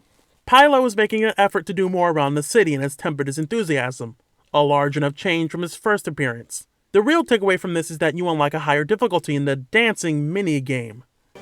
Time to steal another apple, perhaps. Look, I don't make a habit of taking people's shit, okay? What's a rap sheet? Excuse me? A rap sheet? You said it was one of the 2 things you had. Well, I did some things that were against the law, but I had to do them to survive. I see. You know, Tanta Prav set the moral code for all of Athia. She was known for her infallible sense of justice. Her ability to find a fitting punishment for any crime. She loved taking body parts when someone was guilty of crime. If someone was tried and convicted of stealing, it was off with their hands. Well, I definitely would have lost a few limbs for my offenses. Goodness. How many are we talking about? More than I'd like to admit. Let's leave it at that. Look, I don't make a habit of taking people's shit, okay? Nice. Was just thinking I needed a snack. An apple a day keeps Frey's hunger at bay. Yeah, it wasn't funny the first time. Why are you stealing? You saved this city, I'm sure they can spare an apple for you. But I guess old habits die hard. The whole city busies itself with rebuilding, and yet here you are, footloose and fancy-free. We run into Ballet. And so, you see, even a single piece of fruit is as vital to Athia's future as... Okay, yeah, I get it. I get it. Lecture received, loud and clear. Good. Now, to the real reason I summoned you here. And she gives us a record of the dead as a reminder to not let anything like this And this happened again. Trehi is teaching the children. There's not a lot to really do in Cipal post-game. Not saying these shouldn't exist, but you'd be better off just skipping it. The only meaty detour comes from Johidi from the archives. She informs Frey of a book authored by Janesh on the fall of Junoon, who knew about Cinta's pregnancy. I was doing some reading about her, and I found this book. And? Looks like all the others to me. It's about the fall of Junoon. The writer mentions Tanta Cinta being pregnant. Okay. If you go and speak to them, you might be able to learn more about your past. And so she sets out to Benoit to get some answers from him. Punished Janesh shares what he knows begrudgingly. People seem very pleased with you indeed. How nice of them to forget that they once doubted you, feared you, cursed your very name. I need to ask you something. You knew Cinta had a child. Did you know it was me? So that's what this is about. How did they not see it? I knew those eyes before you were even born. They're the same as your mother's, and I despise them every bit as much. But how come you knew and nobody else did? As far as we were aware, no Tanta had ever been with child before. So we kept it to ourselves. Me, Robian, and a smaller number of her retinue as was possible. He hates how Cinta's attention was torn away from her people when they needed her the most. There was a time when Cinta's love for Athia and its people was endless. Boundless. And then you began to grow inside her. No longer were her affection and dedication the sole province of her people. No. We were forced to share them with you. That's not true. I saw her evacuating the... Where was she when the worst of the corruption came? When terror tore through the populace like a plague? And to be honest, he's not entirely wrong. I mean, she could have done a better job evacuating the people and all, but his tantrum is equivalent to having to share the Xbox with his little brother. Junoon, once a realm of boundless wonder, of love, was abandoned by its Tanta long before she lost her mind. Are you quite done? Not quite. Why are you telling me all of this? Because I have no desire to owe you anything. You saved the city, and now I have given you something in return. And I will give you one last thing. He gives a key to something in Junoon Castle, which Frey goes to and follows Cinta to a music box.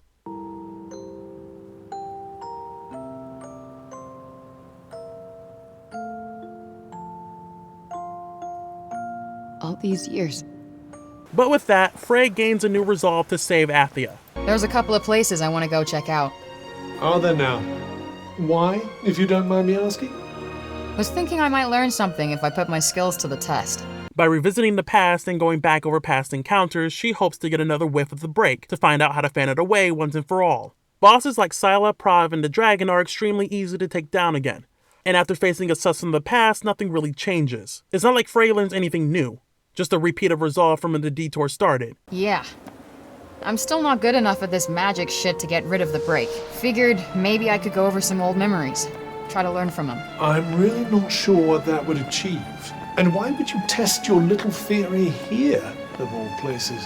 This is where it all started. And we're doing this, by the way, whether you like it or not. We've been back to all of them now. Yes, and may I say, what an enchanting trip down memory lane it's been. I'm gonna do this. I'm gonna figure out how to save this place. And I'll do everything I can to make that happen. Could have done without teasing learning something new. A trip down memory lane would have been enough to justify the boss rush. I sure hope they don't repeat any of the same strategies for their paid content. I guess exploring Junoon was supposed to be for post-game, but I decided to do that after leaving Sarvgana to learn the truth. The people of Cipal survived the breakstorm encasing the entire city, so another hour with a golden demon sandstorm is nothing for them. Another thing reserved for post-game was the 4 boss break beasts that could be found throughout the map. There are enemies encountered before, in like labyrinths but stronger. Most of the fights themselves were fine, and I touched on this a bit earlier, but that endgame Gigas fight is the biggest shit streak I've ever encountered in gaming. Locking on means striking Gigas, but since you can't see in front of you, you'll run over rocks and hit walls in the arena trying to dodge the attacks, which will lead to an unfair death. Disengaging with the lock-on means you won't see when Gigas will jump at you with a leap or toss a fireball, which again, with that uneven terrain, fucks you over. The boss fight was more of a bout with the environment than the boss itself. It was very infuriating. Easily the biggest flaw exposed with the combat the way it is. The only other thing to mention is the curiosity shop. Going out of your way in Visoria, you'll come across a break person who can just talk. Which of my treasures most intrigues you? We'll brush it aside as novel and not a glaring hole in how the break affects humans. This shop contains a list of amenities that can be useful if you find it early enough and if you care enough to scour the world for magic puzzle chests. And yeah, that's it. That's pretty much the post-game. Nothing to write home about, but nothing awful to be had. Which leads us to one last piece of content. The DLC for Forspoken. In Tanta We Trust. In Tanta We Trust is the DLC of all time. 2 months after quelling the sus monitor, Frey is still looking for a way to clear the break and save Athia. It's unfortunate. I thought that boss rush would have given her what she needed to do so. Something to note is that I don't think whoever wrote the archive entries and whoever wrote the story ever communicated. Or maybe something was revised in the final story draft. Frey's final form from the final fight is stated to have the power to drive back the break itself, but it's never mentioned in dialogue or the narrative in post-game and DLC. So we'll just ignore it, because the writers have also just kind of forgotten about it. In any case, Frey hears a mysterious voice that beckons her over to Visoria for the truth. The truth you seek lies in Visoria. Maybe I just imagined that stupid voice. It was probably just the wind. After all, what could there possibly be worth finding out here in the middle of nowhere? Frey! Am I going nuts, or did that thing just say my name?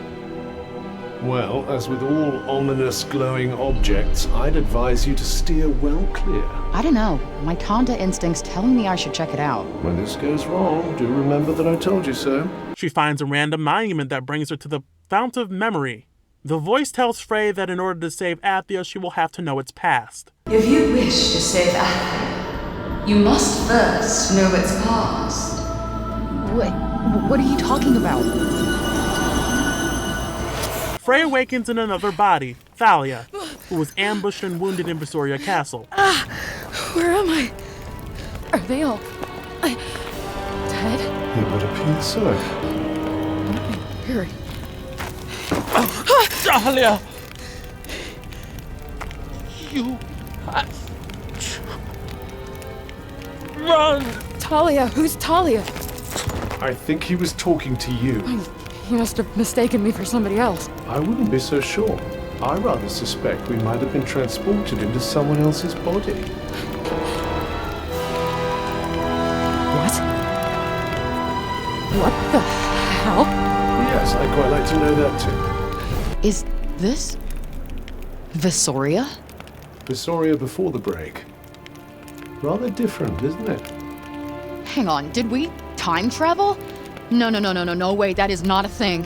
Has Frey forgotten about the flashback monuments? Those things that allowed her to experience points in time, more specifically during the start of the break as challenge trials? You've already time traveled several times, unless this is addressed for the people who didn't touch any of the side content. Looking at it that way is hilarious. Navigating to find safety, Frey instead runs into Reddit's soldiers. Turns out that this point in time is during the purge of Reddit, but more specifically after the Redditors caught Athia by surprise somehow, having never successfully invaded before. I guess Athia just wasn't prepared, even though they had the manpower to keep their borders safe every time until now. The Redditors overtook Visoria Castle from the Tantas, dividing their efforts elsewhere. Seeing as Frey is in the body of someone without magic... Alright. Fuck. My magic's not working. Well, if you're not you anymore, perhaps you don't have any. She gets captured by Vandal Savage. Hey. Hold her still. Hey, stop! Oh, don't touch me! What is that? He injects something into her arm to mark her, and it appears to be a success.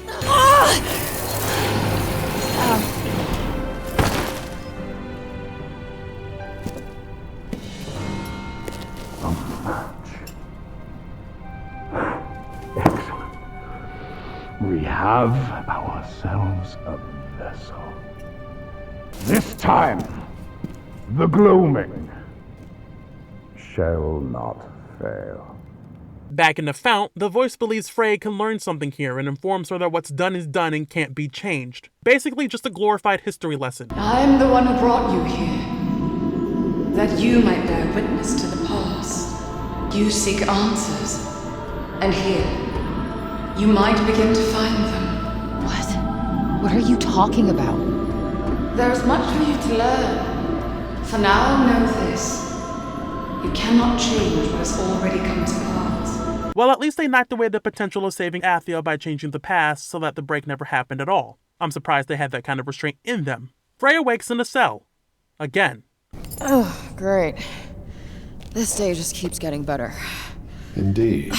We're in a dungeon somewhere beneath Visoria Castle. Oh, fuck. That guy. What did he do to me anyway? What is this, Cuff? A tattoo? Sadly, I have no idea. Although I wouldn't know a tattoo if it bit me on the leg. Great. Useful as ever. I don't think we're getting out of here without any magic. Oh, surely you can't be out of ideas, not the venerable Tanta Frey? Hold on a second. Aren't you supposed to be tight with the Reddig? Why didn't you say something? Need I remind you, nobody else can hear me. And even if they could, I'm not sure how wise it would be to reveal your invisible friend. Wow, friends. That is something. Fuck, I wish I had some magic! Did I just do that? Stop. It wasn't cool the first time. Why the hell would it be right the next 10 times? Anyways, breaking out of jail alerts the guards, and we get a taste of Frey's new abilities, which are just her regular powers, but light. And I guess an additional spear of light for a single target. Later on in the game, as you absorb roots from the Tree of Offering, you get Sila's set of moves, her sword and charge attacks, just with a new coat of paint. And one new move, an AoE shockwave. I don't have much to say about these because it's just more of the same. You gain a new status effect, Crystallization, and your support moves will always have a chance of doing so. Enemies crystallized open up for Cinta to unleash a few moves of her own. And yeah, Cinta is in this. We'll get to that. If you're looking for this DLC to improve combat, you won't find it. I think the one thing I liked about the abilities in the base game was that, although there wasn't a lot of substance in the viability of the moves, each magic set brought with it unique animations. It was something that showed the animators in this department gave a shit. In this DLC, it's just reusing animations and moves, the glamour is just different. Maybe I'm asking for too much, but for a DLC that promises new unique moves to play with, I would think they would have put the same kind of care that the base moves had. More of a personal gripe, nothing to get too hung up over. Throughout the castle, there are a handful of camps to find and routes to destroy. These aren't needed to complete the DLC, and the power you gain from doing all of the side content here is minimal. There's not much of note to gain from this content, which adds about 30 minutes of runtime at best, so nothing will be lost if this didn't exist. So I guess I'll just summarize the rest of the story to avoid runaround. It's like the Sorvgana segment, but worse. And as we recap, that statement only holds more true. Frey tries to escape, but meets her match. Why can't I? Frey, pull yourself together. Until Cinta and her cape pop in to help.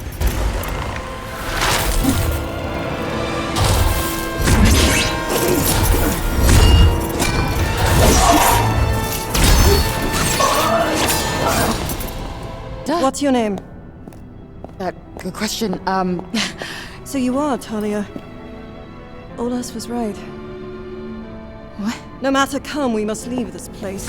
Good, got it, great, good. No matter come, we must leave this place. She's able to Tirana in, but getting out is a different story. Using Tirana seemed to be second nature for Cinta, so I wonder what happened. Without the Tirana, they'll just have to get around the old-fashioned way. Thalia is a part of Olas' personal guard, who were ambushed during the Reddit invasion. The other Tantas were too busy holding back the Reddit nation to help out, and Cinta was sent to retrieve her from the castle's prison. With that word of an intruder, find them, quickly, and do what you must. May the depths of the sinners cleanse them. May the depths of the sinners cleanse them. Reddit guards are out in full force to look for Thalia and her helper. And look at that, they actually follow a route. Leagues better than the Athian guards. You know what? I can see why Athia was overwhelmed. They escape through a tunnel when Frey has a feeling that Cinta's hiding something. Is something wrong? No, not at all. Just tell me if you start to feel unwell. Why would I feel unwell? It's nothing to worry about, just tell me. Agreed? I guess. Good. Then let's keep moving. You think she knows something about the magic or the tattoo? Maybe, but it doesn't seem like she's in a sharing mood. Frey also discovers that the magic the Redditors use have adverse effects on Athian life when combined. It's what's caused the break and everything else surrounding it. I don't recognize these crystals. Are they break shards? You're familiar with them? Maybe. I don't know why they'd be here, but I'm guessing the Redig have something to do with it. Still not entirely sure how attaching a cup to a Tanta causes it to spread out, but whatever. Help! Help me! There's no time! But... Hey, that guy back there, how could you just leave him? Now's not the time. Fine. Is something the matter? I was thinking about before. That guy, how easy it was for Cinta to just abandon him. She was trying to get you to safety. You can't save everyone, Frey. She made a choice. I don't see anything wrong with that. Yeah, you wouldn't. Frey has a problem with Cinta leaving someone to die, but, I mean, what could she have possibly done about that? I don't even think anything could have been done to save him, even if she was focused on that. Fuck! Why is my magic not working? Anyways, they fight a break-infused Redditor to take down a tree root. Did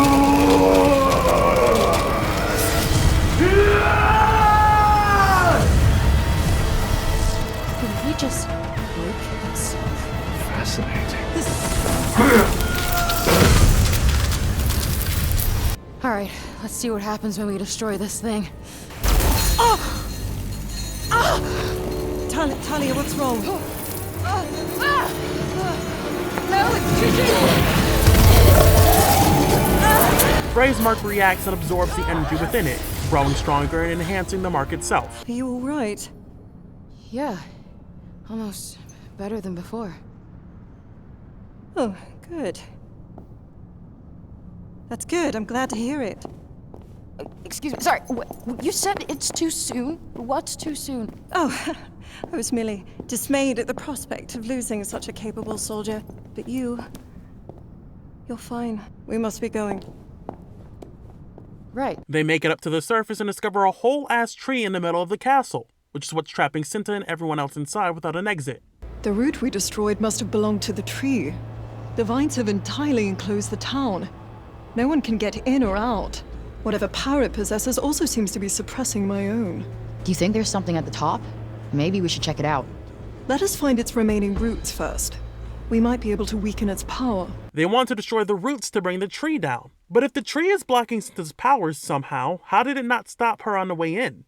Her magic's limited in this area, she just blocked the destination. Moving on, something to note is that despite being explicitly told that she cannot change the future, Frey takes it upon herself to try and warn Cinta of the upcoming calamity. I don't know how to say this, but Athia is in danger. This thing...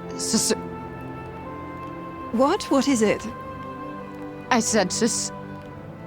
Weren't you listening to your friend? The mysterious disembodied voice? No changing the past. That's cheating. You know what? Never mind. Odd child.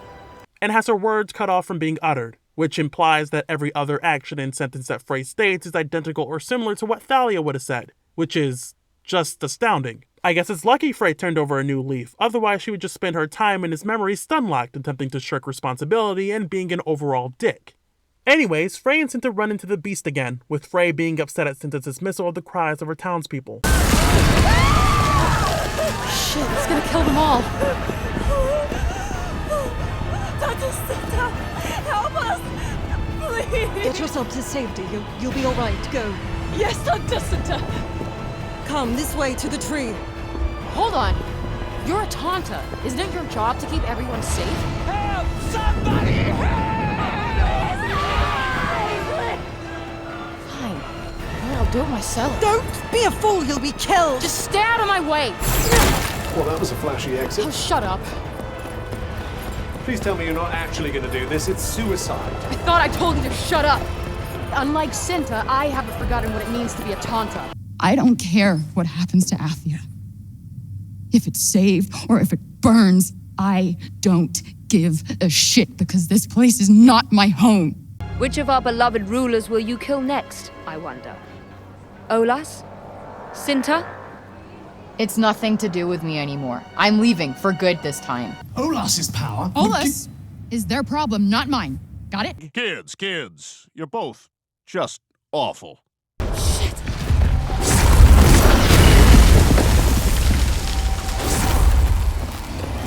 Run! Eventually, they work together to take down the beast, with Cinta's fusion magic being unlocked at the end of the second to last chapter. Magic that is necessary to use against this boss because its health is so high, which leads to some problems on very hard. After defeating it, they run into Native Drake, who reveals that Cinta is going to kill Thalia. Mr. Tattoo Artist, what's the deal with this shit, huh? Oh my. Quite the cooperative vessel, aren't you? Saving me so much time and energy. The fuck's that supposed to mean? A better question would be, why this noble Tanta is so hell-bent on saving one soldier when there is a war going. Ignore him, Thalia. He seeks to sow discord, nothing more. Okay, what's going on here? What are you not telling me? It's really quite simple, girl. Your beloved Tanta is planning to kill you. That's not possible. She saved me, again. Cinta, say something. Your esteemed Tantas have stopped the gloaming once, but they shall not do so a second time. Preparations are nearly complete. The end is at hand. Cinta, no! You're coming with me! Resist while you still can. After recovering enough to make an escape, Cinta comes clean about everything. Thalia was marked as a vessel for what the Redditors call the gloaming. These vessels, without enough energy absorbed from the Tree of Offering, are ticking time bombs. Cinta plans to take Thalia far away and have her killed and explode to protect everyone in Athia. Reddit failed in their first attempt, losing their mark to Cinta. Their efforts to overtake Visoria Castle was to create a scenario in which they wouldn't fail again, blocking Cinta's Tyrannas and capturing enough life to feed to the tree. Frey accepts the hand she's been dealt with and agrees to get blown up by Cinta after destroying the tree. For some reason, she believes that if she dies in her dream, she dies for real. Frey, you aren't seriously going to let Cinta kill you, are you? We're not going over this again, Cuff. Don't tell me you're afraid. Of you dying? No. Of being left here? Absolutely. But she's also popped in and out of the memory found before, with her real self being just fine. It's a memory. You can't die. You can't even change the future, so I'm not sure why you're so sure of this. Frey also takes the time to ask Cinta about her future plans, specifically if she plans on having a family of her own. Did you, ever maybe want to start a family? A Tanta is not permitted to bear children. Surely you know this. Were I not a Tanta, I imagine having a family might be a rather wonderful thing. But I am a Tanta, therefore such considerations are irrelevant. I just wanted to be sure before I came back around to this. But a Tanta is not permitted to bear children? Despite having the innate ability to bestow your powers onto your offspring and other potential candidates, kids are a no-go. So when these Tantas read the inscriptions that the first Tanta left in each labyrinth seal, informing them of the great evil sealed within each pod, they decided to just not do the most straightforward strategy. A Tanta with the power of 4 in one generation was already powerful, so imagine 2, 3, half a dozen generations, with a myriad of powers passed on from the Tantas before her. More than enough to combat Sarcophagus single-handedly. But they went to the Jedi School of limiting your potential, so good ideas like those just go out the window. Because if they had such a Tanta at the ready when Sasanagi reappeared, the game would end before it began. But enough about whining over spilt milk. We're at the finish line here. They make it to the top of the tree, where they encounter Viscount Craven once more, and he reveals his plans. The gloaming, what does it do? It destroys Athia, of course. With the help of a vessel, that's you, and a flourishing tree of offering, like the one you see before you. What the hell does that mean? My, has it flourished. Thanks to you. You wouldn't believe the amount of life force this takes. I had feared, despite my best efforts to secure a healthy supply, that there simply wouldn't be enough. But then you two came along, and you started killing all my soldiers, and voila. Death begets life. Are you saying we helped you? Yes. And in more ways than one. If the tree needed the life force to grow, wouldn't destroying the roots weaken it? It doesn't matter if they killed all of your soldiers, unless the roots just didn't matter. But also, what was the point of keeping Thalia in prison if you just wanted her to kill your soldiers to grow stronger? Why risk her dying at any point? If any of those out-of-control soldiers or beasts killed her, you get nuked, and the plan fails. I think the problem with having Reddit execute a foolproof scenario in which every avenue either ensures their victory or delays the inevitable is that they've apparently attempted to invade Athia several times and never even made it to shore before the purge. You've barely had a grasp on how things even work in Athia, but are so sure that everything is in your favor. And how incredibly lucky it was. 1 month to find the pieces locked away in the labyrinth and another month to perfect the gloaming. 2 attempts made within 1 month. God, he's so pretentious. His plan is extremely convoluted and he pretends to be more intelligent than he really is. Maybe that Reddit thing really was on point. And what was ultimately the goal here? It's not like they want the land to themselves, they don't even maintain their positions after the mission is complete. And they unleash the Sussinator to raise hell and cover Athia in a Myoder's miasma that breaks down every last living being. They don't even come out of that unscathed, so conquering for expansion is off the table. Is it just revenge? Revenge from what they ultimately started? Is it really so important to lose who knows how many of your men over generations of time just to get a W after countless L's?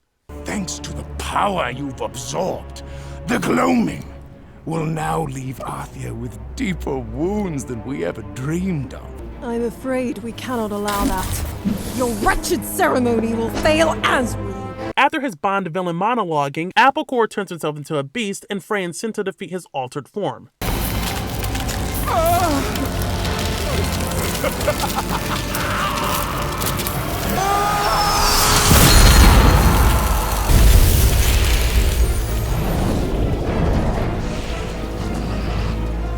Still consist of your chances. It's over, Aldecor. For some reason, they don't finish the job and kill Aldecor before he strikes the tree. Look at Cinta just sitting there. She can't be fucked to move a few feet and end it. Maybe those fusion spells you barely use. I fully believe Cinta could have destroyed that tree in its core without the energy redirecting to Thalia. But they try fuck all like there's nothing else they could have possibly done, which allows him to target Thalia with the remainder of the tree's life force to complete the gloaming.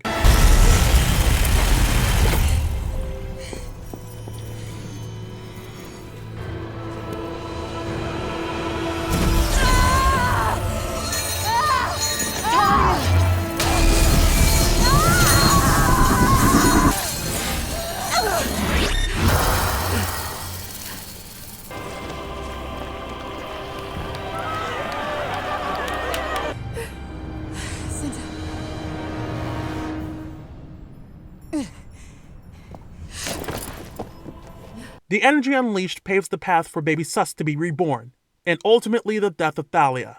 Unfortunately, it isn't technically Frey. Cinta and her cape mourn.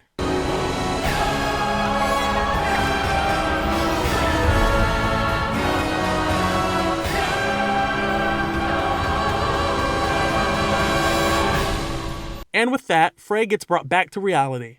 Back in your own time. Did Thalia die? Yes. Her final moments were the beginning of the end. You saw the bird. Thus was Susurrus called forth. What does that mean? Did Thalia become Susurrus?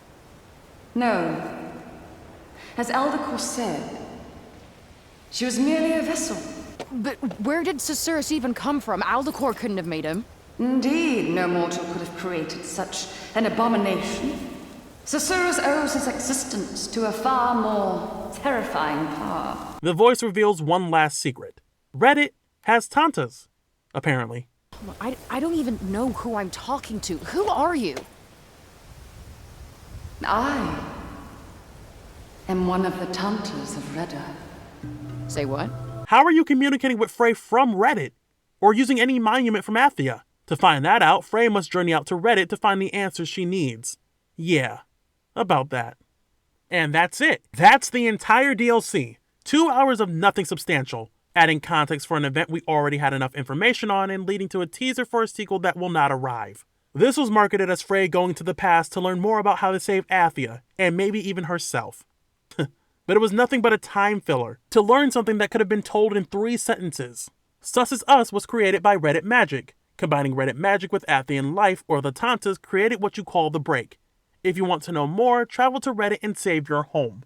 Something that could have easily been in the post-game instead of wasting time walking around and saying nothing meaningful. Nothing in that memory facilitates Frey's journey. Learning about Thalia doesn't push her journey. Learning about the gloaming doesn't push her journey. Talking to Cinta doesn't push her journey or even provide any insight into how she feels about it. It feels like filler of the worst kind because there's nothing to talk about for the course of this content save for 2 important moments. At least with the main story, things were happening. Events that informed the world and its characters, even if it was shit. There was something to chew on. But this DLC baits you into believing there's more to be learned than what there was. You lose absolutely nothing from the Tanta just telling Frey. Maybe another boss rush, mind you, that clearly wasn't balanced for very hard mode. I guess there was an obligation to rush this out, but it might as well not exist. It's breadcrumb after breadcrumb that leads nowhere except to bait a sequel. It's underbaked, overrated, and the worst way this franchise could have went out on. A $12 teaser trailer. Forspoken, for all of its faults, had potential. A visually appealing world, unique robust moves brimming with personality, and movement that was stylish and cool to execute. But that's where the compliments end.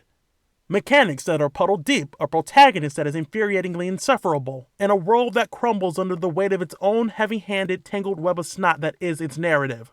Luminous Productions' debut product sank before it could start to swim, and now it sits amidst the sea of other Square failures, never to emerge again. Over 100 hours later, this chapter can now conclude definitively. At long last, we've finally reached the end of this Forspoken journey. It's finally over. And for anyone who has watched this through to the end, thanks for enduring this with me. Playing through this experience, I was expecting something more middle of the road, nothing to really talk about. But as I played more and reviewed more, I kept running into more problems narratively, and then it snowballed into, well, this. As you can see, I'm a world-class hater, and nothing else brings me more joy. Now, if you'll excuse me, I'm going to bury this game in my Steam library and forget this ever happened. Thank you for your time.